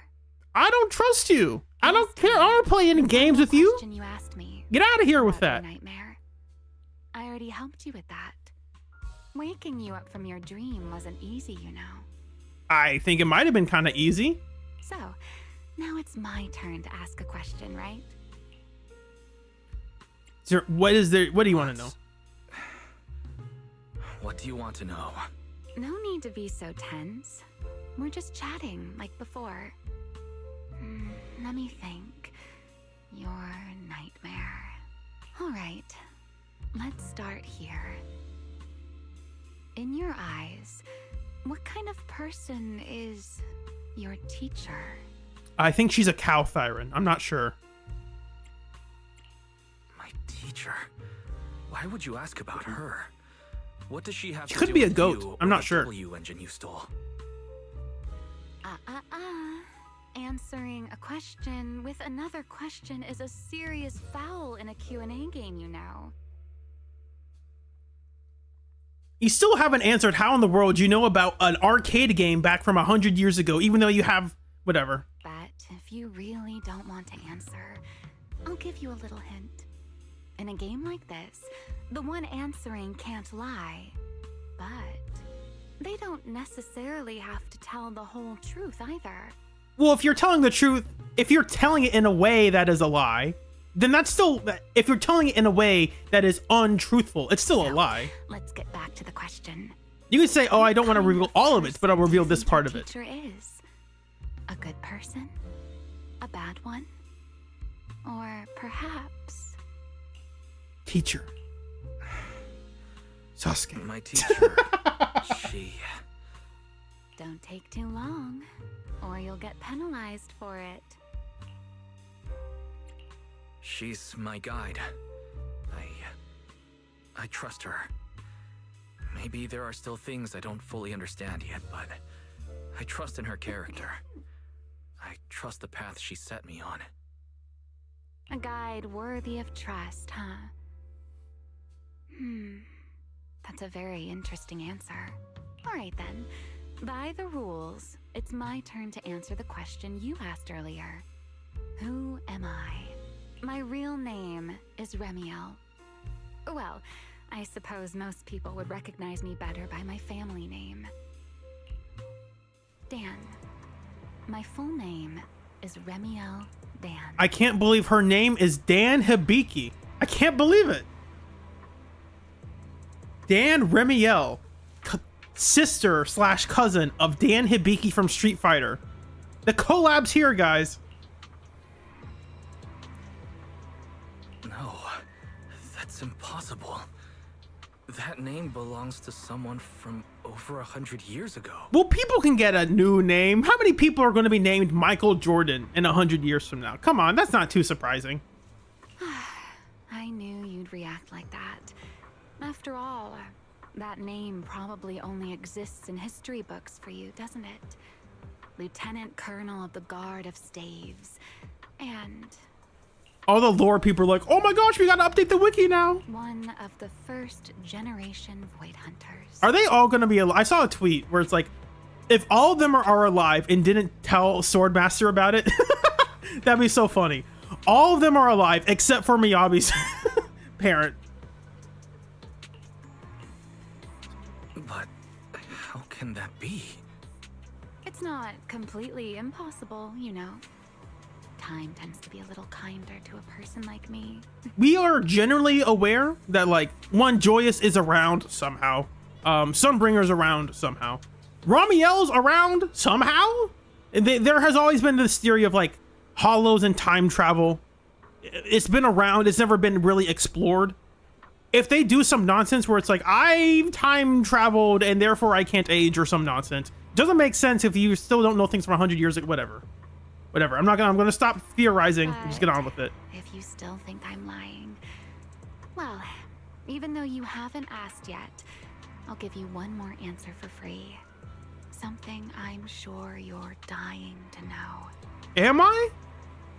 By the way, the VA for Remiel is also the VA for the recording studio where all of Zenless is recorded. I mean, I say the VA for the she's the director for the studio. So she's very good, very talented. So her line reads are very good. She does that whole mysterious voice incredibly well. It's always got you on the edge of your seat. We're like, say your line quicker, lady. Come on, get to the point. A familiar voice calls out from the distance, followed by hurried, uneven footsteps. Your thoughts grow even more muddled. Hearing the call, Remiel turns her head slightly. There's a trace of weary amusement in her eyes at the interruption, yet it almost feels as if she had already anticipated everything. Stop teasing us! Our game time always runs out so quickly, so let's keep it short. To me, that Porceloid W engine is a key to the past. There's something I need it for. So I'm afraid I can't give it back to you just yet. Sorry. When can we get it back? But I promise you this. When everything is finally settled, if you still need it, I'll place it in your hands myself. Okay. And, though you might not have realized it yet, just like those phantoms in your dreams, you're chasing after something you might never actually find. The writers are gonna be like, yeah, we're not gonna finish that story. In that sense, you and I might not be enemies after all. What are you doing? I don't understand. And what exactly do you intend to do with that W engine? All will be revealed in season 3 and versions 3.0 and 3.1. What? Oh, nothing. Greedy, aren't you? That's a whole new question. Let's save it for next time, shall we? Look, that adorable little snake is already on her way over. Before she can finish speaking, a figure rushes in like a whirlwind, tail stiff and upright and alert. You bad lady! Stay away from us! Lies! Are you okay? Did she hurt you? I mean, she read my memories without my consent one time. That was kind of weird and uncalled for. Lady, I'm warning you. Stay away from my lifetime meal ticket. I'm a pubsec specialist, you know. I've got a bright future ahead of me. Cross me, and you're making an enemy of all public security. And if I get hurt, Demon Lord, the Commissioner, will mobilize everyone and flatten the outer ring looking for you. You don't want a massive casualty incident like that, right? What? Cecilia is, yeah. See? This sharp little snake can always find you with uncanny accuracy. She seems particularly concerned about you. Particularly. He enunciated all those consonants. Don't worry, Cecilia. She doesn't appear to mean us harm. At least not at the moment. At least not for the moment, huh? What a cautious way to put it. I'd love to keep talking with you a little longer, but it sounds like the rest of your companions are about to arrive too. I really do prefer one-on-one conversations. Handling a whole crowd at once? Just thinking about it makes me tired. So, I suppose this is goodbye for now. Let's save the topic about your teacher for the next time we meet. Why do you also do your nails in different colors? That's another thing I never got to ask you. That's my next question. Why do you make your nails different colors? Do you prefer that art, that style? Or do you just not like it in one color? Wait, Remiel. Don't leave just yet. Because you can tell, these are in different colors. This one's black, this one's looks more purple. It's hard to tell because we can barely see it. This one's more like a hot pink. This one looks like a little green or blue. Remiel quietly takes a few steps back, her figure slipping into the night and vanishing without a trace. Somehow, more footsteps follow as Belle, Billy, and Promeia rush over together. Go back to Azure Lane, lady. No one wants you here. Fly back. After thinking about it for a moment, you tell everyone your conversation with Remiel. Huh? A first-generation Void Hunter, that woman? Oh, come on. And I'm the mayor of New Eridu. She's obviously full of it. A first-generation Void Hunter is on the same level as the original hero from Starlight Knight Chronicles. A straight-up legendary boss fight. But if she's telling the truth... Damn, how old would she be? Over 100 or something. I mean, boss always says, don't judge a woman's age by her looks. But come on! She doesn't look anywhere near 100. Not even close. Exactly, so she's just bluffing, trying to scare you. Proxy, don't let that bad lady trick you. Wise, did she do anything to you? I'm fine. She didn't try anything. Actually, she said she needed the Porceloid W engine for something important, and she'd return it afterward.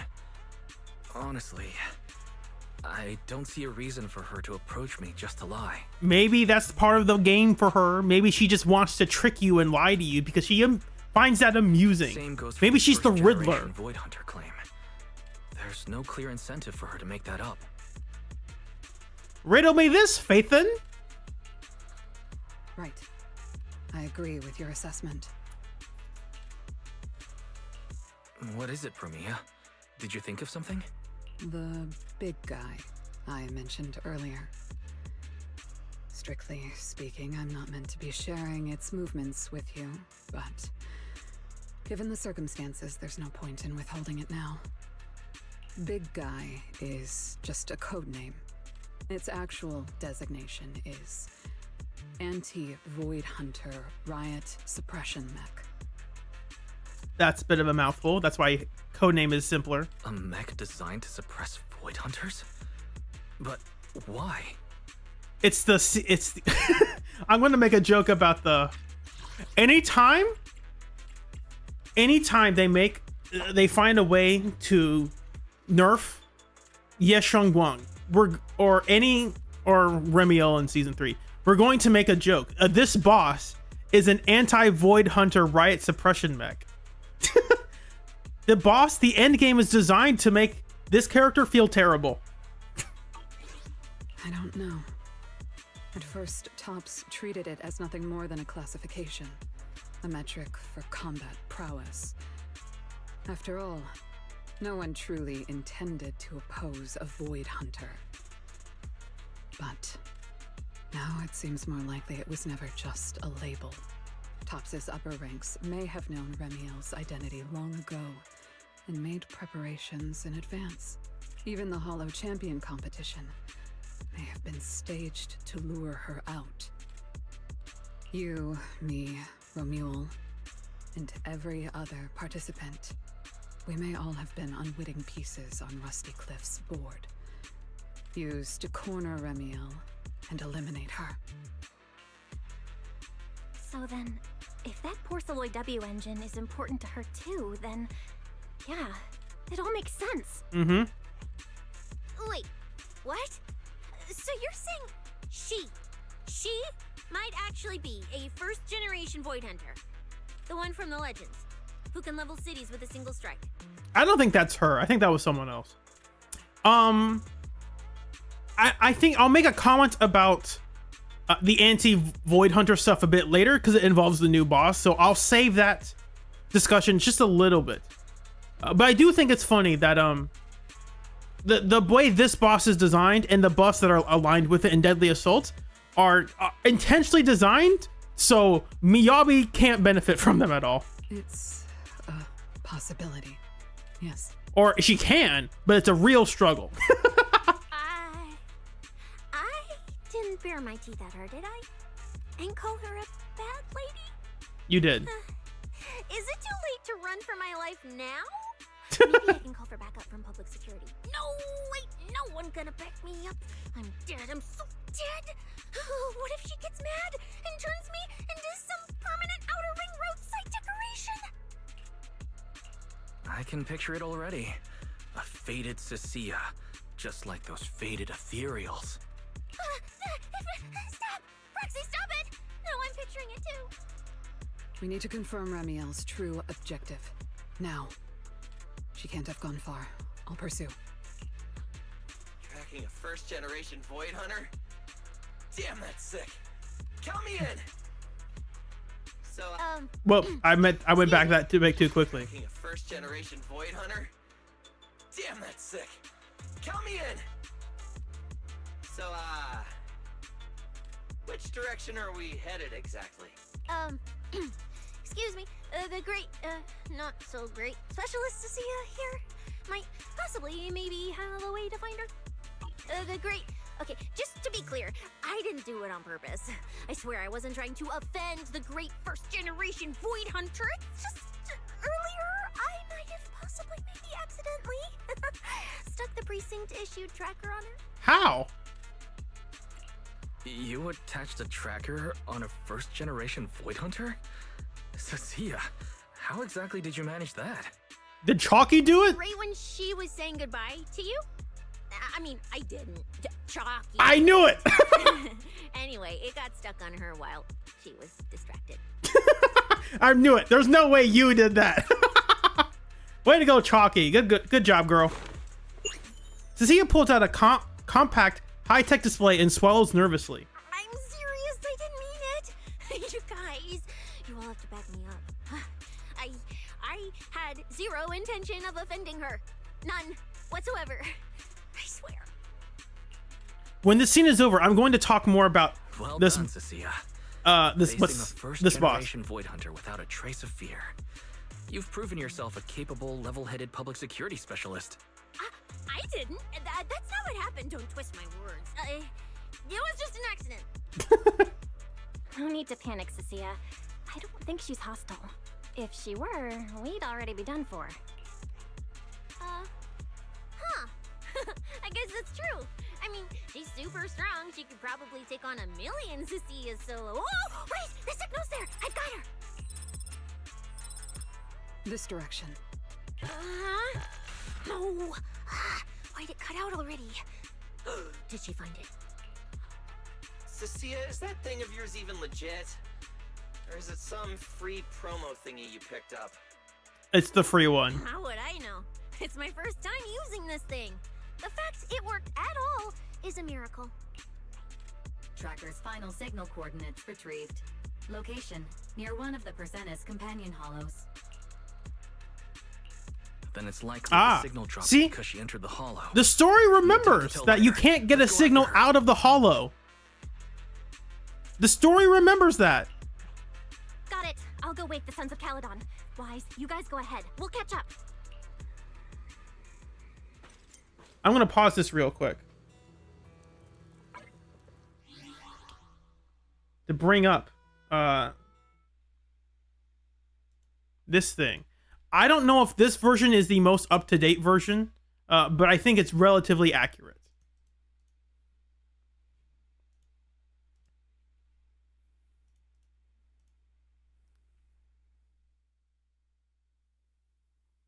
So, let's see here. Let me pull this up over here. Not window capture. Turn off game capture. There we go. Here's the boss for Deadly Assault. Here's the buff, I should say. Improve anomaly proficiency and a bloom. It's like, well, that's not for Miyabi. After inflicting a bloom on enemies, enemy ice resistance drops and agents deal more ice damage. It's like, okay, so you'd have to play Miyabi with an Abloom agent, I guess, in order to get this buff. And then we go to the boss, and the boss says, when this thing does its thing, increases damage dealt by 10% and reduces crit damage by 25%, stacking 5 times. It's like, oh, we went afflicted with anomaly. 1 stack is lost, and then we increase a bloom damage. So here's the issue. It's not an issue. I guess my point is, I'll go to this one. It's not the argument of, oh, it's bad. It's not a good boss, but she's still clearing. It's like, okay, but you understand that Miyabi went from utterly demolishing, killing bosses from, oh, well, she can still clear. That's bad. Like, that's not a good situation. You realize that? Miyabi, the strongest, undefeatable, nothing could ever beat Miyabi. She's incredible. There's no way she could ever be bad. To, oh, well, you know, she can still clear. It's like, yeah, look how far you're shifting the goalpost. Like, and because this is the first time it's here, its HP is only going to increase. Like, it's only going to go up. It's never going down.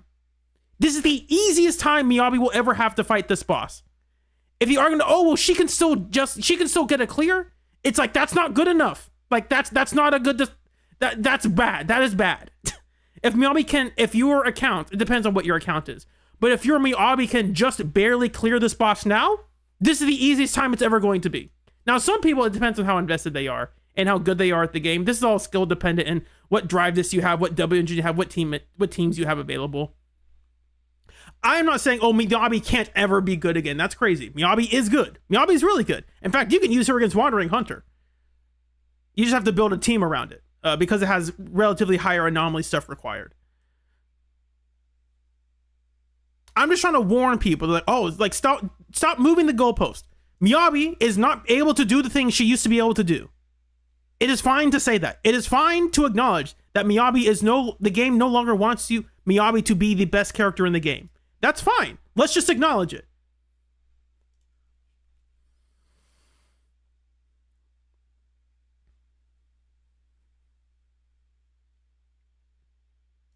I haven't fought this boss. I'm sure if I use my my team, because I don't have Vivian, my anomaly Miyabi team is Miyabi, Yuzuha, Bernice. I think I could do it.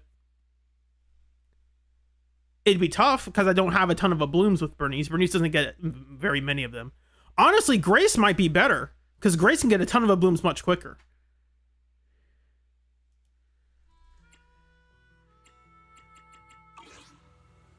It being Ice Week is already like a good thing for Miyabi.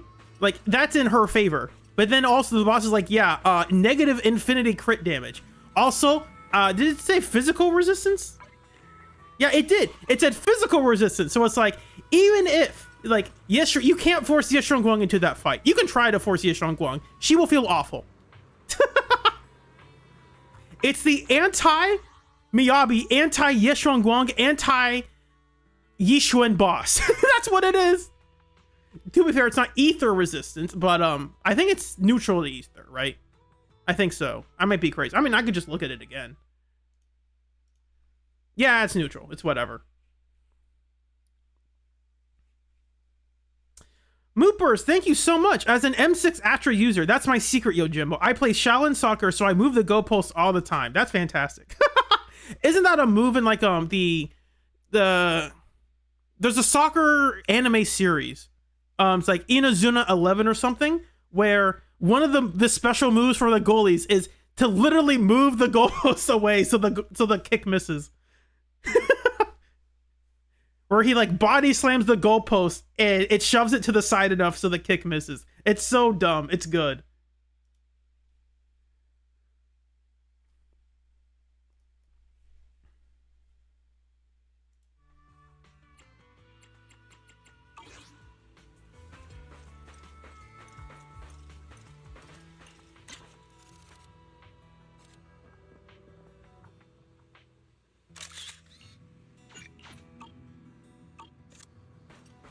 At least it doesn't have fire resist. Exactly. Finally. A boss where Bernice isn't made to feel awful. And she actually has a blooms. She can actually do something. Yay. The manager needs that W engine. So I don't care if there's a Void Hunter or whatever. You gotta steal something. You steal something, you give it back. Chase them down and demand answers fair and square. That's the Starlight Knight way. Since you've all made up your minds, this specials can't bail out now either. But if things really go south, well, we're all running together. Once you're ready, let's head out. Let's go now. I'm not upset at them pushing a Blooms for the record. I think that's a good thing. Anomaly has for a long time, entirety of season 1 and halfway to season 2, was stuck in a rut of just being disorder turbo and that heavily constricted teams to basically being insert agent Yuzuha Vivian, because that's the only thing that was good enough. Not good enough, but like that was the best thing to do. So why would you do anything else? And now we actually are asking Anomaly agents, hey, maybe you should build like a different team. And I think that's fine. Oh my. Didn't expect that naughty little snake Thyron girl to be quite so capable. But the way the end game works is that it's going to be unfavorable to those other previous Anomaly teams, and that's not like, I'm not saying that should be a good thing. I think you should reward new Anomaly teams without needing to punish old Anomaly teams. Granted, they're not like reducing overall damage, it's just reducing crit damage. So I think that's fine. It is buffing a Bloom stuff. I think that's fair. It's not like reducing the damage of disorders, but I think in the Windswept space, it can't get any disorders. I haven't fought the boss yet, so I don't know off the top of my head. But I think that's what the Windswept thing does, where you can't get a disorder, if I remember off the top of my head. Now, when did she even manage to stick this thing on me? Why do I get the feeling she wasn't taking me seriously? The grappler looking down on the niche character. Exactly. Promeia, stop wasting our time. Faven and Tops's pursuit units are closing in on your position. Yes, got it. Don't worry. I'll take care of those little nuisances. So yeah, Alice and Yuzuha or Yanagi are the only ones because they have a special polarity disorder, right? They are allowed to do it because their kit says they can do it. I don't mean Faven, of course. Don't let your guard down. We don't have any intel on Tops's mech, so no way to be sure if it's specifically designed to counter you. Oh, are you worried about me? Or is it something else? We don't know if it's specifically designed to counter you. No, it's the wrong Void Hunter. You're fine, sweet. You're fine. Remiel, this is not made to counter you. It's made to counter a couple other Void Hunters, but not you. I'm assuming it is the boss in some way, shape, or form. I know what I'm doing. But before I open the treasure chest, let me waste just a tiny bit more time doing something only a bad girl would do. Like going to play a little game of hide and seek with that anti-Void Hunter mech. Right, and before that, I should return this tracker to that cute little snake first.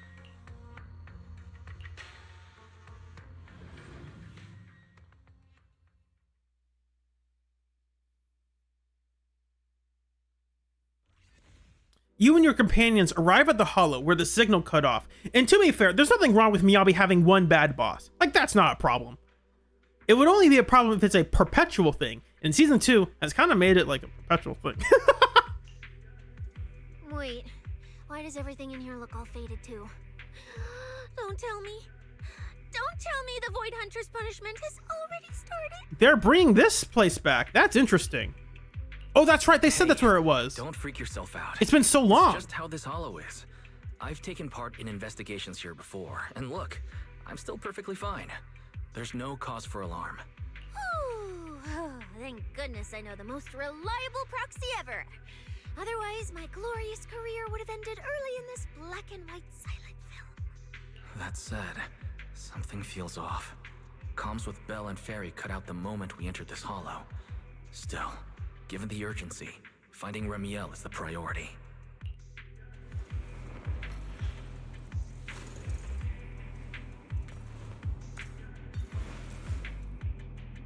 Who does your eyeliner? Whatever. The hero's here! Let's keep going. Doesn't matter if it's a trial for the Void Hunter. Starlight Knight Billy is always ready for battle! Oh, there's a shining bamboo over there. Ambush, careful!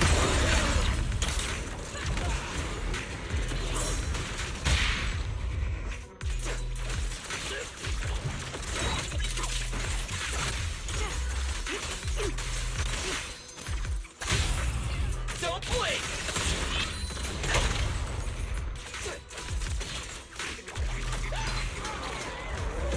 There's something strange up ahead. Is this what she bought Huh? Oh, this is from a little bamboo. Sanzi? Looks like it's melting. And my tracker. And my tracker. There's also a note. Yes, that is true. Juan, Nier does have a place very similar to this. What does it say? Is it a warning? Is she turning us all into faded statues if we don't turn back? Oh, is it trash talk? A challenge? So it's finally happening. I get to throw down with a legend face to face. Void Hunter level Billy, let's go. A small doodle of a puffed up, angry face sits on the note. The handwriting is elegant and firm. Stalking is hardly a habit I'd care to encourage. It only gets more dangerous from here. Turn back while you still can. I, Remiel Dan, intend to honor the promise I made you. There's no need for you to venture any deeper. You know what else is not a habit I'd encourage? Walking up to people, reading their minds without their consent. Oh, and this little one? Stealing from them? Story for it. Back then, I thought we were quite alike. But on second thought, this melancholy style doesn't really suit me. So, I'm leaving it in your hands. Keep it safe for me. Okay. Okay, so she returned the tracker and even gave us a gift? It seems she's not that angry. Does this mean I'm safe now? I don't think so. It's a warning. It reads like a warning and a promise. Whatever she's planning, it's likely beyond what we can handle. By her estimation, at least. Maybe she's an electric attacker for Cecilia. The question is whether her intent is protective or a calculated misdirection. Uh-oh. Before you can think it's through, a familiar wave of pain crashes over you. Your vision starts to fade into a blur. At the sound of your companion's worried voices, you force your gaze upward. Through the haze, you can see it clearly. Not far ahead, a lone figure stands in silence. Oh my gosh, Big Daddy. Oh, it's not. Remiel. Remiel? Where? She's here? There. There? Where? I don't see anything! I'll go on and catch up with you all ahead. Wait. Don't go. What did you mean by that? What is this? A sharp pain stabs through your head. By the time the pain subsides and you look up again, Remiel's figure has already faded, melting into the colorless void. Manager, you good? I've checked the area. Doesn't look like anyone's been around. Feels like back in Blazewood. Sorry. I believe I just saw a vision of Remiel and reacted without thinking. She was here. I'm sure of it. I may be able to trace her path through these illusions. She could be, as I see Heinrich, she could be basically Miyabi but electric. An electric, just someone who scales off of crit for Cecilia. And defense ignore. But Billy and I didn't see anything. Hey, Proxy! They won't do that. Are you sure you're okay? It's fine. Don't worry, Cecilia. I'll manage. Right now, finding Remiel takes priority. Don't push yourself, alright? If you start feeling sick, you have to tell us, okay? Yeah. Okay. I will. Let's keep moving. These illusions again. Over here!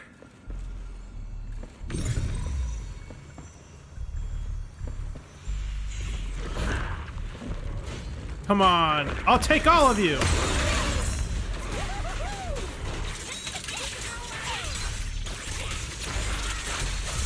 else, Bella? This ends here. This is where I hate this! Don't get the stuff dirty.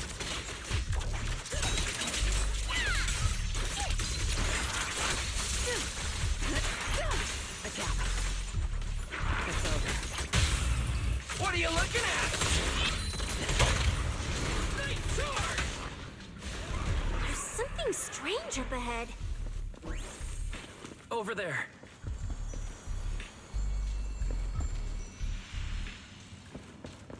She's talking to someone.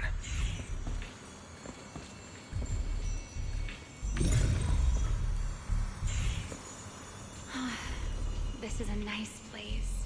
A world of pure white. I like it. It suits me. If I die one day, I hope someone can lay me to rest here.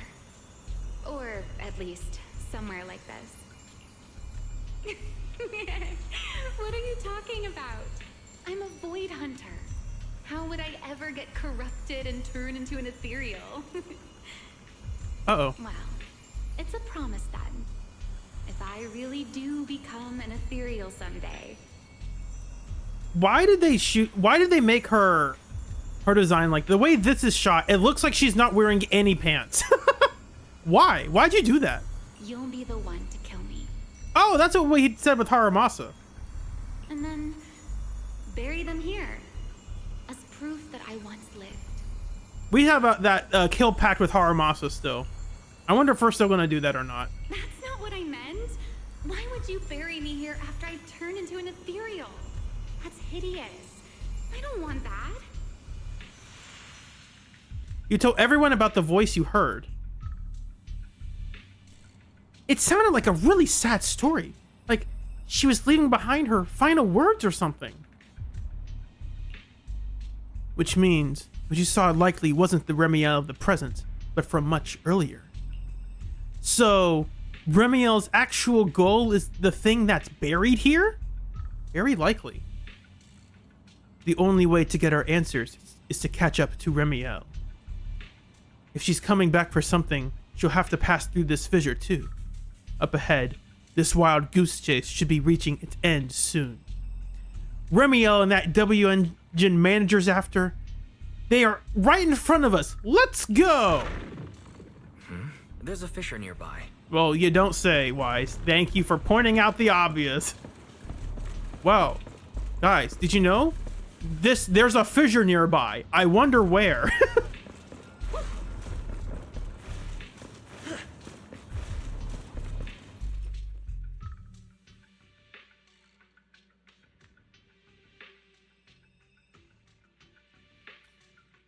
Where am I? Marcus, maybe we'll get a super S rank Haramasa form. I'd settle for just having the S rank Haramasa form. Where is he? They are not rerunning him ever. They're gonna throw him in the shop. I didn't know you were capable of this. I'll give it a try too. What? What are you talking about? I feel like I should be able to do this.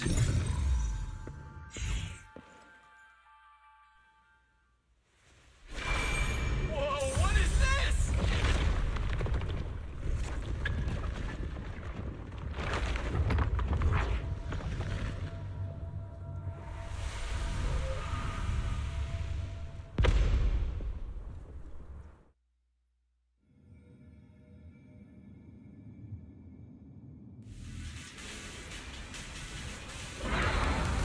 Signal acquisition complete.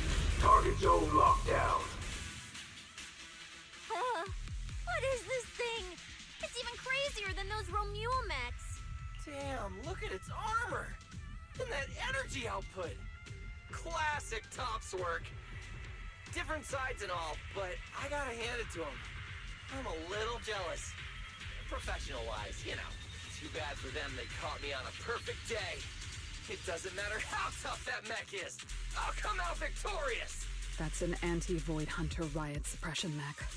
The Decider. Terror Raptor. Mm-hmm. That name's kind of lame.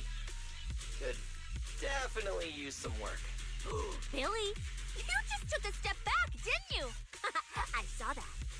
Like, you're already different to see it. What are you talking Whoever about? is piloting that mech? Answer me. Whose orders are you following?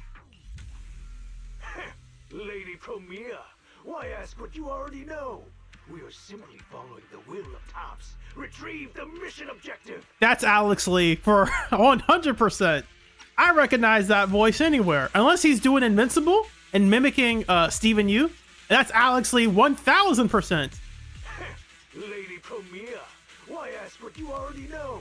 We are simply following the will of Tops. Retrieve the mission objective. This is insane!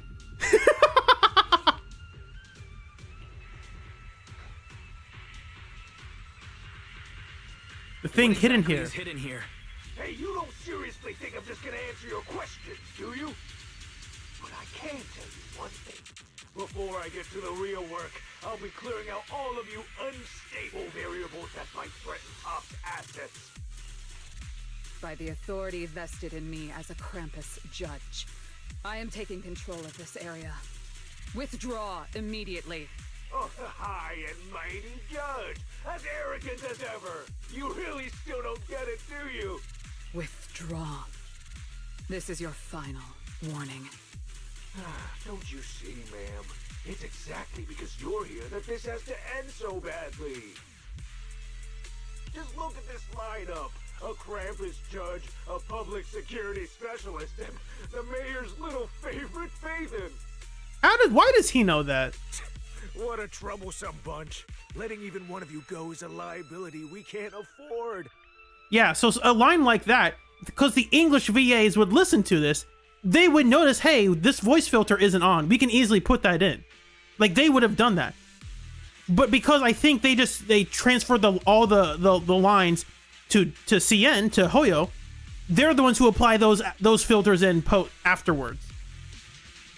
So, I'm afraid you all have to stay here forever. Because that's a very easy thing to pick up. You could pick any random person and be like, oh yeah, that line sounds wrong. We should put that filter back on. That's a very easy fix. And that's why I think that's more of like that's why the work of the post-processing filters are outsourced. So they can all sound the same.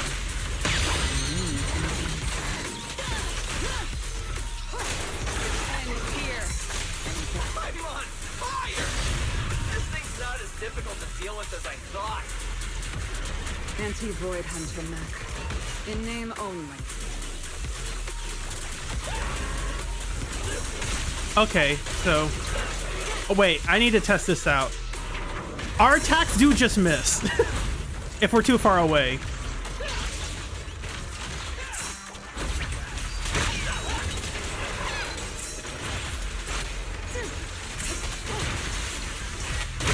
Ow.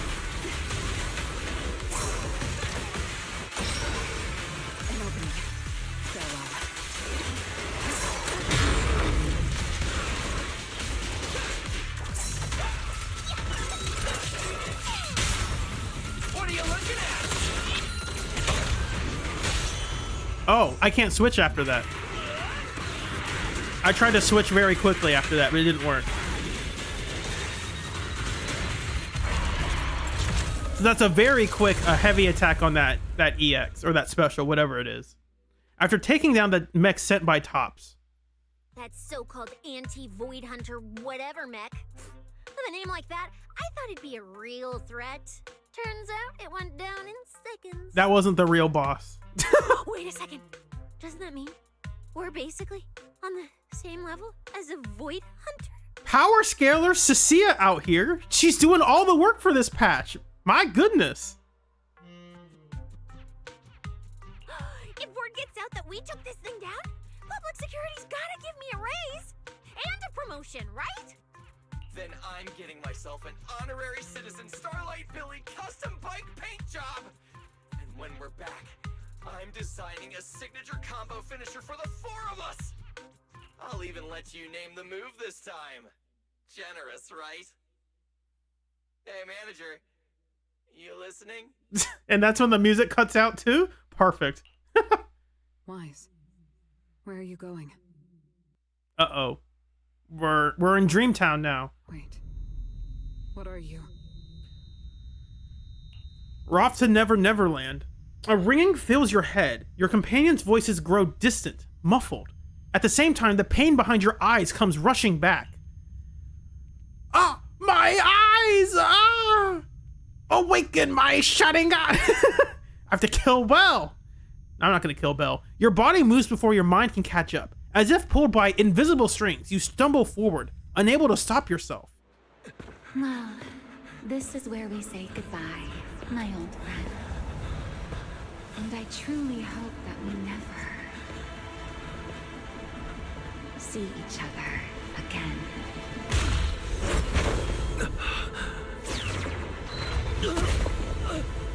What is happening?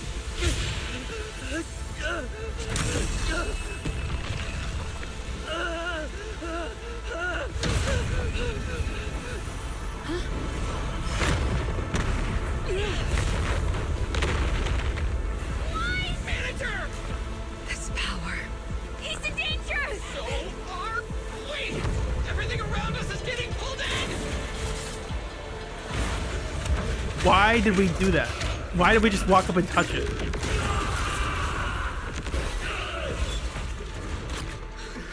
Is Wise inside that thing? Subdue it to get Wise out of there. Oh, Wise is actually an enemy now. Let's go. I'm getting you out of there! Let's break the outer shell without damaging the inside. What if I just walk away? Is it gonna keep tracking me? Whoa! Get away from me! We're running. Let's go, Cecilia. Let's run away. Hey, I'm over here. Oh, you changed. Okay. Ouch.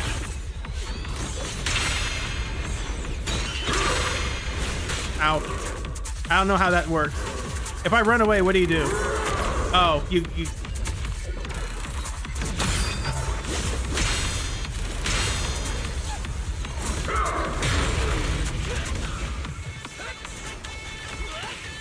See, that's the annoying thing.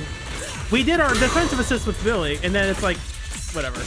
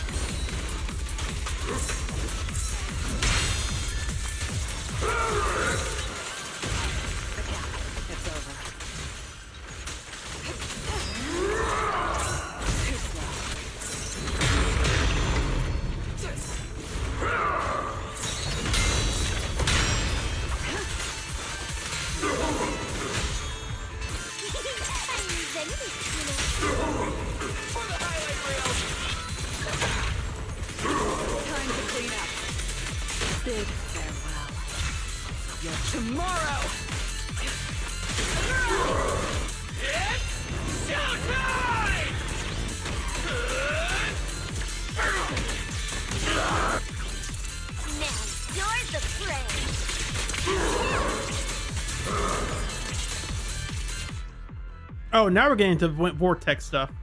Windswept and Vortex. When applying a different type of attribute anomaly to an enemy already afflicted with an attribute anomaly, if one of the anomalies is Windswept, the disorder effect will not be triggered. You have a boss that literally says, by the way, no crit damage, no disorder damage. Miyabi's awful in this fight. Instead, the Vortex effect will be triggered. Upon triggering, the attribute anomaly other than erosion will be finalized, dealing AoE anomaly damage of the corresponding attribute. And there's a cooldown for it.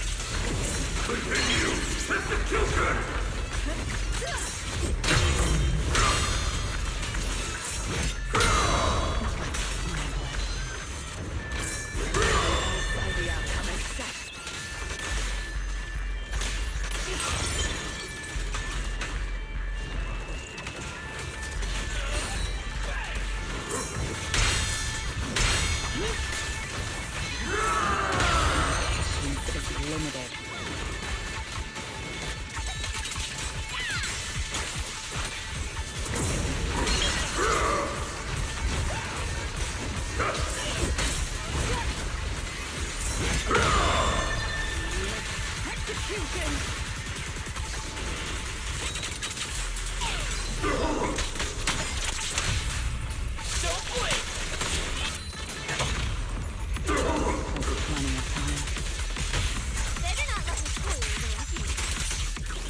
You can't escape my gaze. I will carry out your execution. Oh, I was about to kill this guy with Billy. So Wise is the enemy. Gotcha. Okay. We need to get him out. But it's huge! Where do we even start? How should I know? I'll take the top. You check the bottom. Wait, it's not over yet. No, it can't be. Is that Wise? Manager, is that you? This doesn't look good. Uh-oh, what is this? Experience tells me we should retreat, observe, and come up with a plan. Okay, we are just turning into the creator. Fantastic. If we don't We're turning into Bringer. right here, right now, Wise will never come back. I wonder how different this is with Belle.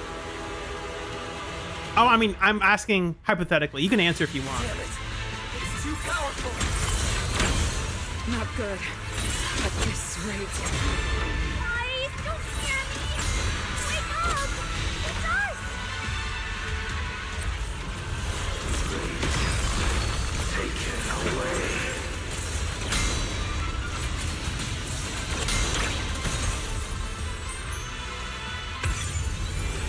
What is this fight? It's cinematic, that's for sure. That doesn't mean it's necessarily good. Oh, I hate it when that happens. Look at that. It gives you the prompt for the defensive assist. And you go into the animation. It's like, oh, no, you did it too late. Oh, so that killed us somehow. We weren't dead? What do you mean?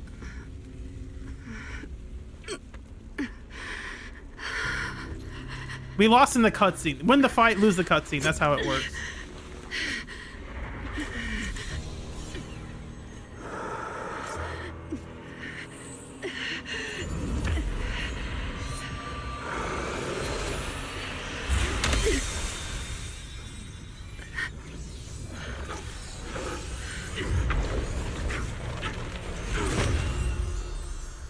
What is this?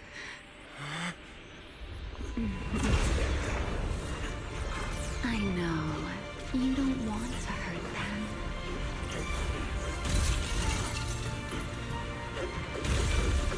You've already tried your best. You did better than I ever could. Don't worry. I'll take it from here. What is this? What is happening? In a daze, all you feel is the faint brush of feathers and a single voice. You open your eyes to a radiant glow. Shh. Don't speak. You need to stabilize the ether running through you.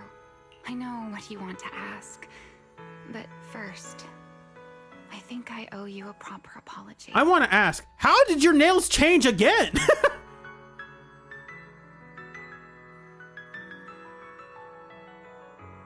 Did you absorbing your ether energy change the colors of your fingernails? I mean, that's interesting, but... I'm sorry. I should have come here sooner, warned you to leave sooner, and erased my trail sooner.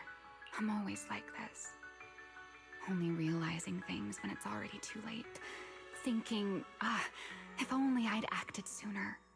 Is this like a vision of something? Is this still her past self or something? That you'd make it all the way here on your own without relying on the key. What is, okay. We still haven't answered how she's 100 years old, but we'll figure it out.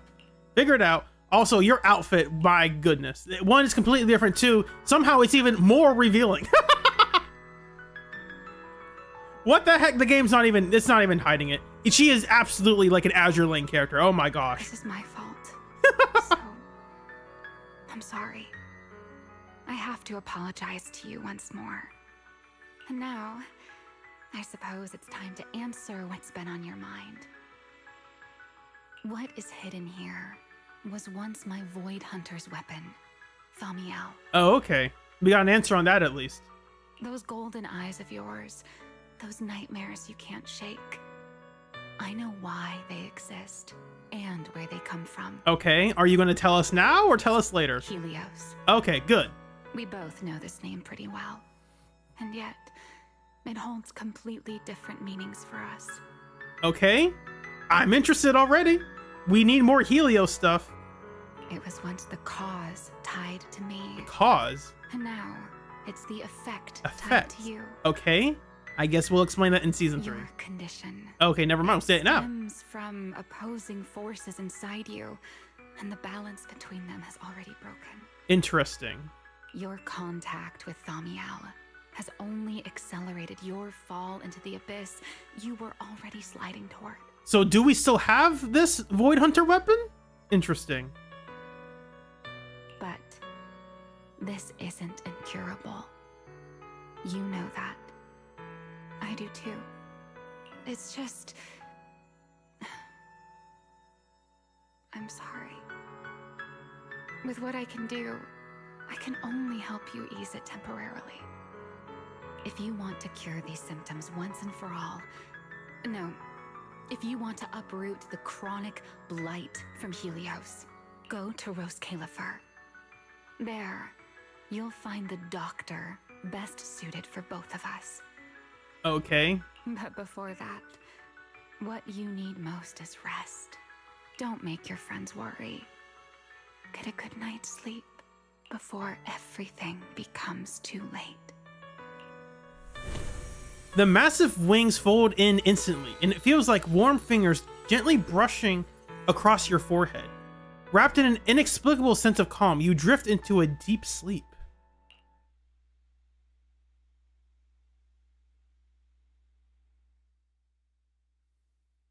Your consciousness drifts through a long stretch of haze, like the sun sinking into the deep sea, only to slowly rise again from the dark waters after a long night. I'm still in shock that they actually made the OC dweeb wise into like a super in lore and like a high-powered enemy that gets one shot by Remiel's magic or whatever. ...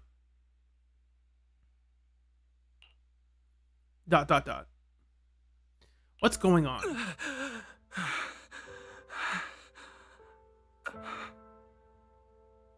There's a lot to take in from that scene specifically. I don't know if I'm going to talk all about it right now because I want to finish the story. I'm home. I'm sure there's more to analyze, but like I don't know if I'm going to overanalyze. Some people overanalyze it, you know. You're awake? Don't get up yet. Just lie back down. You need to rest now. There's obviously like a lot of lore implications from it. A lot of teasing about what's to come.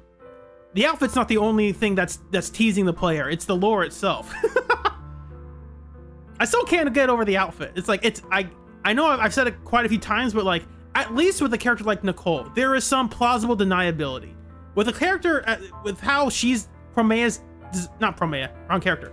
With how Ramiel's designed, oh my gosh. It's very obvious. right.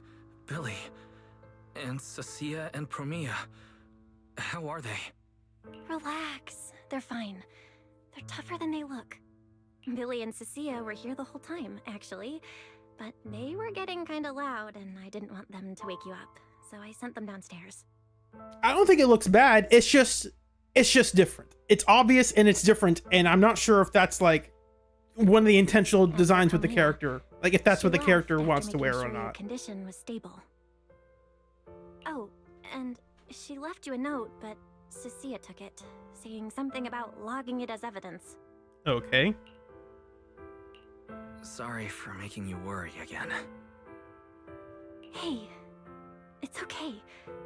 It's over now. Is it really over? Really over? Is this another dream? Everything that happened in the Hollow. Back in the Hollow, I don't even know why, but I just had to touch it. That Void Hunter's weapon. Yeah, why did you? Why did you do that? And the moment I touched it, I think I blacked out, but I could feel it. Like I was back in that same state as before. Teacher, that incident I caused, it never really ended, did it? That incident. Okay. Okay, stop. Don't overthink it. It's all over now. No, let's overthink it. Let's think it a little bit. Are you hungry? I can grab you something. You kept mumbling Rose Califer or something in your sleep. Sounds like a snack brand? No, it's the Sky City. Rose Califer. It sounds more like a place. Before I lost consciousness, I think I saw Remiel. She mentioned this place and said, there's someone there who could fix my eyes. And she mentioned Helios Academy as well. My head... I can't remember the details. Hey, it's fine. Don't push yourself too hard. Just rest. If you can't remember, you can't remember. It's not a big deal. Oh, speaking of Remiel, Billy and the others brought back the competition prize. The Porceloid W engine. It's on the table over there. Okay, interesting. She kept her word. What she said back in Blazewood. Was the W engine the key to unlocking that strange last seal? But for some reason, even without it, I managed to do the same thing. And Remiel's goal, it was probably to retrieve her Void Hunter weapon from the start. But then, who put it there to begin with? My head is hurting again. Wise? You're overthinking again, aren't you? Come on, you should focus on resting. Getting yourself back on your feet is the most important thing right now.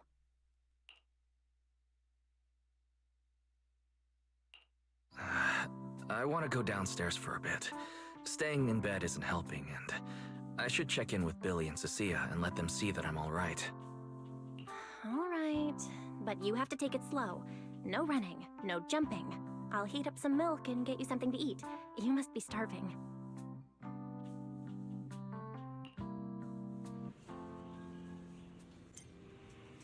Better check on Billy and Cecilia first. They must have been worried sick. Chat, give me 1 minute. I need to go check my grandma real quick.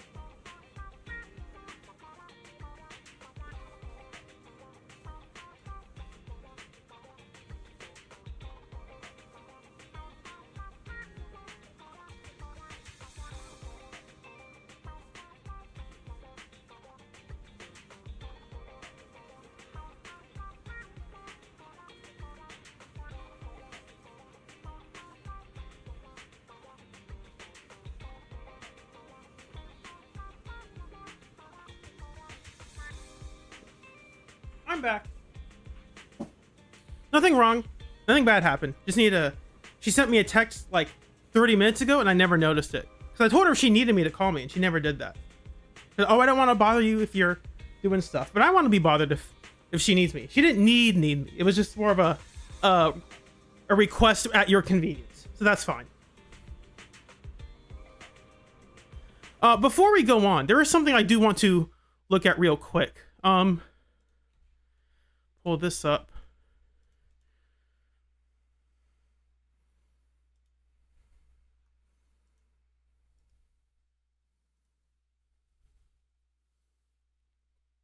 Yeah, we'll save that there.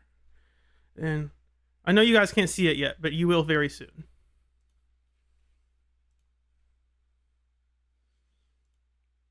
Pictures, nope. We're here.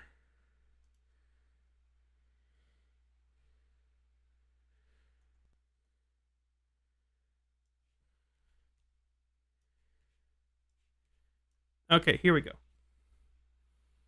So, fun fact. If we, where is the tool for this? I just looked this up. How do I do this again? Hold on.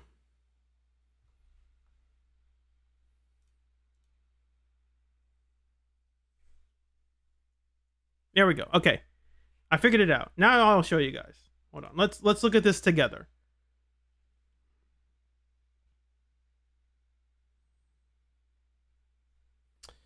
Okay. Turn off game capture.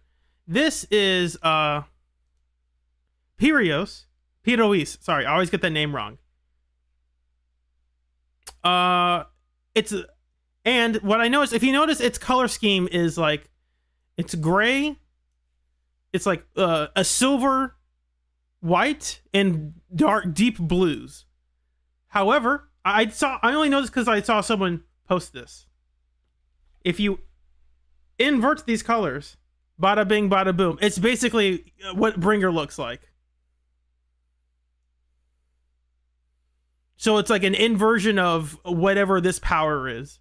I think that's an interesting some color theory going on here.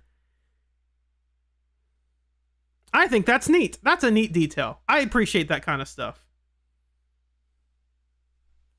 Bell and Wise do not have different versions as far as I know. This is all the same being, whatever this is.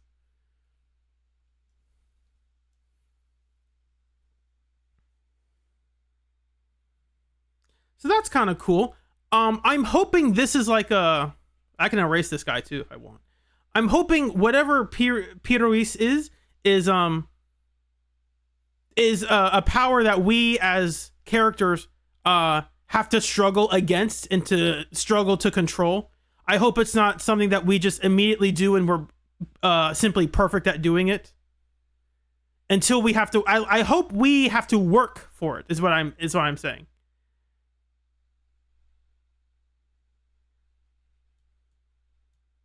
And I hope the story conveys that we have to work to control this thing.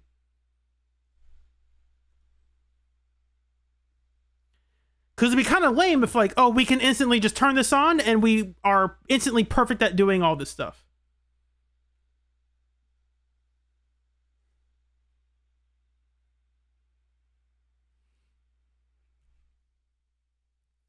Is it a stand or a transformation? It is not clear yet. It could be because we saw Wise actually transform in the scene. Before it came out, I didn't have any idea. My guess was, from what people are saying, it's going to be a stand or a persona. And in fact, in my script that I'm writing, I've said a persona. Because like it looks like a persona. And in that scene, we basically turn evil. And then Romeo has to like make us not turn evil. So my guess is that this is not a stand. This is literally us. Like we turn into this. Because that's what we literally turned into, a villain and started fighting our friends. Our allies. So I'm assuming Bell and Wise will go through if it's how they're describing, then we will literally transform into this thing. That's a guess. I'm still not sure. I'm still not certain.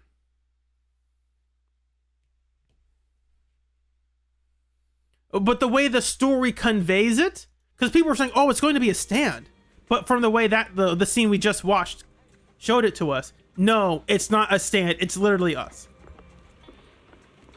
It's going to come from us. Well, either way, it's coming from us, but I think we are transforming into it rather than it just being a stand that we're controlling.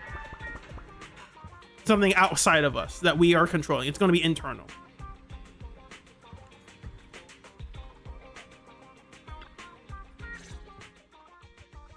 Wise, you're awake! Oh, how do you feel? Anything hurt? Dizzy? Want some water? Or chips? This is all stuff you want. Finally! My log shows you were unconscious for 5 hours, 14 minutes, and 33 seconds. This was easily the longest wait of my year. That's actually not that long. There's no need to worry. I'm fine, really. I thought it'd be like a couple days. Thank you for bringing me back. But I really owe you an apology. I must have really scared you back there. You didn't get hurt, did you? Hearing this, the two of them immediately start fumbling and joking around, exaggerating their reactions to lighten the mood. Hurt? What are you talking about, manager? This new look? Field tested, baby. That little ether energy blast didn't even leave a scratch. Yeah, you seriously underestimate our battle-hardened survival skills. We handled it. Easy. You're both lying. You're our precious proxy and lifetime meal ticket. If you go down, who's gonna take us out for good food? This is all Top's fault. And that Remiel. Turn to Billy. Billy, if you needed any maintenance on your new form, I can foot the bill. I don't want to make things difficult between you and Nicole. That's not a problem at all. Nicole, well, she just hasn't replied to me in a while. I hope that Pyrrhos is more like a digital Devil Saga transformation. Damn, I'm old. Thank you so much, Moopers. It could be. I'm not. I don't recall what that is exactly. I can look that up real quick. Digital Devil Saga. I think I remember hearing that name from somewhere a long time ago. Yeah, okay, that's what I thought. I thought that sounds like a Shin Megami Tensei title. It does. It is. Wow. What an old game. That's before they started giving numbers to them, you know?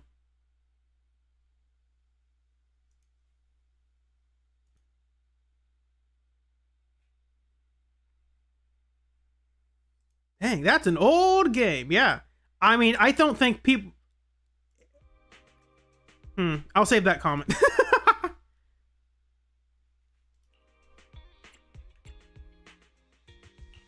I see.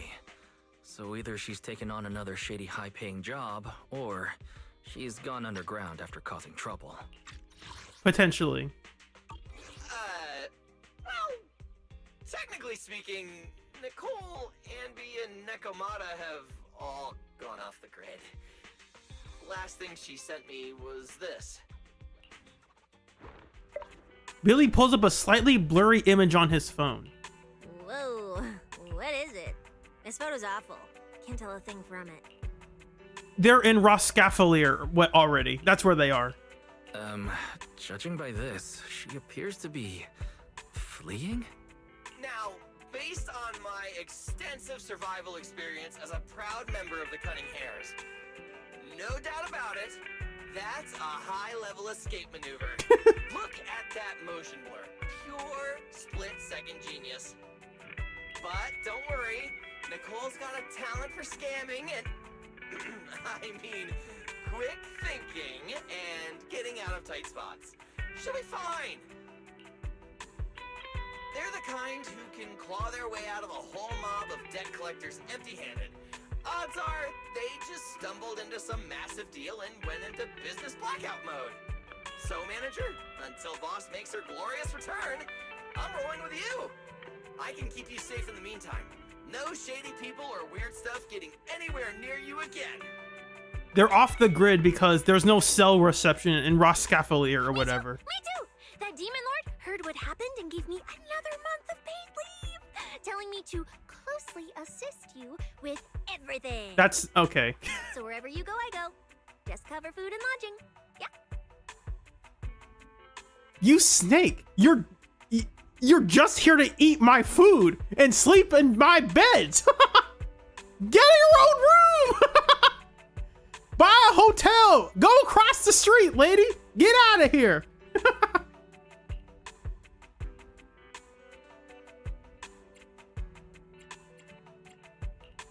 Why do I feel like our living costs and accidental damage insurance are about to skyrocket? If you're being paid, I heard Promeia left me a note.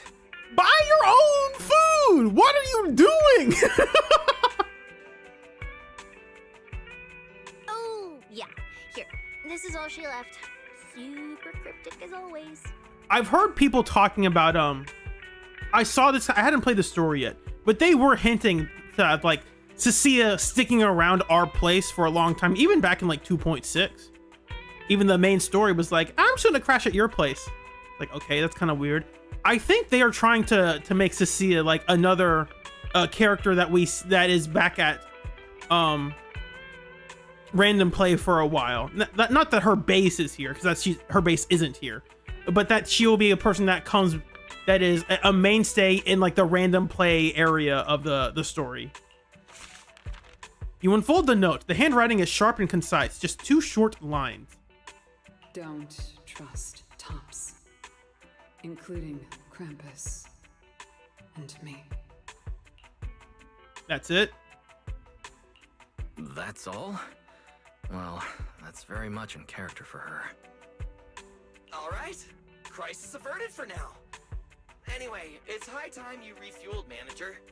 I recommend my personally crafted injury recovery set meal. Hey, hold it. Anything you recommend is gonna be something weird. Why is this not made of steel, you know? He needs something warm, like egg rice noodles. Plus fried chicken and egg pudding. It's all eggs and chicken. Typical public security methods. Way too basic. You'll only get real efficiency by listening to a pro like me, living life in the crossfire every day. I'll go prep it right now. The point is healing the soul, okay? The soul. Hey, don't block me. If I'm late, they'll sell out of the rice noodle rolls. If we need to heal the soul, then we need some soul food. And Cecilia was right about the fried chicken. That is soul food, technically. It's like chicken and waffles. Growing up, I never had chicken and waffles. That wasn't like a mainstay combo for me. But I was aware of it. I was like, chicken and waffles is kind of weird for a food. That's a bit odd. Then as I got older and grew up, I was like, you know what? Chicken and waffles is onto something. I don't know if I wouldn't call chicken and waffles a breakfast thing, but for supper? Oh yeah, I'll have that for supper. It is weird that people have marketed breakfast with like, oh, breakfast is the most important meal of the day. Here, have this, have cake. It's like, what are you talking about? Like, people will think of donut as like, oh yeah, donut, that's a breakfast food. No, dude, that's a dessert. You're eating a dessert.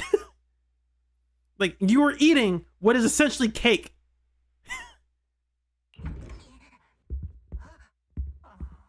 Not to mention, what do you put on a waffle? You put on butter and syrup. That's a dessert. Like, you've somehow marketed these foods that are desserts as breakfast items. If on any other food you put on maple syrup and infinite butter, you would say, oh, so that's a dessert. Like, that's just sugar. Yet somehow we market it as, no. It's part of the nutritious breakfast. Like, what are you talking about? No, it isn't. Breakfast is nutritious, and that ain't the nutritious part of it. I didn't read that line, but I should have. Strangely familiar. I apologize. Yeah, don't even get me started on cereal. You two! What are you two doing here? Not you three. You two! If you're gonna come into our store, at least buy something. Stop loitering around. These three actually watch this stuff. Finding a ticket without rehearsal. I've talked to them before. Mo's a funny name. It's probably Moe, but Mo's funnier. So they're deciding on which movies to watch. It's cool. I like that they're still updating the NPCs who come in here and stuff. What are you two doing? 18? Watch these people. I don't trust them. I don't trust your little A's, your BBUs. I don't trust you, whatever the heck you are. I don't. Your hair's pretty. You have a giant bow. Like, look at this. This bow is huge.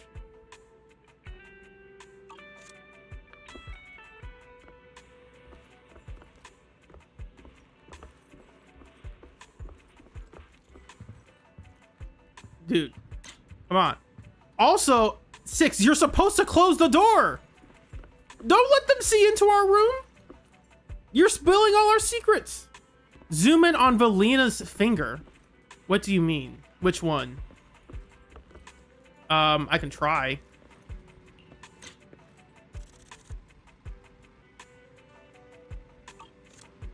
I mean, Valina has 10 fingers. Yeah, I think you need to be a little bit more specific. This? What is that? Where are your fingers? Where are your nails? Hello? Are your nails okay? I can't really see it from this angle because Lucky Boo's in the way. I mean, that's some weird... I mean, it's not a glove exactly, but it's kind of odd.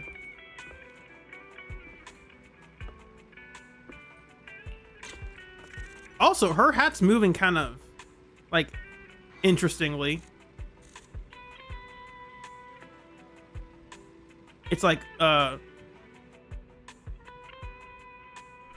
it's not moving the same as the rest of her body. It's like, you can see, like, it waves, like a wave through her body into her hat into the ears. I like the fan. The fan's interesting. It also does help sell that the character is of a proper lady. Like, I am elegant and proper and pristine.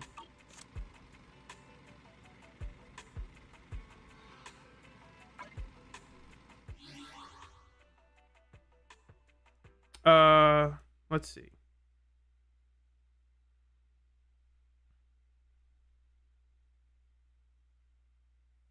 Yeah, it's chat saying it's the opposite of fingerless gloves. It is finger-only gloves. Like, look at this.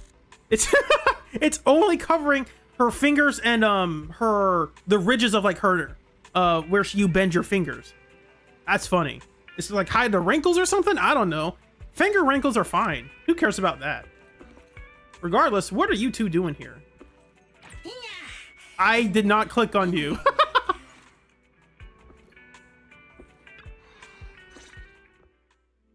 I told you we're on official business this time. Why you gotta keep stopping us? Your course should be able to identify this authorization code. Here, let me see. I didn't comment this last time, but this is different music, I'm pretty sure. And I think it only showed up the last time these two were here. Norma, I might be crazy. patience. We must allow this sweet little Bang-Boo to give word of our arrival first.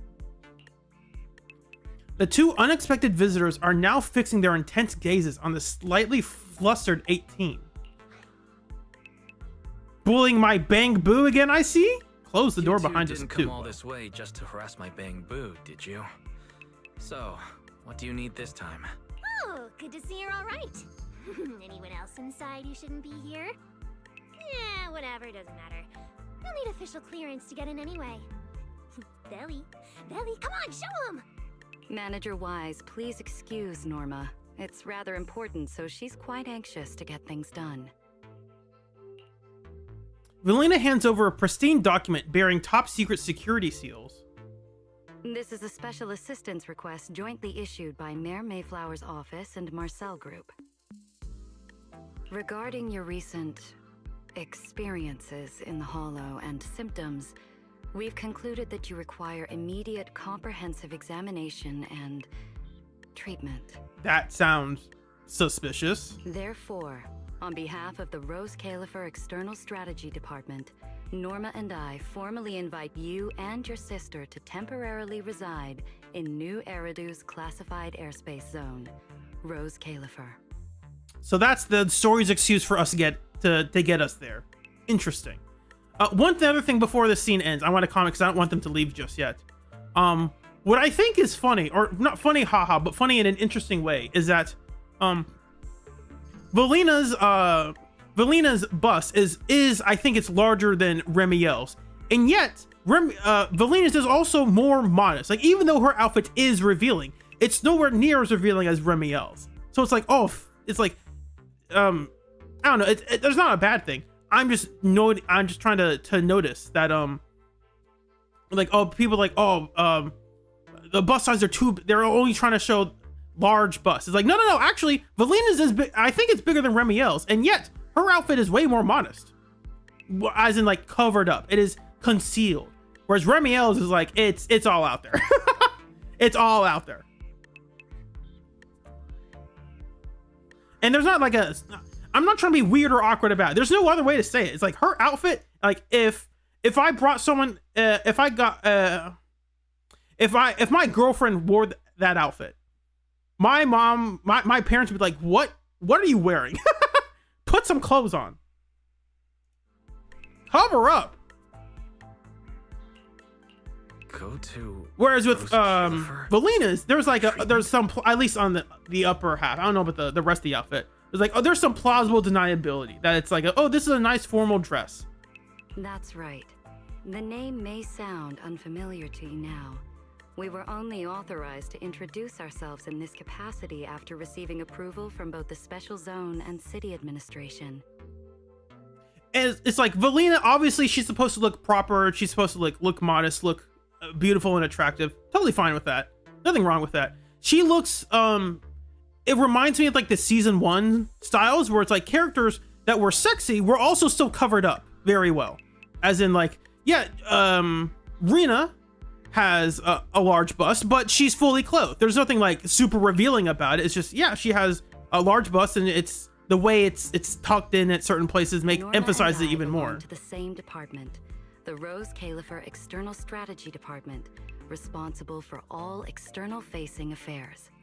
Caesar also has a fairly large bust, and it's still covered. Like, yeah, at the very top it's open, but like the rest of it, it's still pretty covered. Like that. Yes, her chest is large, but it is fully covered for the most part, except for the very top of it. Remiel's is like not covered at all. They are not covering. They are barely covering that. We typically operate under the name of the Marcel Group, acting as the bridge between the Special Zone and the rest of New Eridu. As for further details, I'm afraid I can't disclose more until the time is right. All your questions should be answered once you arrive. Then it's settled. We've already obtained your abnormal physiological data through, well, legal monitoring methods. Ordinary hospitals in New Eridu won't be able to handle a case like this. Why'd you emphasize the legal monitoring methods? Why'd you say that? Obviously, yeah, Remiel is designed for like the Void Hunter sales. I don't have a problem with that. Like, again, I am not saying, oh, she's revealed, she shouldn't wear that outfit, she's revealing, that's bad. It's like, no, that's not my problem. That's fine. Like, I'm not gonna complain if like Jane wearing a swimsuit. Yeah, go for it, girl. That's your kind of character. You're gonna wear that stuff. That's you. My issue is more so like, okay, so like, what about her outfit? What does her outfit tell me about her as a character? Like, when I look at Valina's outfit, I can very easily tell that, okay, she is designed to be like a high-class lady. I can very easily tell that based on her outfit. When I look at Remiel, it's like, what am I supposed to infer about the character? Like, at least with Nicole, you can be like, oh, well, Nicole is wearing like these form-fitting, like slightly revealing clothes because that's her line of work, and you know, she's working for that cash, and she's not gonna do anything like that, but she might suggest it to people if that lets her get in on their good side so that she can scam them, right? Like, that makes sense for a character like Nicole. She's not gonna dress up. Nicole dressing like Valina doesn't make sense for her character, unless she's like quite literally putting on an act. If it's like for an operation they're doing for a sting up. But like when Remiel's clothes, it's like what is this telling me about you as a character, right? Like, how does this inform me about your personality, your taste, what your writing is going to be like? Because I'm thinking back to like fighting games. You have to communicate very quickly, what is this character's deal? And you usually do that very quickly with their character design. And with Remiel, it's like, I don't know, like, what is the takeaway that I'm supposed to think of from your character design? That you look pretty, you look really attractive, and like, what, you have wings, you got angel wings. What else? That's about it. You're pretty and you have angel wings. It's like, okay. But with her, it's like there are more accessories to her outfit, like that give a sense of regalness. Like, oh, I am prim and proper. And even Valina's got this, like, she looks out of place in a good way. She looks weird. She got this weird hats with a bunch of letters on it. That looks somewhat like out of this place because it quite literally is this Rascafelier or whatever. So, we'll prepare the necessary procedures as soon as possible. You should start getting ready on your end. And the way it says it's sized on her, it looks like it's made to look her kid-like. It's to emphasize how maybe, quote, immature she is, and use that as like a way to, maybe they'll do something with that. So my issue was not with, if I have any issue with Remiel design, it's not, oh, it's revealing and therefore that's bad. It's no, what does her outfit tell me about her as a character? And right now, I really don't think it tells me anything outside of like, she got a magical girl transformation somehow. That also changed her nails. That's funny. Getting treated in Rose Califer. That's exactly what This almost reminds me of like the giant letters you give to toddlers that like, here's how to spell. Here's the letter A. Like it also helps to sell the idea that, hey, this is like a giant kid. Like not a giant kid, but like this is a kid in giant clothes. That's what the larger clothes help emphasize. Like her sleeves are also really baggy. Her hat's definitely oversized. Her jacket's oversized too. It helps sell that like that childlike aesthetic of like, my clothes are too big on me. Wait, you'll grow into them. Don't worry. Wait, you said Remiel. Did she say anything else? She's always been enigmatic. And after everything that happened in the Hollow, my memory's kind of hazy. I just remember her telling me to go to Rose Califer. Is that so? Rose Califer. Got it. Perfectly rational, well-intentioned proposal. And that troublesome fugitive beat us to it! Wait, fugitive? What did she do? In these giant cuffs too, whatever these cufflinks are, I have no idea what these are. Are these gauntlets? I suppose we have a responsibility to clarify the danger she poses, Manager. Remiel Dan is currently listed as an S-Class fugitive by the Rose Califer Airspace Patrol. Wanted for... S-Class fugitive? An S rank? The attempted assassination of Rose Califer's High Consul, Lady Sunbringer. Oh, they're revealing that right now. Attempted assassination. What is this gonna be, like some Zabuza lore where it's like you attempted to kill our leader, and it's like you find out like a bajillion years, chapters later that, oh, so that leader was definitely evil. 1000% evil. Cool. That's a funny spoiler in Naruto. It's not like a spoiler because it doesn't matter for like the actual story. But like early on in Naruto, you feel like Zabuza, he was exiled because he tried to kill the Land of Waves, the Mizukage. It's like he tried to assassinate the Mizukage. It's like, oh my gosh, he's an evil criminal person. And then much later on, to the point where it's not relevant to the story at all, you realize that, oh, so that Mizukage was actually super evil. Like, mega evil. So it totally reframes that, like, oh man, Zabuza was a villain. It's like, you know what? Maybe Zabuza was the good guy. Good guy in that very specific context. She tried to assassinate Lady Sunbringer? Storyteller could be evil. The first generation Void Hunter, Lady Sunbringer, she's still... So, okay, so Remiel's still alive, Sunbringer's alive, Joyous is alive, the guy with like, who looks like Dormammu with purple fire and no head, I'm pretty sure he's still alive somewhere, because I think he disappeared when we never found him again. So he's probably still alive, unless I'm remembering it, switching that with Joyous. So we got at least 3 confirmed original Void Hunters still alive. Did no one tell Swordmaster about this? Did no one let Swordmaster in on this plan? Like, we're all going to keep ourselves alive, but you, Swordmaster, maybe you should die. Your face is practically screaming. How is someone famous from 100 years ago still alive? Not exactly polite, I'd say. Relax. Lady Sunbringer is alive and well. I hope they explain this in a good way and not like, oh, magic or something. Why is my chat doing that stuff? It's being weird. My chat's doing some. Maybe it's my connection. Am I going out at all? Am I dropping frames? I don't think I am. Because I'm just now realizing my Ethernet's not plugged in. This whole time I've been doing this without my Ethernet plugged in. That's fantastic. Because I leave it unplugged because it goes through the house and it's I don't want it to be a tripping hazard for my grandmother. So I try to remember to plug it in before we start, and sometimes I forget about that. Make that mostly well. Norma. Anyway, a lot of complicated things happened, and that dangerous individual almost got her way. Just stay Almost away from killed her? it. Otherwise, who knows what kind of trouble you'll get dragged into next. I wonder how true that's going to be. Because if they want Remiel to be playable, there's no way they're going to be like, oh yes, I definitely tried to assassinate Sunbringer. That totally happened. There's no way. Remiel is directly connected to what you experienced in the Hollow. No matter what she told you, please remain cautious around her.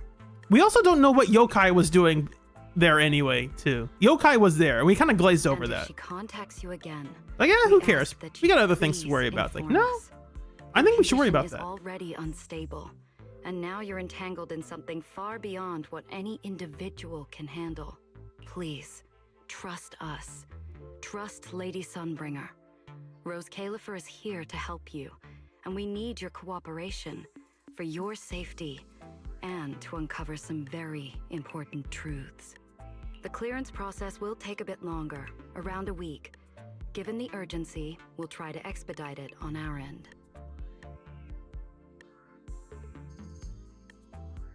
All right then! Phaethon, travel light. Don't bring a bunch of useless stuff. You won't need it in Rose Califer. See you! Okay. The two of them leave shortly after. Before going, Norma can't resist giving 18 a teasing yank. Velena's final words sound like a concern, but carry a subtle edge. Refusal doesn't feel like a real option.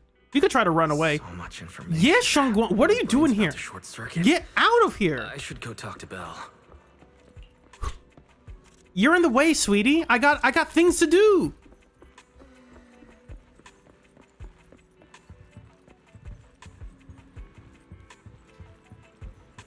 Belle, open your door. We gotta talk. Oh, you're in my room? Oh, here it is. The Flint Lockwood W engine. Concealed light. The stolen porcelain W engine sits here quietly, as if it had always belonged here. It's been returned to you in a way you never expected, unexplained. However, its existence proves one thing. Remiel kept her promise. You reach out and touch it, and you feel that sensation that brings your nerves relief. So buddy, there's a place for you. You have to go on the wall back here. Like that's normally how this works. After recounting everything that just happened. Rose Califer, first generation Void Hunters, an attempted assassination, becoming a wanted fugitive. Johan, you know what I said? It's the Flint Lockwood W engine. Lena just told us. It's like someone slammed the most dramatic chapter of a mystery novel right in our faces. Especially the whole attempted assassination of Lady Sunbringer part. I never thought I'd be sitting here speculating about the ancient grudges between two first-gen Void Hunters. We've met Remiel, and she's always impossible to read. So what's Lady Sunbringer like?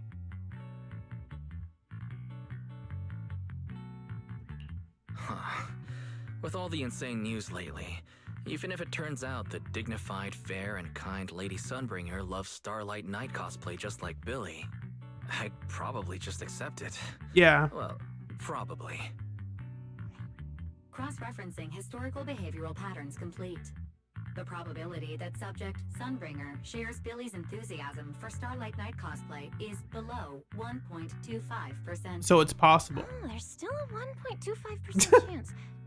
Okay, no, let's not start inventing weird headcanons about Lady Sunbringer. But seriously, she and Remiel, both legendary first-gen Void Hunters, former partners, and now they're at the point of trying to kill each other? What the heck happened? Error. Insufficient data access permissions.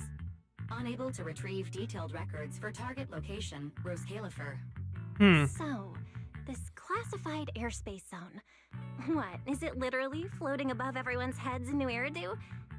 Never mind. It doesn't matter. Remiel, or Valina, who represents Rose Califer.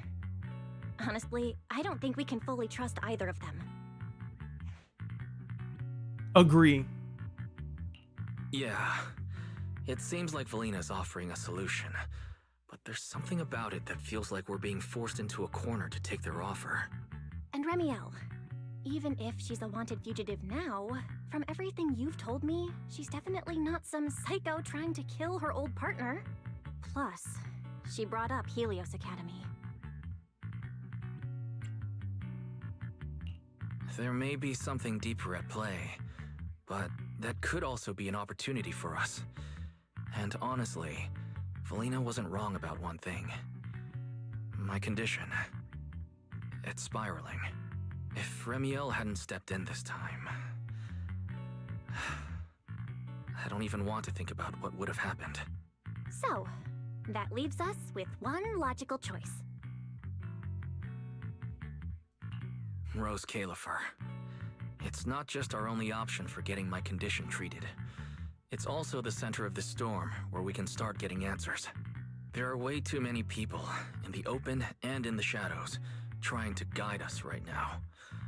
But what we do, and what we discover, that's still up to us. Come to think of it, maybe this is exactly what Teacher would have wanted. She always said, you have to go beyond what you can see to reach the truth. Yeah, and we're not doing this alone. We have Fairy, Eos, Billy, and Cecilia. Honestly, Eos will probably be thrilled about this trip. For a Bangbu, getting to meet their inventor is basically like a movie character meeting their long-lost mom, or the writer of their story. It's fascinating. When you think about it, there's plenty to look forward to. Let's wait for Billy and Cecilia to get back, and then fill them in. In the distance, you can just make out the faint silhouette of a mysterious floating island high above the clouds. Can you? Meanwhile, Promeia has returned to a safe house. Good work. It's kind of rare to see you like this. I want to comment on this before we keep going. Because I'm reading oh, Moopers, thank you so much. You need them to synergize so bad. Thank you so much. I totally missed that. I was going back and reading through chats because there was stuff I wanted to talk about again. Yes, it is true. What I like about Remiel's design is that because she is so flirty and playful, that is revealed in her outfit, and I think that's fine. Like, I think that's a good thing. The issue is that she's a Void Hunter, right? Like, she's supposed to be like super powerful, like an ultimate powerful person, and it's hard. I have a hard time rationalizing, oh, this super like flirty, this gets in your face, is super revealing, is also like high powered ultimate destroyer of hollows, savior of the world sort of character, right? Like, I have a hard time rationalizing those two in a way that makes sense. Because Miyabi is of a similar position, and if Miyabi's original design was as revealing as Remiel's, that would be kind of weird, because that's not the character Miyabi is. I mean, that's fine. I'm not saying that, again, Miyabi wouldn't wear that kind of outfit anyway. I'm just saying it's a bit odd for me, at least. I'm not saying it can't happen. It's just a bit odd. Because at least Yishrung Guang has an excuse. Oh, my alter ego chose this outfit. I didn't choose it. My persona, my shadow, my other self chose this one for me. It's like, okay, I guess. Even then, her outfit isn't that revealing. I mean, it's covered. Everything's covered. It's just some spots are more revealing than others. I mean, that's normal. It's endless. Well, I'm not surprised. I'll clean it up before I report in. No, I didn't mean that. So, how'd it feel traveling with Phaethon? You, or rather, boss, already saw this coming, didn't you? Boss saw a connection between Phaethon and our objective. Figured he'd be an important variable. So, I was told to pass along the order for you to team up. As for what happens next, well, it's like a die that's already been thrown. Until it lands, no one knows what number's gonna face up. That's it. Okay. Do you have to be that blunt, Promeia? It's such an uncute habit. No wonder Darling keeps trying to avoid you. Let me think how to put this. I just think being around Phaethon might actually be good for you. Good for me. You've seen it yourself. They're different. They risk themselves for people who don't matter to them. They believe in promises that shouldn't even be possible. They spread this kind of uncalculated sincerity. I think getting a little of that foolishness on you wouldn't be such a bad thing. Sometimes investing in an unexpected partnership brings return far beyond what you planned. Trust me, I've seen it happen. Okay, so I'm getting from this conversation, this is the excuse to have trust events with Promeia. For me, this is also a long-term investment in your future value as a partner. So, just think of it as a bit of concern from a very savvy colleague. I think that makes more sense. Be like, hey, go hang out with them. Here patiently waiting for an answer that has nothing to do with efficiency? Kinda proves my point, doesn't it? Alright, take it easy for now, before the boss calls you in. If I'm right, she's about to hand down some important new orders. Something tells me none of us will be bored for a long time. Zhao hops off, leaving Promeia alone and deep in thought. We're still in her story. I was about to say, we really didn't get that much development for Promeia in the story. We've already seen her trailer, so we kind of know a lot of it. Or some of it. But like, they really didn't do anything with the character yet. So I was like waiting to say, like, when are they going to do something with this character? They're doing it now. Whoa. Now that's, we're talking about revealing. That's revealing. But it's like revealing in a non-like sexualized way. It's not like, oh, look at how hot she is. Like, nah, dude, she's wiping blood off of her. This is not attractive. This is supposed to be terrifying. It's not a good thing.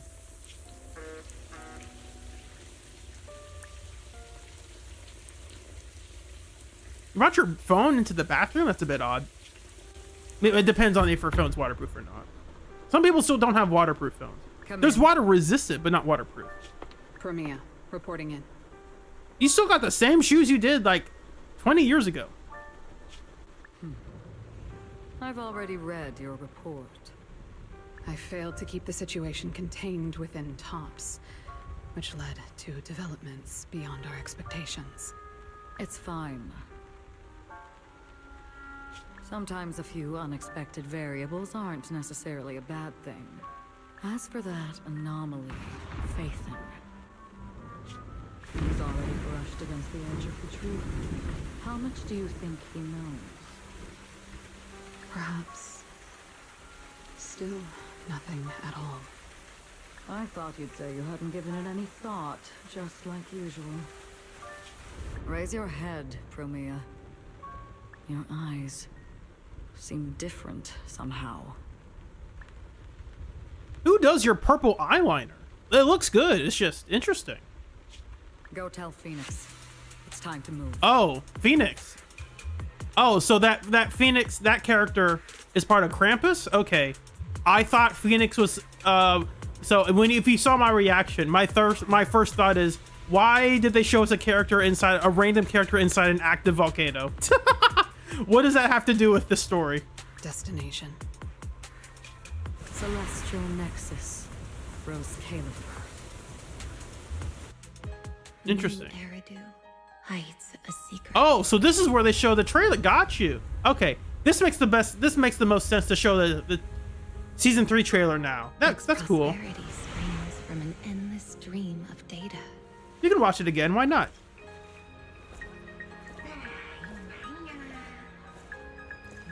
Originating from a place far removed from the noise of the city. The Celestial Nexus. It is a bit odd that they're trying to say like, oh, Rose Callier is a place that is so classified no one's ever heard of it, and yet it has all these people on it, and it's like it's gonna be hard to rationalize that within the context of the story. Parameters are correct. Why is the output? It's good that you stay focused on your work, but perhaps it's time I take a closer look at your research budget. Huh? Why, Belina? You already cut it last month. The wind's picking up. The storm is coming. Huh? What agreement? You need my signature too? Since when did Flint Workshop's opinion matter this much? Miss, please, don't make trouble for Dada Boo. Okay, I'll sign it. The rest should be reviewed again as well. Yes, sir. Reckless. Full of openness. No elegance. Hey, you alright? Lady Secret? What I mean is, your tactics are sound, but your execution still needs work. I never noticed she has a scar on her eye. That's interesting. Her covered eye has like a scar, or what it looks like a scar. And yet, See, her fingernails are still blue. prosperity is nothing more than a fleeting illusion. I'm saying she looks like a villain. That endless stream is neither human ingenuity nor a gift from the heavens above. I don't trust her. It is a chasm of suffering. Here's Phoenix in an active volcano. Why? Is this really the outcome you want? I still don't know anything about Those you who gaze other than your back's on fire. will find the abyss gazing back. Those who There's stand in Pirios. their path Pirois. Not cannot Pirios. That's different. escape being hunted by it. Rose Califer. That towering ideal now stands on the brink of collapse. The old vows may no longer remain. She literally pulls out her weapon and be like, I have a question for you. It's like, can you bleed? All I want is an answer.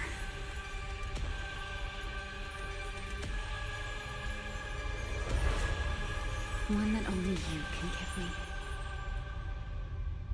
Sunbringer.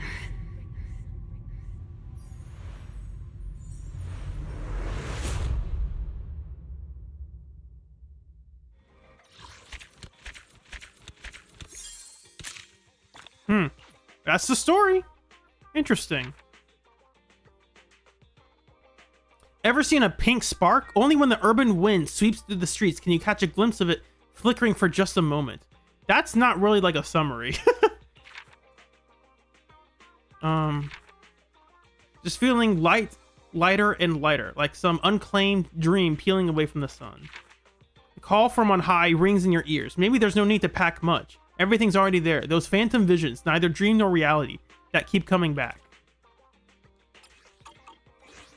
Maybe if we keep doing dream stuff, we should talk to, if we keep having these dream vision things, we should have been in contact with Lucia, because that's her whole shtick. Was dream stuff. Anyway. It disappeared! Where's my Flint Lockwood W engine? Flint Lockwood? Where are you? Is it in here? Doesn't look like it's under here.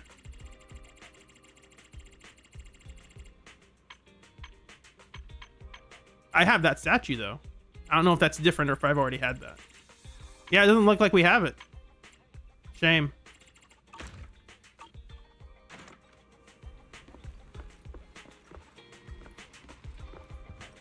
So yeah, that's all I had planned. It is late for me, and I've been streaming for almost 6 hours now. I had a long day today. So I'm probably going to be wrapping up very soon.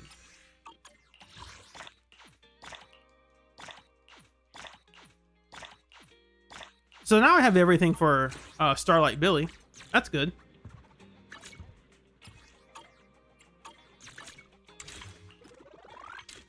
I don't know if this was seen by the chat, but I did put a goal for the new Eridu City Fund, but I didn't put it on for like a long time. I was gonna say because the max one that's $20. I normally don't ever spend $20 on stuff like this, but it's like this looks kind of cool, so I'd be willing to get it, but only if chat feels like I should get it, you know.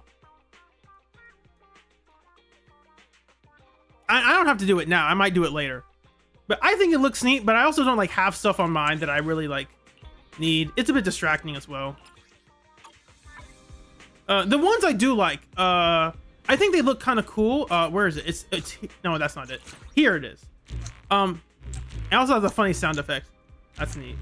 The ones I saw that I do like are, whoa, Last Order. Thank you so much, dude. Get it? Okay. All right. Yeah. That's awesome. Thank you so much. I really appreciate that. Honestly, that's thank you. Where is it? I have to remember where to find it. Here it is. Yeah. Unlock new Eridu Fund Pass. Oh, that's how I find it. I forgot. So you go to, it's in is it in here? I think there's a way to browse all the ones you can choose. I forget exactly where that option is. Because I also want to see the previous ones from the previous. Is it not here? It's like the name card one, but it's different, where you can see all of them. Mini button on the screen. Okay.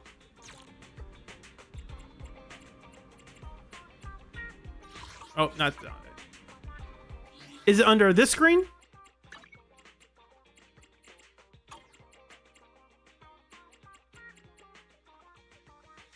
Bottom left one on the menu. Okay.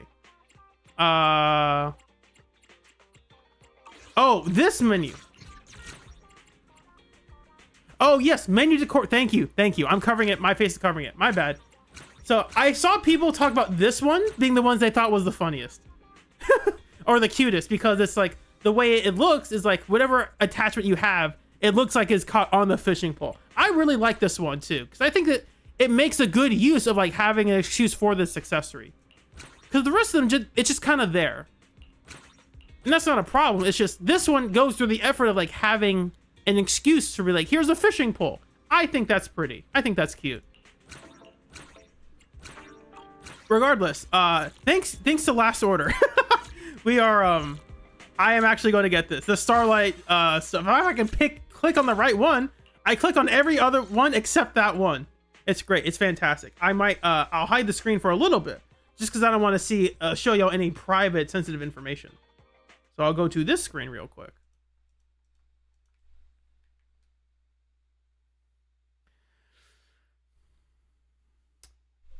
Oh, it's asking for my information. So my credit card is 59725697 4572 1395. And the numbers are I'm just throwing out random numbers. Okay.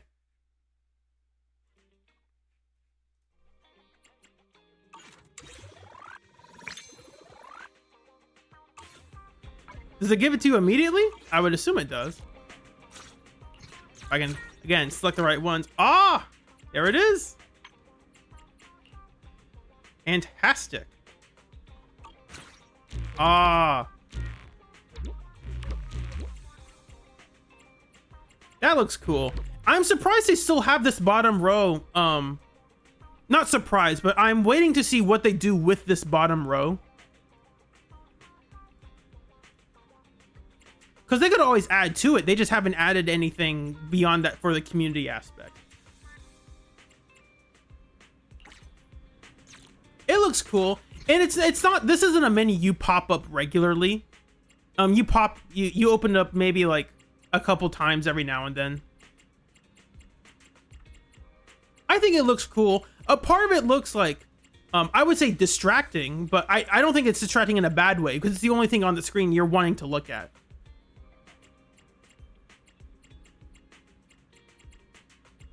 I like how it's designed to look like the pins you would get for the character or the pins that are supposed to be designed for this outfit. I think that looks cool.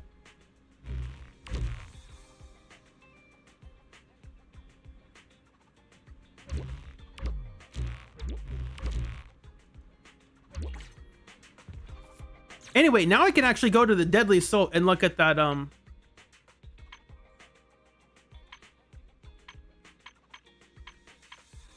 look at that boss up close and now. Because I've seen images of it, but I haven't seen it up close. This thing looks creepy. Squad building guide. Let's see what the game says as a smart recommendation. Let's use its AI. Oh, it already applied it.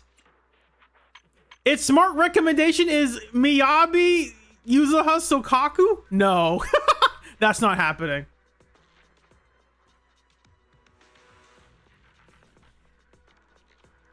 Bernice is so bad. They don't even recommend her. I get to press generate more. Why not? Oh, it generated another one. Okay, this is better. Already, this is an improvement. It has to think again now. It's like, wait, you want more? I don't know what to say. So let's fight this with, of course, the best agent in the game. Dilly. I think I need to use dial in, even though I really don't want to. Just because I don't know, the damage I'm getting from dial in is important. I don't have a lot of crit damage on this build, unfortunately. It is what it is.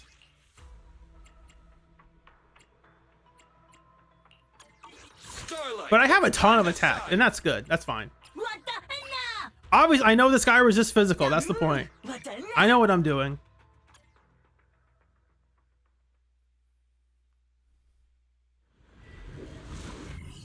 I'm sure this will be miserable, because I don't know how to fight this boss yet.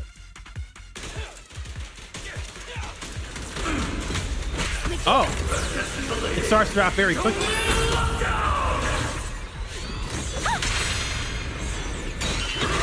Oh, that didn't count for like a switch? That's weird. I switched to her and it didn't. I thought it was, I timed it properly. And honestly, the timing for the timings for the first part is really the only thing you need to learn to get a B rank. Because I will be shocked if I can't even get a B.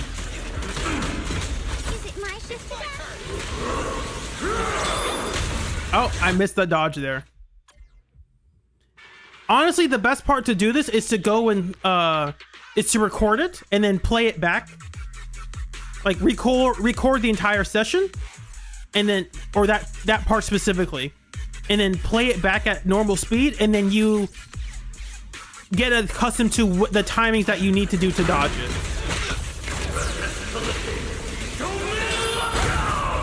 No complaints today.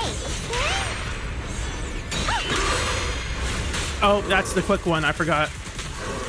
Is that for the performance points? It doesn't look like it. Yeah, it's not for the performance points. That's just the stop doing what you're doing and interact with the boss thing.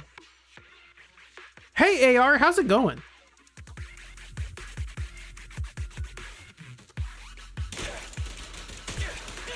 I'm going to try this out for a little bit and then actually end stream.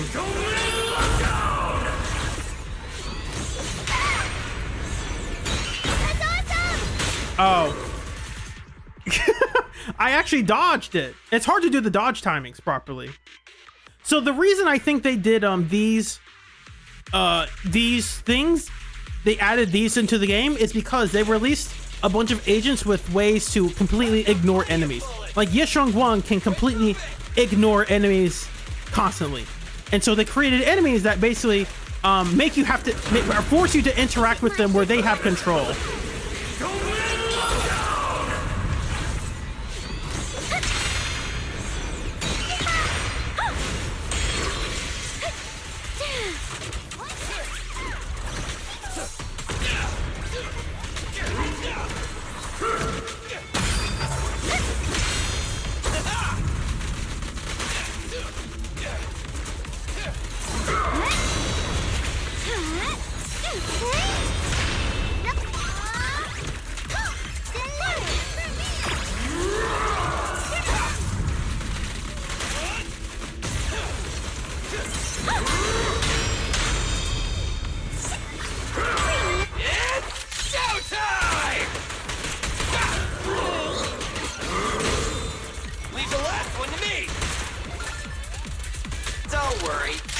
Come on, Tuna.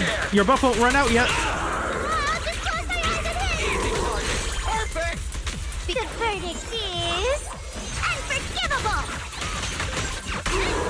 I would have sent all the bad guys flying!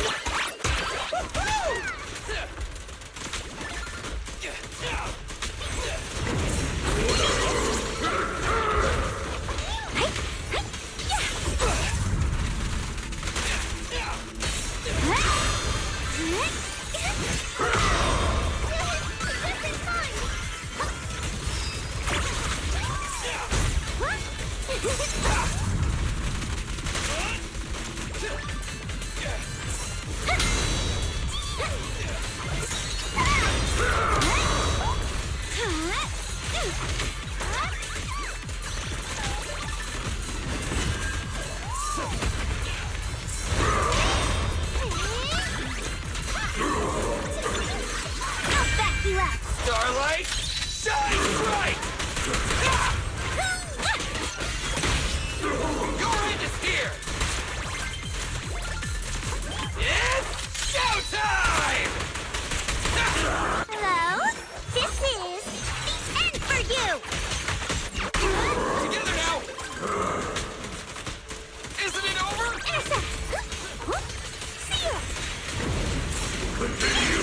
I thought I got that in time. Feel the power of Starlight!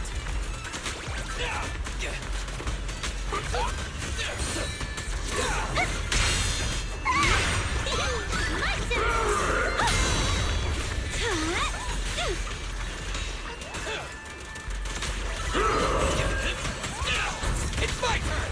Turn around! Smash them!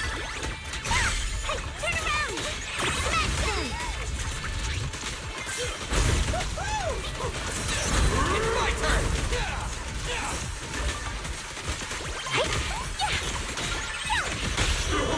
Let's clear him out! Feel the ultimate Starlight! Don't worry, everyone will get their share! A complaint? Too late for that! Starlight, shine bright! That's about what I expected.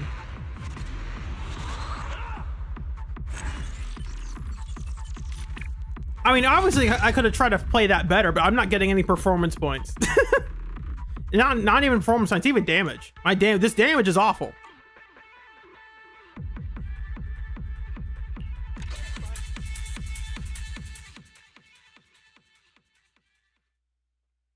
I like the evasive assist for this boss because there are a couple times it'll make you do a defensive assist and then you can't get anything out of it. It just completely stops you. And an evasive assist there actually lets you get back in and start attacking them. That's what people don't realize. Like, oh, evasive assists are bad. Like, no, dude, evasive assists are good. The reason they don't want you to keep using them is because then, the reason they don't make a lot of new evasive assist characters is because those characters basically ignore whatever the bosses do. Because as soon as I use an evasive assist with Billy, I go right back into attacking. With defensive assists, they can keep you locked down for a good while. There's a bit more back and forth tension they can do.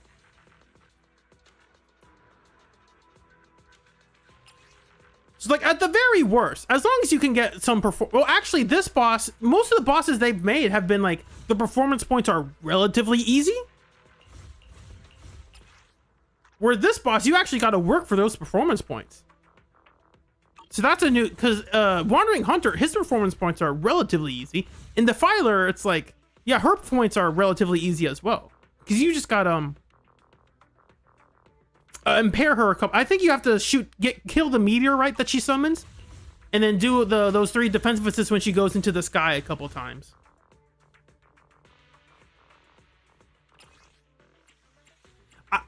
AR, that's a good point. I would agree with you. The problem is we only have like 5 evasive assists in the game. The last one was Astra. It's Billy, Rena, Grace, Pokra, Julia, and Astra. So I think that's 6. So I'd like to see them do stuff with evasive assists, because when they made the control skills, they finally allowed it. They made it so you can use your evasive assist against the boss. It won't count. You can't do the follow-up, but that's fine. It's no longer counted against an agent for having an evasive assist against control skill phases.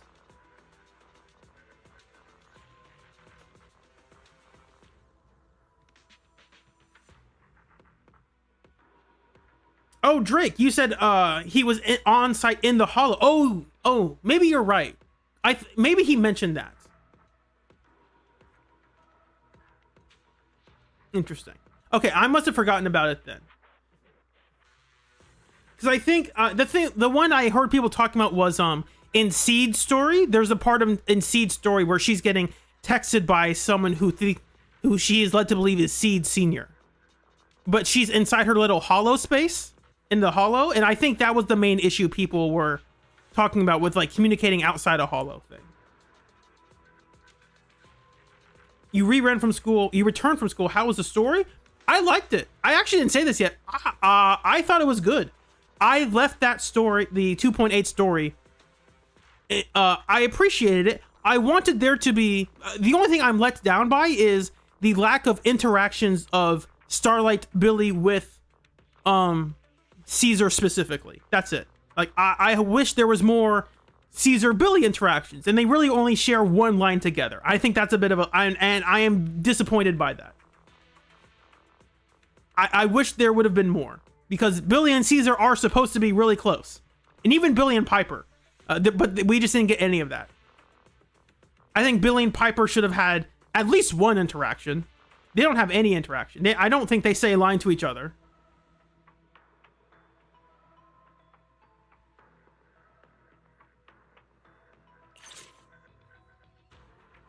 And obviously, again, this buff is awful for like once.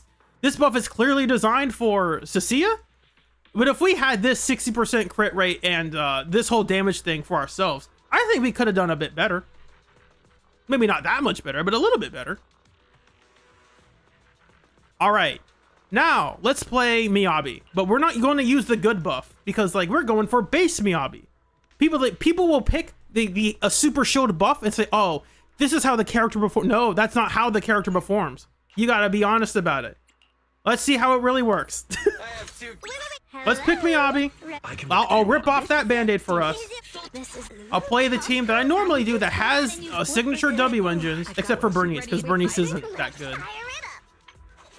And Bernice might actually be the best character on this team because she actually has a blooms.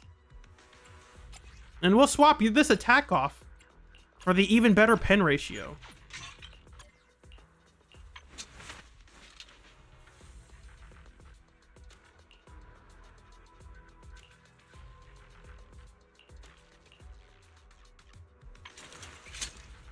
I don't think this needs to be crit rate, does it?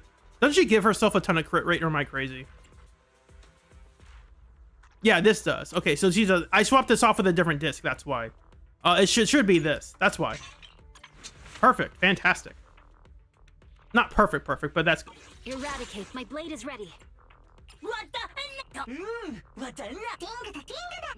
make it this.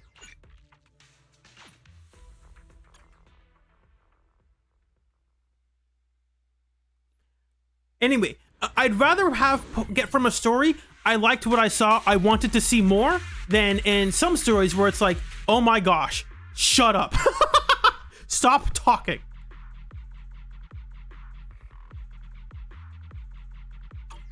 Move on. Let's hurry this up.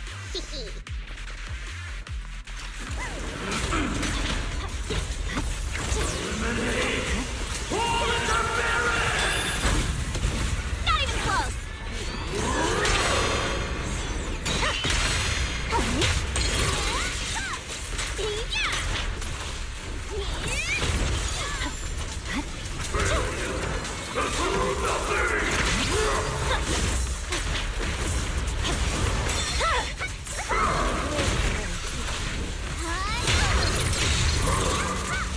Hey, let's have some fun.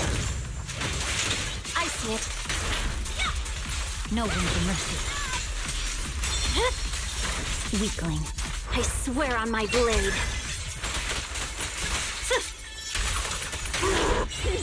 Come on, don't be nervous.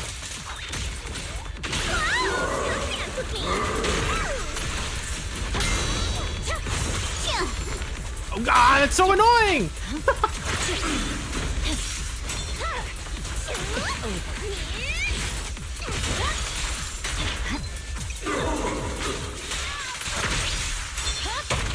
Why aren't you laughing? My blade is already.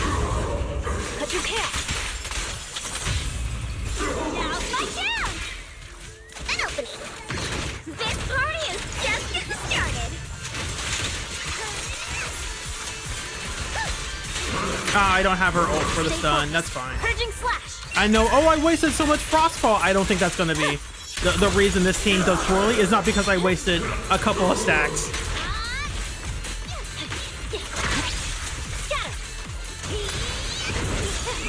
One last disorder for the road. Before we can never get them again. Your luck's run out. Go, come on. You're done.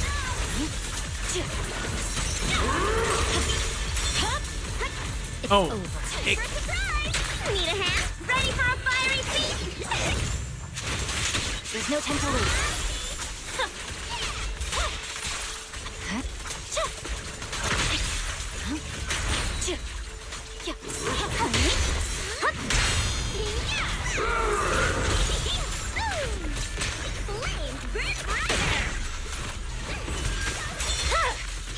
My blade is already. Press forward. Victory, the only option. Yeah. The flames follow my flow. Restore order. Now's my chance. It's time. Hey, let's have some fun. Too late to be begging now. An opening. Push back now. Don't get scared, no. Fire! It's over. You need a hand?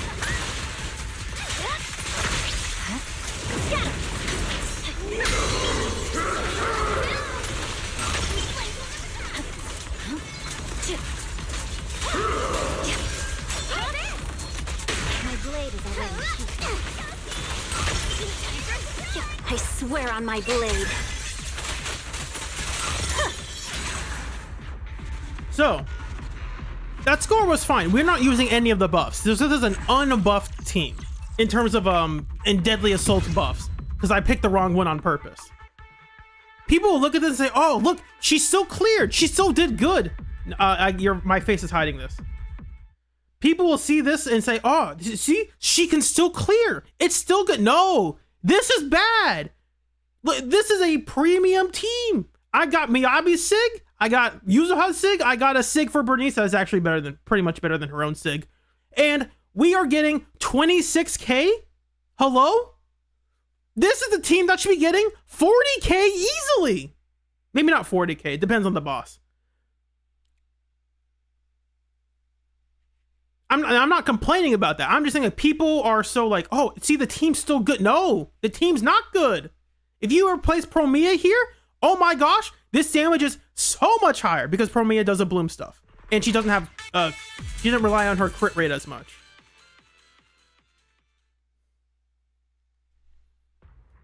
That's not, again, that's not a bad thing. We're just trying to point out, like, hey, this is not good. In fact, we can try Miyabi here if we want. I've done this before. Where did you go? You're here. You're here. And then Bernice just needs a pen ratio, and that's easy. And I think she already has pen ratio. Yes, she does. So we already have our pen ratio for this team. And I chose the incorrect buff, correct? Yes, I still have the incorrect buff. Cool. I want to test compare this.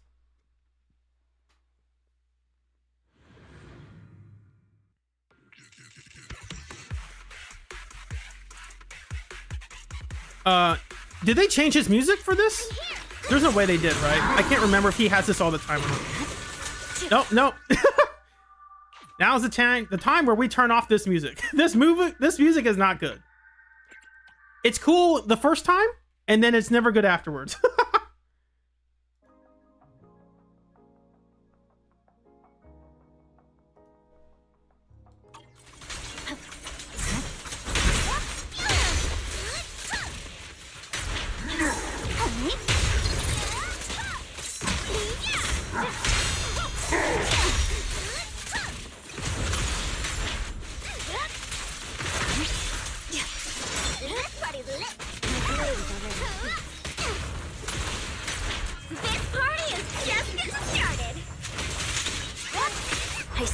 Where's Nongong? I have her. I'm just not using her right now.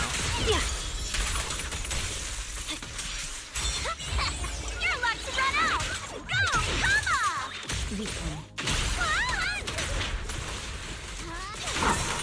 I'm sorry.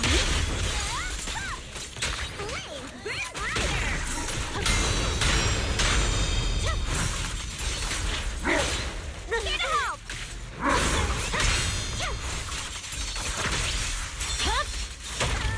Where's the weapon? Restore order. Now's my chance. We should act now. Purging slash.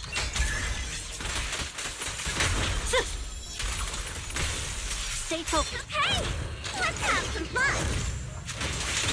My blade is ready. There's no time to lose.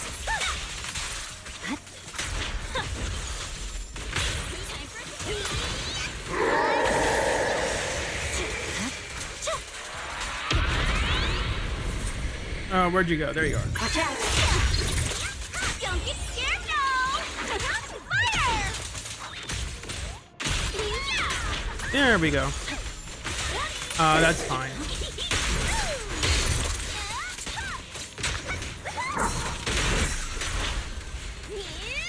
We should have used those defensive assists better.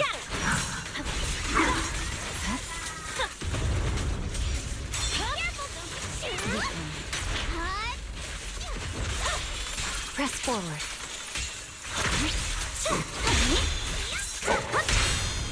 Ready for a fiery feast? You're done. The flames follow my flow. Cut through chaos. Now's my chance. It's time. Victory, the only option.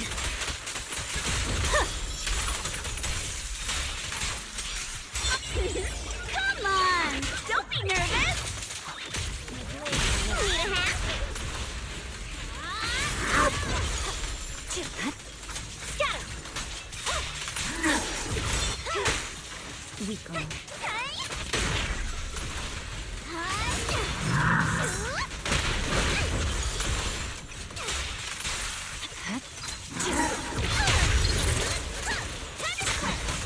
This party is just getting started! Just getting started. We're about to end this.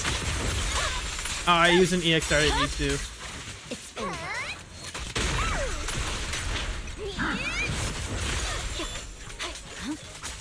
One last ult for the road.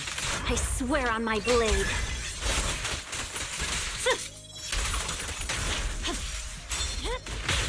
My blade is ready.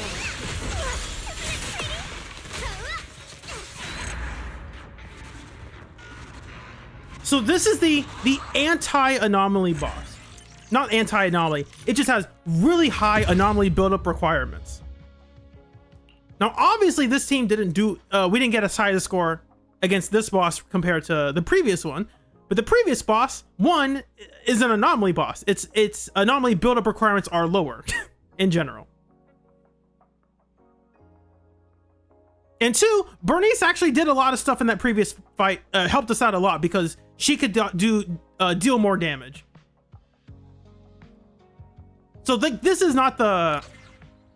All to say is like, oh, the team can still clear. That means they're good. It's like, no, dude, this is not a good clear.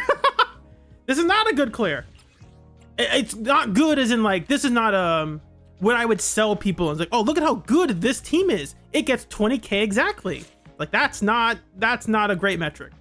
That's not a great measurement. Again, we are using no buff, and I think that's fair evaluation. If we had an actual buff, we do a lot better. But that's why I like to rank. Evaluate agents based on like base performance without buffs. So that way I get a feel of like, yeah, this fight is still not a good fight. It's not. But it's fine. I can force it. That doesn't mean it's an ideal fight. With Miyabi, yeah, you can still force this fight here. You can get, it looks like its windswept phase doesn't last that long. So you can still get a lot of the disorders you were wanting. So that's good. That's good. I'm fine with that. But this boss is still not an ideal fight for Miyabi.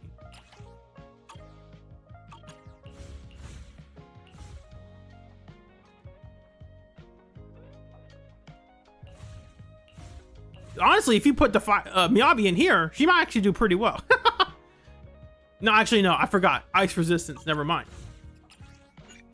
The reason I can prove this that wasn't a very good run is I can probably do something really stupid. I can become even. Where are we going?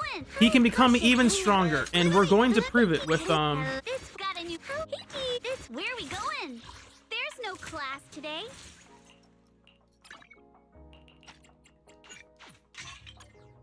Dylan's too good. We need to remove her. Eradicate. Ready and we fighting? Only the. Let's do. We can do this. Why not? I can take your time. I'm listening. I'll do this last one, and then I'll probably end stream.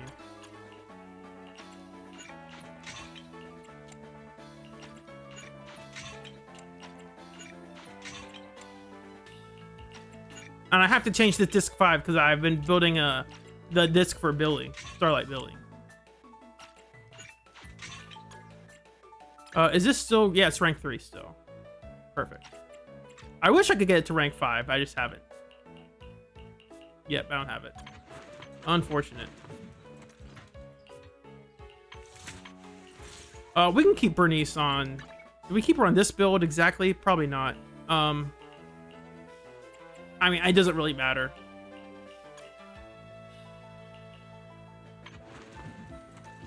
I'm not going to do Inferno Metal with this team. I can do it. I'll do it. Why not? We're here for fun. This will not be a good clear, but it will be a clear. Oh, turn off equip, because I don't think the good ones are equipped.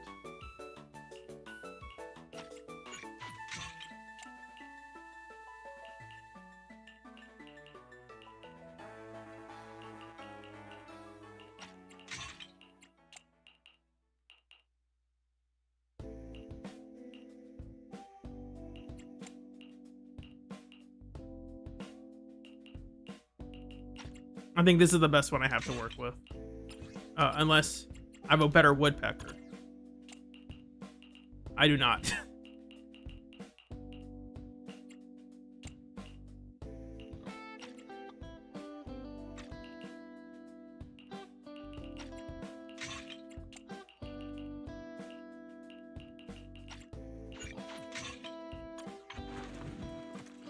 This is the best I have. I think. Unless I have a better A over here, and I do not. Because this gives me crit rate. I definitely don't need crit rate. This one. Here we go. And I can swap this out for an actual good one. I think this one is better? Maybe. I'm not going to do all the stats calculations right now. Am I overcapping my crit rate? I think I am.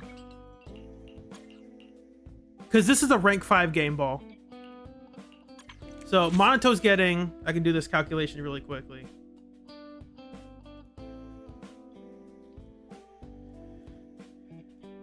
10 plus core plus 28 from Inferno Metal plus 20 from Game Ball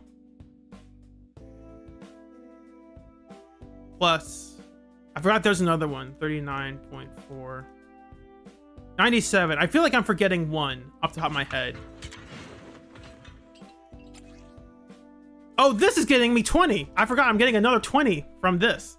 So that's why I don't need that. That's right. Get this out of here.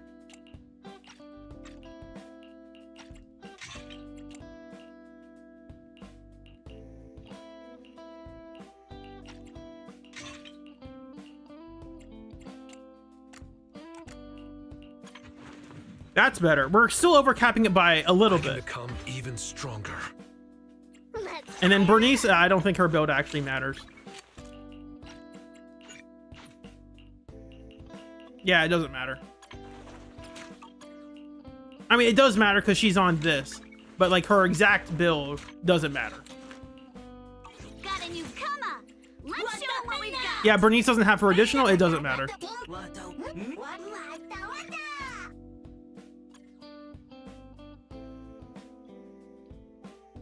You are remembering correctly. So our effective crit rate when we burn the enemy will be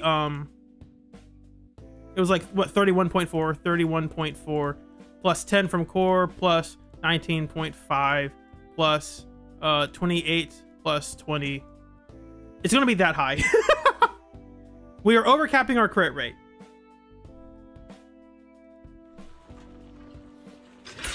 And we are choosing the bad buff on purpose. Oh, I thought I did.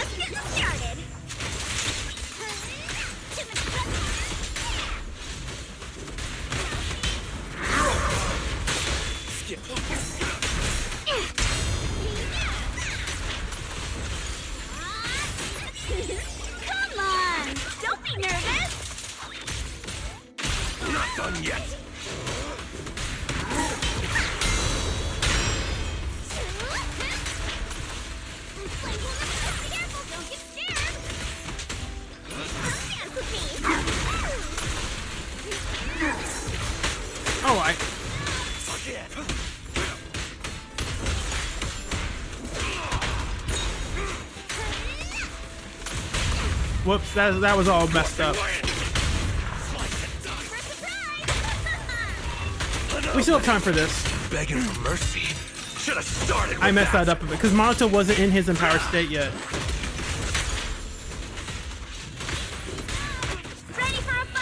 And I skipped Bernice's up bloom there for some reason. I have.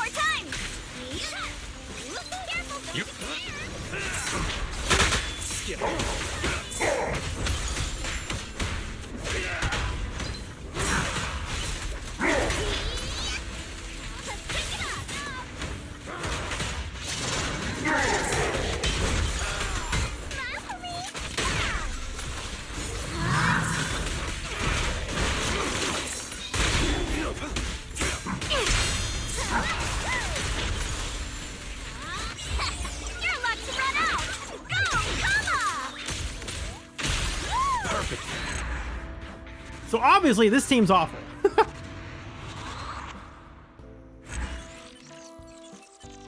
And with no buffs, no extra buffs, we can still get an A.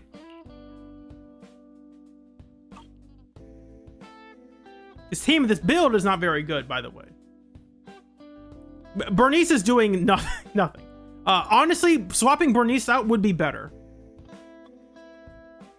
Because we still get enough burns to have Inferno Metal, and maybe we could, like, if we put Dial in here, this team's so much better with Dial in here. Instead of Bernice. And obviously getting rid of Inferno Metal would probably be better as well, but it's not as fun.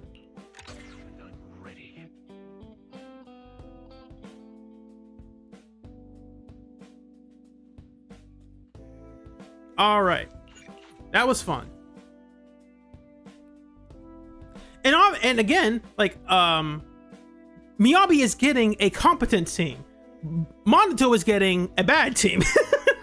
And he is getting buffs from this thing, but we really didn't do many defensive assists because he kept burning himself, so he didn't do those moves. So I really didn't get many of those at all. I wasn't looking at that counter very frequently. So the idea, the team can clear, therefore no, the team clearing is not necessarily a good thing. Miyabi is a lot weaker in this cycle. She's a lot weaker. And that's fine. That's not in itself a problem. It's just it's tiring to talk about power creep in Zenless because it's been happening since like version 2.1, and I've been trying to talk about it for a long time, and it's just getting to the point where it's just not interesting to talk about anymore. Maybe not 2.1, 2.2, but it's been happening for the past 8 months, and it's like there's nothing really else to talk about or to add to the conversation other than the thing that some people said, including me, was like, hey, the game's doing this and it's going to keep doing it, and lo and behold, the game keeps doing it. So it's like, there's nothing else to talk about. The game continues to do the thing that we said, hey, it's going to keep doing this thing. It's probably not healthy. It's like, it's doing it. Now, they could stop whenever they want. They're not going to. And it's not necessarily bad. It's just over time. For instance, I don't think this we'll go back to here. Exit.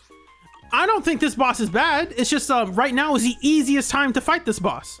So if you're if you're getting a clear with Miyabi, or you're struggling to get a clear with Miyabi, that's fine. Just know that it's only going to get harder. This is the easiest it's ever going to be.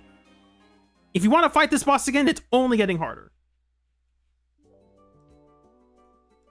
So let's just call it what it is. This is the easiest time it'll be. And if you're struggling to fight this boss now, unless you pull for an anomaly, a Bloom agent specifically, it's never going to get easier. It just never is.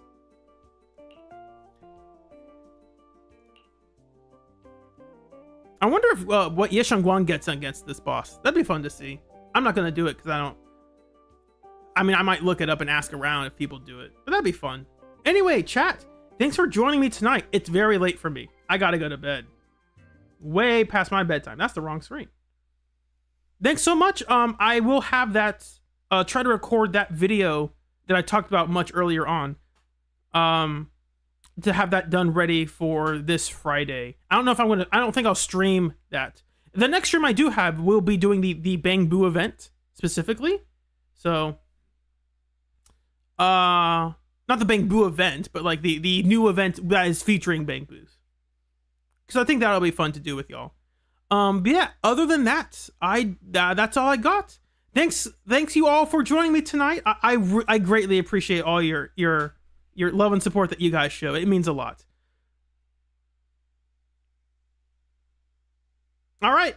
I hope you'll have a blessed night. See you. Bye. Bye. Good night. Goodbyes. Goodbye.